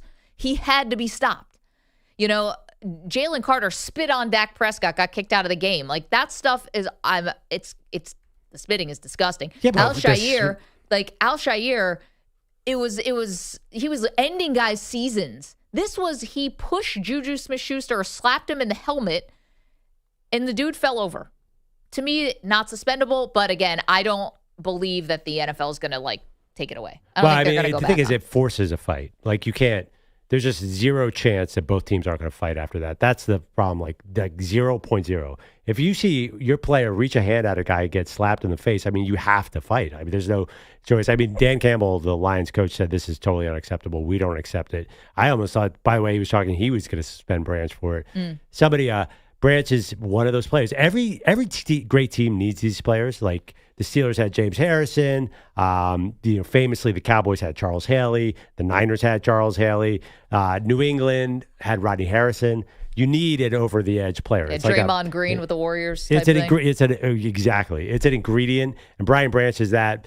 But even this, like, after the game, the guys go for a handshake. Like, what did you think was going to happen, Brian? Like, he had to know that he was already in trouble with the NFL. The NFL has no problem just sending him a letter every week. So that was stupid. It was stupid because it wasn't even in the game. Well, and the worst part about it is, like you said to begin, the Bucs. I mean, this is a tough game, dude. NFC, and now like the rest of the NFC North is all kind of jumbled up here. This is not just the Lions division to win this year. You have major competition, just like last year with the Vikings. Now the Packers, and now the Bears. Your fellow All-Pro safety Kirby Joseph is definitely hurt. I mean, he tried to play and it didn't work. This is the most desperate time for Detroit. I don't know what kind of lawyers they have. If you could just push this back somehow, that would be massive. Do you think they call like the lawyers on the billboards? Yeah. Hey, 1-800 Salino and Barnes. Whatever. Saul Goodman. Yeah. If you've been involved in a post-game scuffle, or if you have a history of fines for a face mask, and you may be entitled to financial compensation. Yeah. A large cash award. And we don't get paid unless you get money. Right, Branch, you said could hurt anybody. There are many plays where Brian Branch could hurt people. And that's really why he has this history of suspension. It's like, he's old school. He will headhunt. I'm sure Branch can find a branch somewhere and get this all litigated and all figured out. I want to see these a little bit. I want to see these two teams play so badly in the Super Bowl just to see what happens. I'm telling you, Juju is way tougher than people think, and he's also big. He's bigger than Branch. I'd love to see these guys fight, maybe MMA style. Call Logan like, Paul. I'm sure he'll arrange something for you. I mean, Juju Smith-Schuster will definitely be in that world when he retires. So I don't know if Brian Branch wants to. So this is good. These guys haven't gotten hit in the head enough. Is the picture of Juju Smith-Schuster bleeding from the nose, is that cool or is that a tough look for him? Because he was bleeding after that. I didn't see that. Yeah, he was leaking out of the nose. Yeah. From that? From that. Yeah. There's a still of him, bloodied from the nose. Yeah. Go ahead, Juju Smith fight bloody nose. I'm pretty sure it's there. He was definitely bleeding. He was bleeding. Well, I must have caught like the face mask. Probably. That's what I was thinking. But is that a good look or is that a tough look? I'm gonna try to get the image up right now. Oh, that's. Yeah. The picture I saw didn't look tough. Not to say he's not a tough guy. No, because if you're bleeding out of your nose, it looks like you just got punched in the face. Exactly. And that's never a good look. There's a really cool picture of Brian Branch where he looks mad tough. There's all these guys all over him. He's one lion fighting all of them. Yeah. By the way, the hidden storyline of this, all of a sudden the Kansas City Chiefs not only have the good receiver core, they have like the best receiving core in the NFL. Like, they have Rashee Rice coming back. Xavier Worthy's awesome. All of a sudden, Juju's really good again. And Hollywood Brown is what we thought Hollywood Brown was going to be. And Tyquan Thornton. How did that happen, Maggie? Why'd you let that happen? I wonder what the secret ingredient is of all of that. Flags. Oh, Mahomes. Patrick Mahomes. Oh. Yeah, but I got to tell you, you're right. When Tyquan Thornton was catching passes from Jacoby Brissett, it looked different. Hollywood Brown, no one has improved from week 1 to week 6 more than him. I understand what you're saying, but I think Worthy and Rice are actually pretty good. Rice, if he wasn't a character issue, would have been a high first-round pick. He's amazing. This is going to be fun to watch. I'm excited for the Chiefs offense to be back. I guess everyone hates the Chiefs. I'm aware of that as well. No, we hate the Can pigeons. you put the poll up? Is there Bills fatigue? Going to be honest, got to plead ignorance on this one. I'm in my own bubble.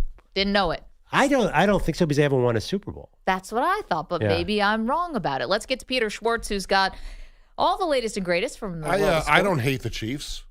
I wanted Matt Nagy to be the Jets head coach. So I hope he may still. I would like that to happen. Nagy to be the Jets head coach? He would have been my first choice over Aaron Glenn. Dear God. I mean, listen, guys get second chances. He made the playoffs with Trubisky. I don't know why. I haven't thought that'd literally be the worst hire they could make. That's like no. I don't know. Don't underestimate the Jets, bro. For the Jets? Yes. Everybody deserves a you second take Matt chance. Nagy over Aaron Glenn. I would have taken Matt Nagy over Aaron Glenn. But here's 100 times every single day. Nagy is like the coach in waiting in Kansas City. He's not going to leave that. People don't like Nagy. He left once. Like NFL heads do not like Matt Nagy. I like don't him. think.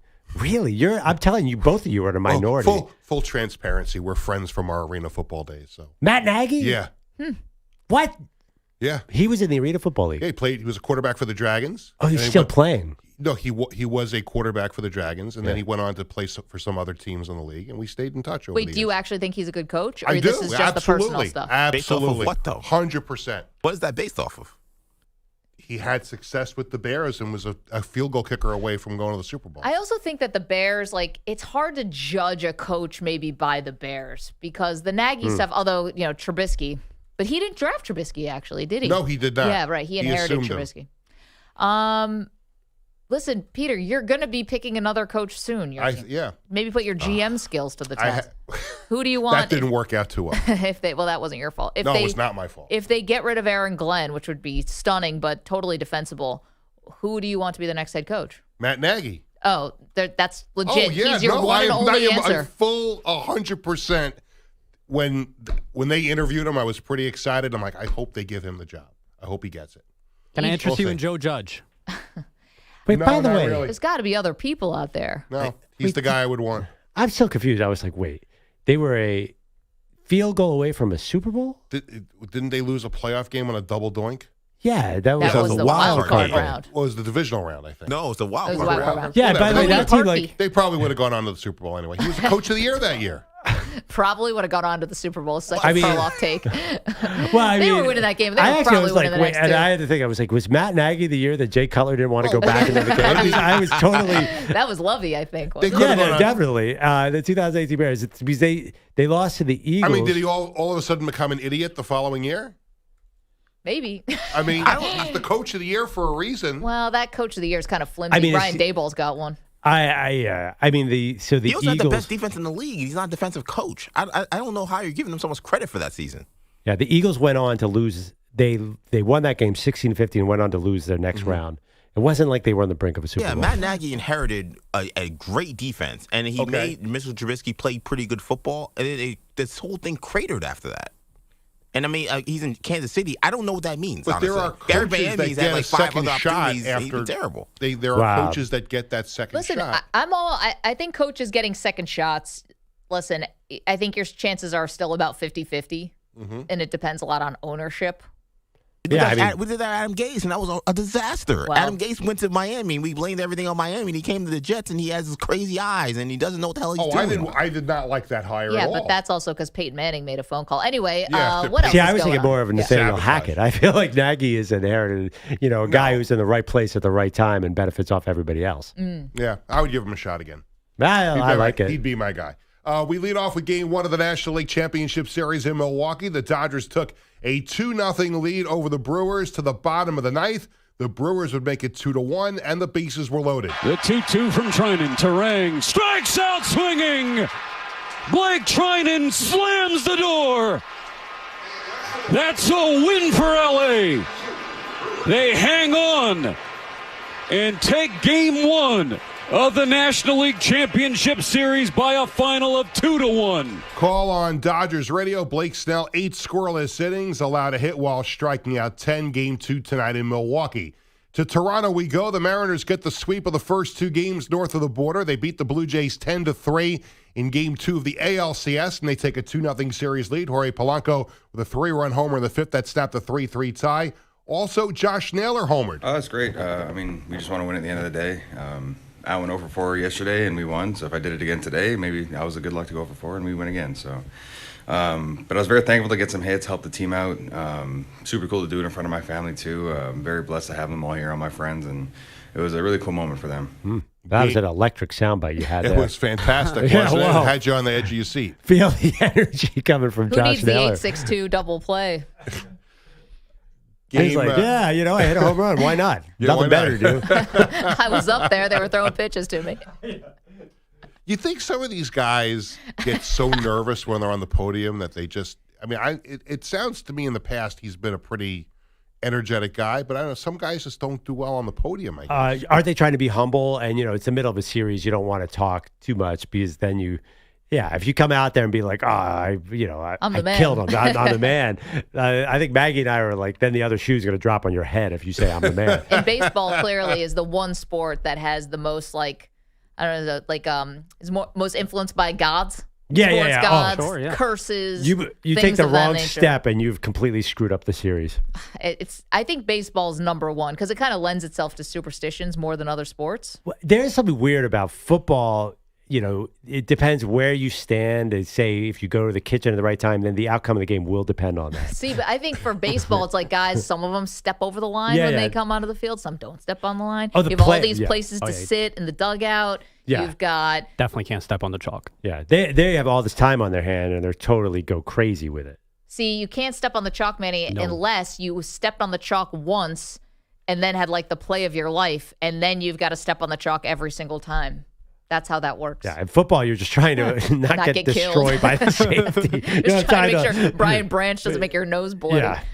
Yeah. Monday Night Different motivation. 2 Monday Night Football games last night. I know we're running out of time. The Bears beat the Commanders 25-22 on Jake Moody's game-winning 38-yard field goal with no time to go. And then in Atlanta last night, the Falcons beat the Bills 24-14.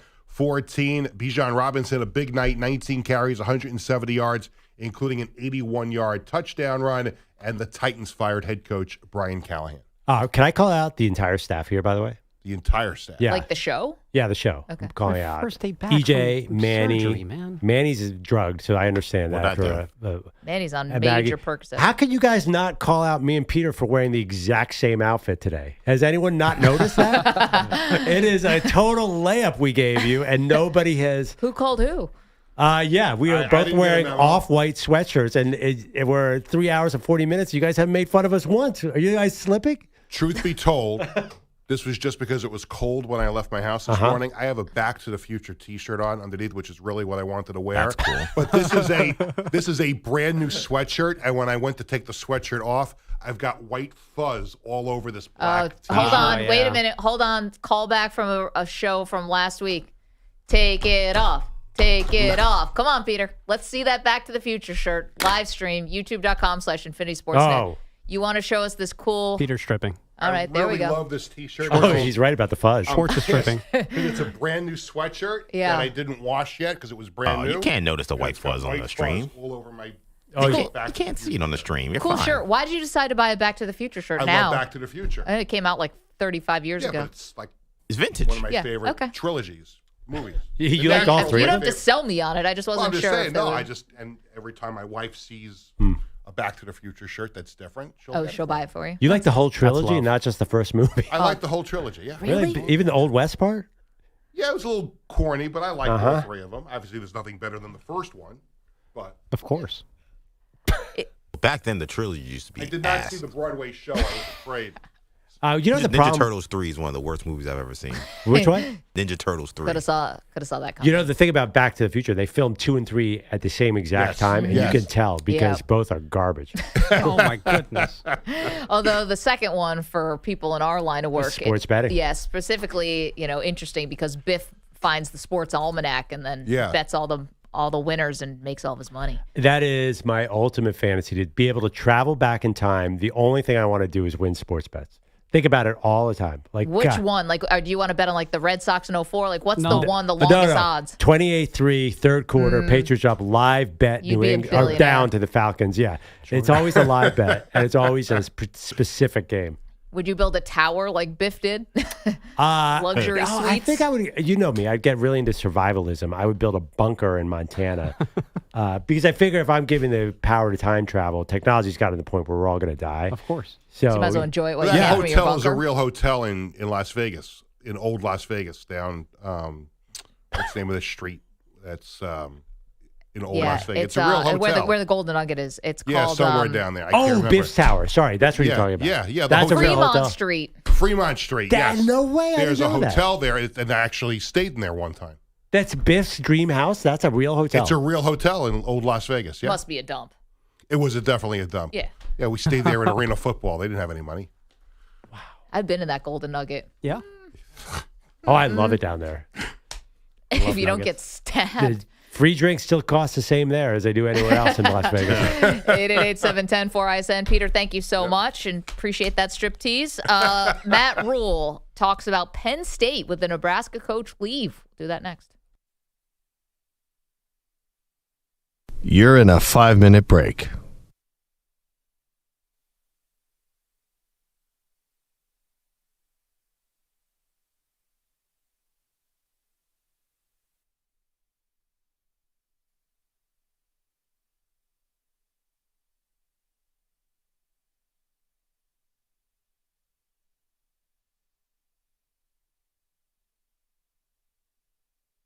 Four minutes, 30 seconds remaining.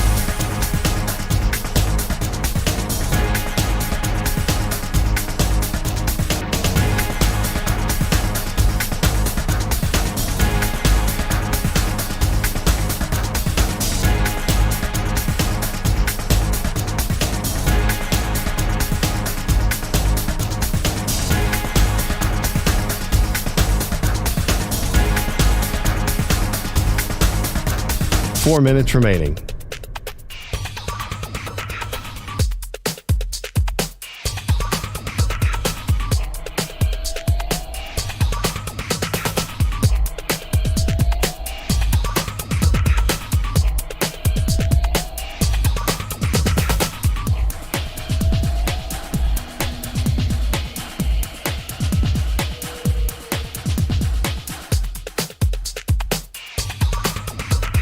Three minutes, 30 seconds remaining.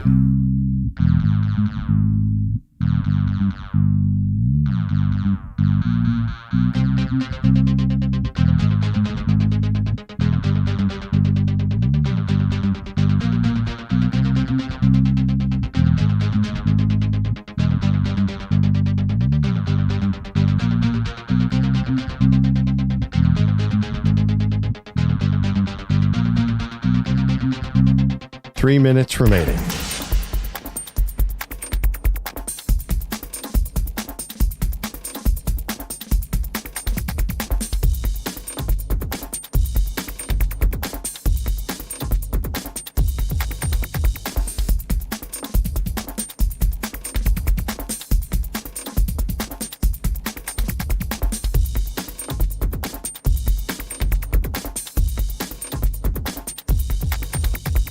2 minutes, 30 seconds remaining.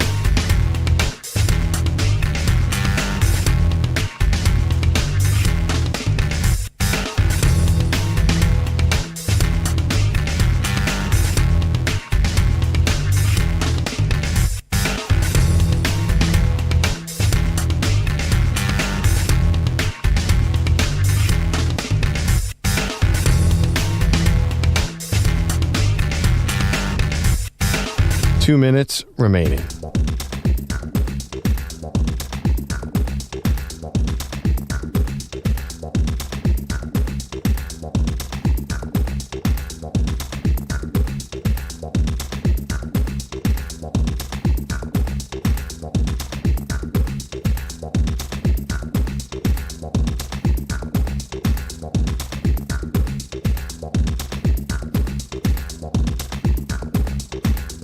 One minute, 30 seconds remaining.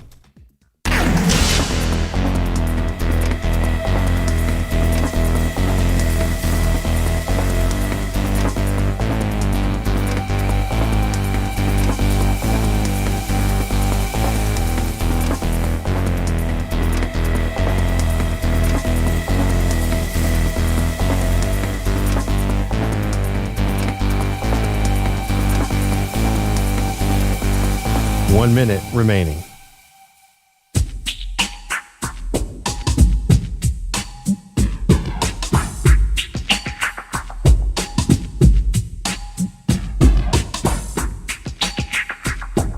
$45 seconds remaining.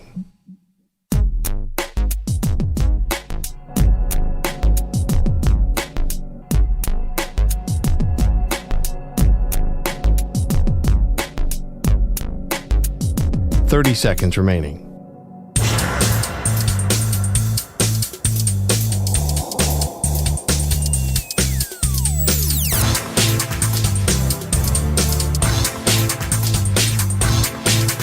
$15 seconds.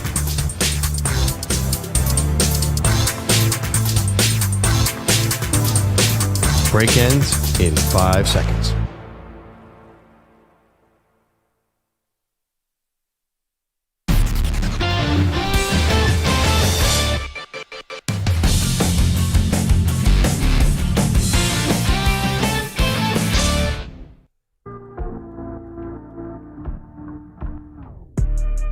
All right, Defensive Player of the Week is brought to you by Navy Federal Credit Union. Our members are the missions. I read that one like Gronk. Okay, Defensive Player of the Week is nothing's jumping out to me immediately. I would think the most impressive effort was the Chiefs shutting down the Lions, and I don't know if you go with my favorite player on that team, Nick Bolton. I'll go with Chiefs defense. Maggie, got a nominee? Well, listen, EJ never gives it to whole units. He likes to give it to one person. So I'm thinking you could give it to Brisker last night, who came up with a big interception on Jaden Daniels. Penn Stater. Oh, that was pure luck. He just didn't see him on that play. I'm just saying. It looked like, I think EJ also could have gone with someone from Indiana. That was a really big game. Keep Oregon to only 20 points. That's a tough assignment to name a bunch of Indiana defensive players. I mean, this seems pretty obvious. I mean, history was made last night in Milwaukee. And Muncie skies one to center field. Hit well. This one's got a chance. Freeland going back to the wall. He leaps. It's in and out of his glove, but he caught it. And now chaos on the bases. Might have a play at the plate. The throw. Not in time. No, he's out. He's out. It's a forced play at the plate. But he didn't catch it. Frelick, Defensive Player of the Week. I know they lost. I usually don't like give the teams that lost, but that was, according to Elias Bureau, the first 8-6-2 double play in postseason history. So that is the history that was made last night. It was a play that I think we're going to keep talking about because we're still trying to figure out what the hell happened. Dude, he dropped it. He screwed up. No, he didn't screw up. The fact that he prevented that from being a home run potentially. Yeah, he caught off the ricochet. That was going to hit the wall. That wasn't going to go over the fence. It was going to hit the wall. But he bobbled it, but then caught the bobble. Yeah, but he catches the bobble. But honestly, and then a perfect throw to the cutoff man. Yeah, it should have been a run. If the Dodgers base running did lose their mind, he dropped the baseball. Like, it could have been the end of the game. How many guys would have lost their mind, not know what to do once you have all that stuff happening? Well, you had to just throw it to the cutoff guy. There was no other choice. No, I mean, you could have thrown the third. A lot of guys don't. I mean, there's a lot of dumb baseball that happens.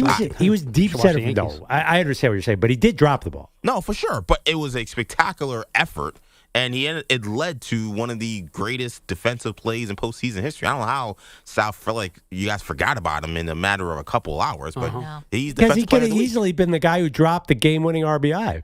But see, when you say drop, I think it implies that it hit the ground. Like, he never... It went into his glove. It came popped in and out, right out of his glove. Popped out of the glove. It ricochets off the wall, and then he caught it again. He catches the ricochet, which is a spectacular play. But he dropped the out.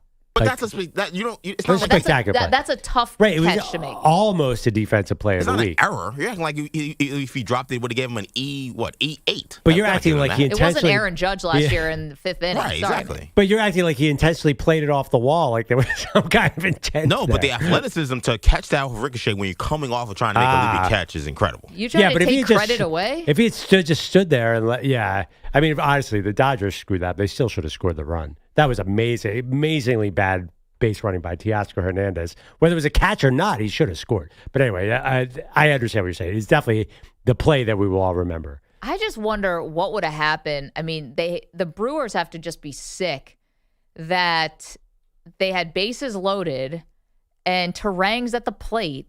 And if he had just not moved, he would have gotten hit in the leg, and it would have been a bases loaded, walk, whatever. And tie game, 2-2. They would have tied the game in the bottom of the ninth inning. Yes. And then who knows? Because now you're into the bullpen for the Dodgers, right? Yeah. I mean, listen, this series is live. There's no doubt about it. The Dodgers' bats are still relatively asleep. Yeah, Shohei, a lot of people are making... the fact that Shohei doesn't have like a signature offensive play yet. I mean, he's getting intentionally walked whenever there's even a possibility of him making a difference. He was. How many times did he strike out in the previous series, though? He is cold. All right, that's where we got to leave it. Tomorrow's Wednesday, which means the great debate. Do that tomorrow at 8 o'clock Eastern time. Thank you, EJ Stewart. Manny Rodriguez, good to have you back off of that wisdom tooth surgery. Thank you to Peter Schwartz today, Andrew Kaplan, Weedos, coffee drinkers. Can't do it without you. See you tomorrow.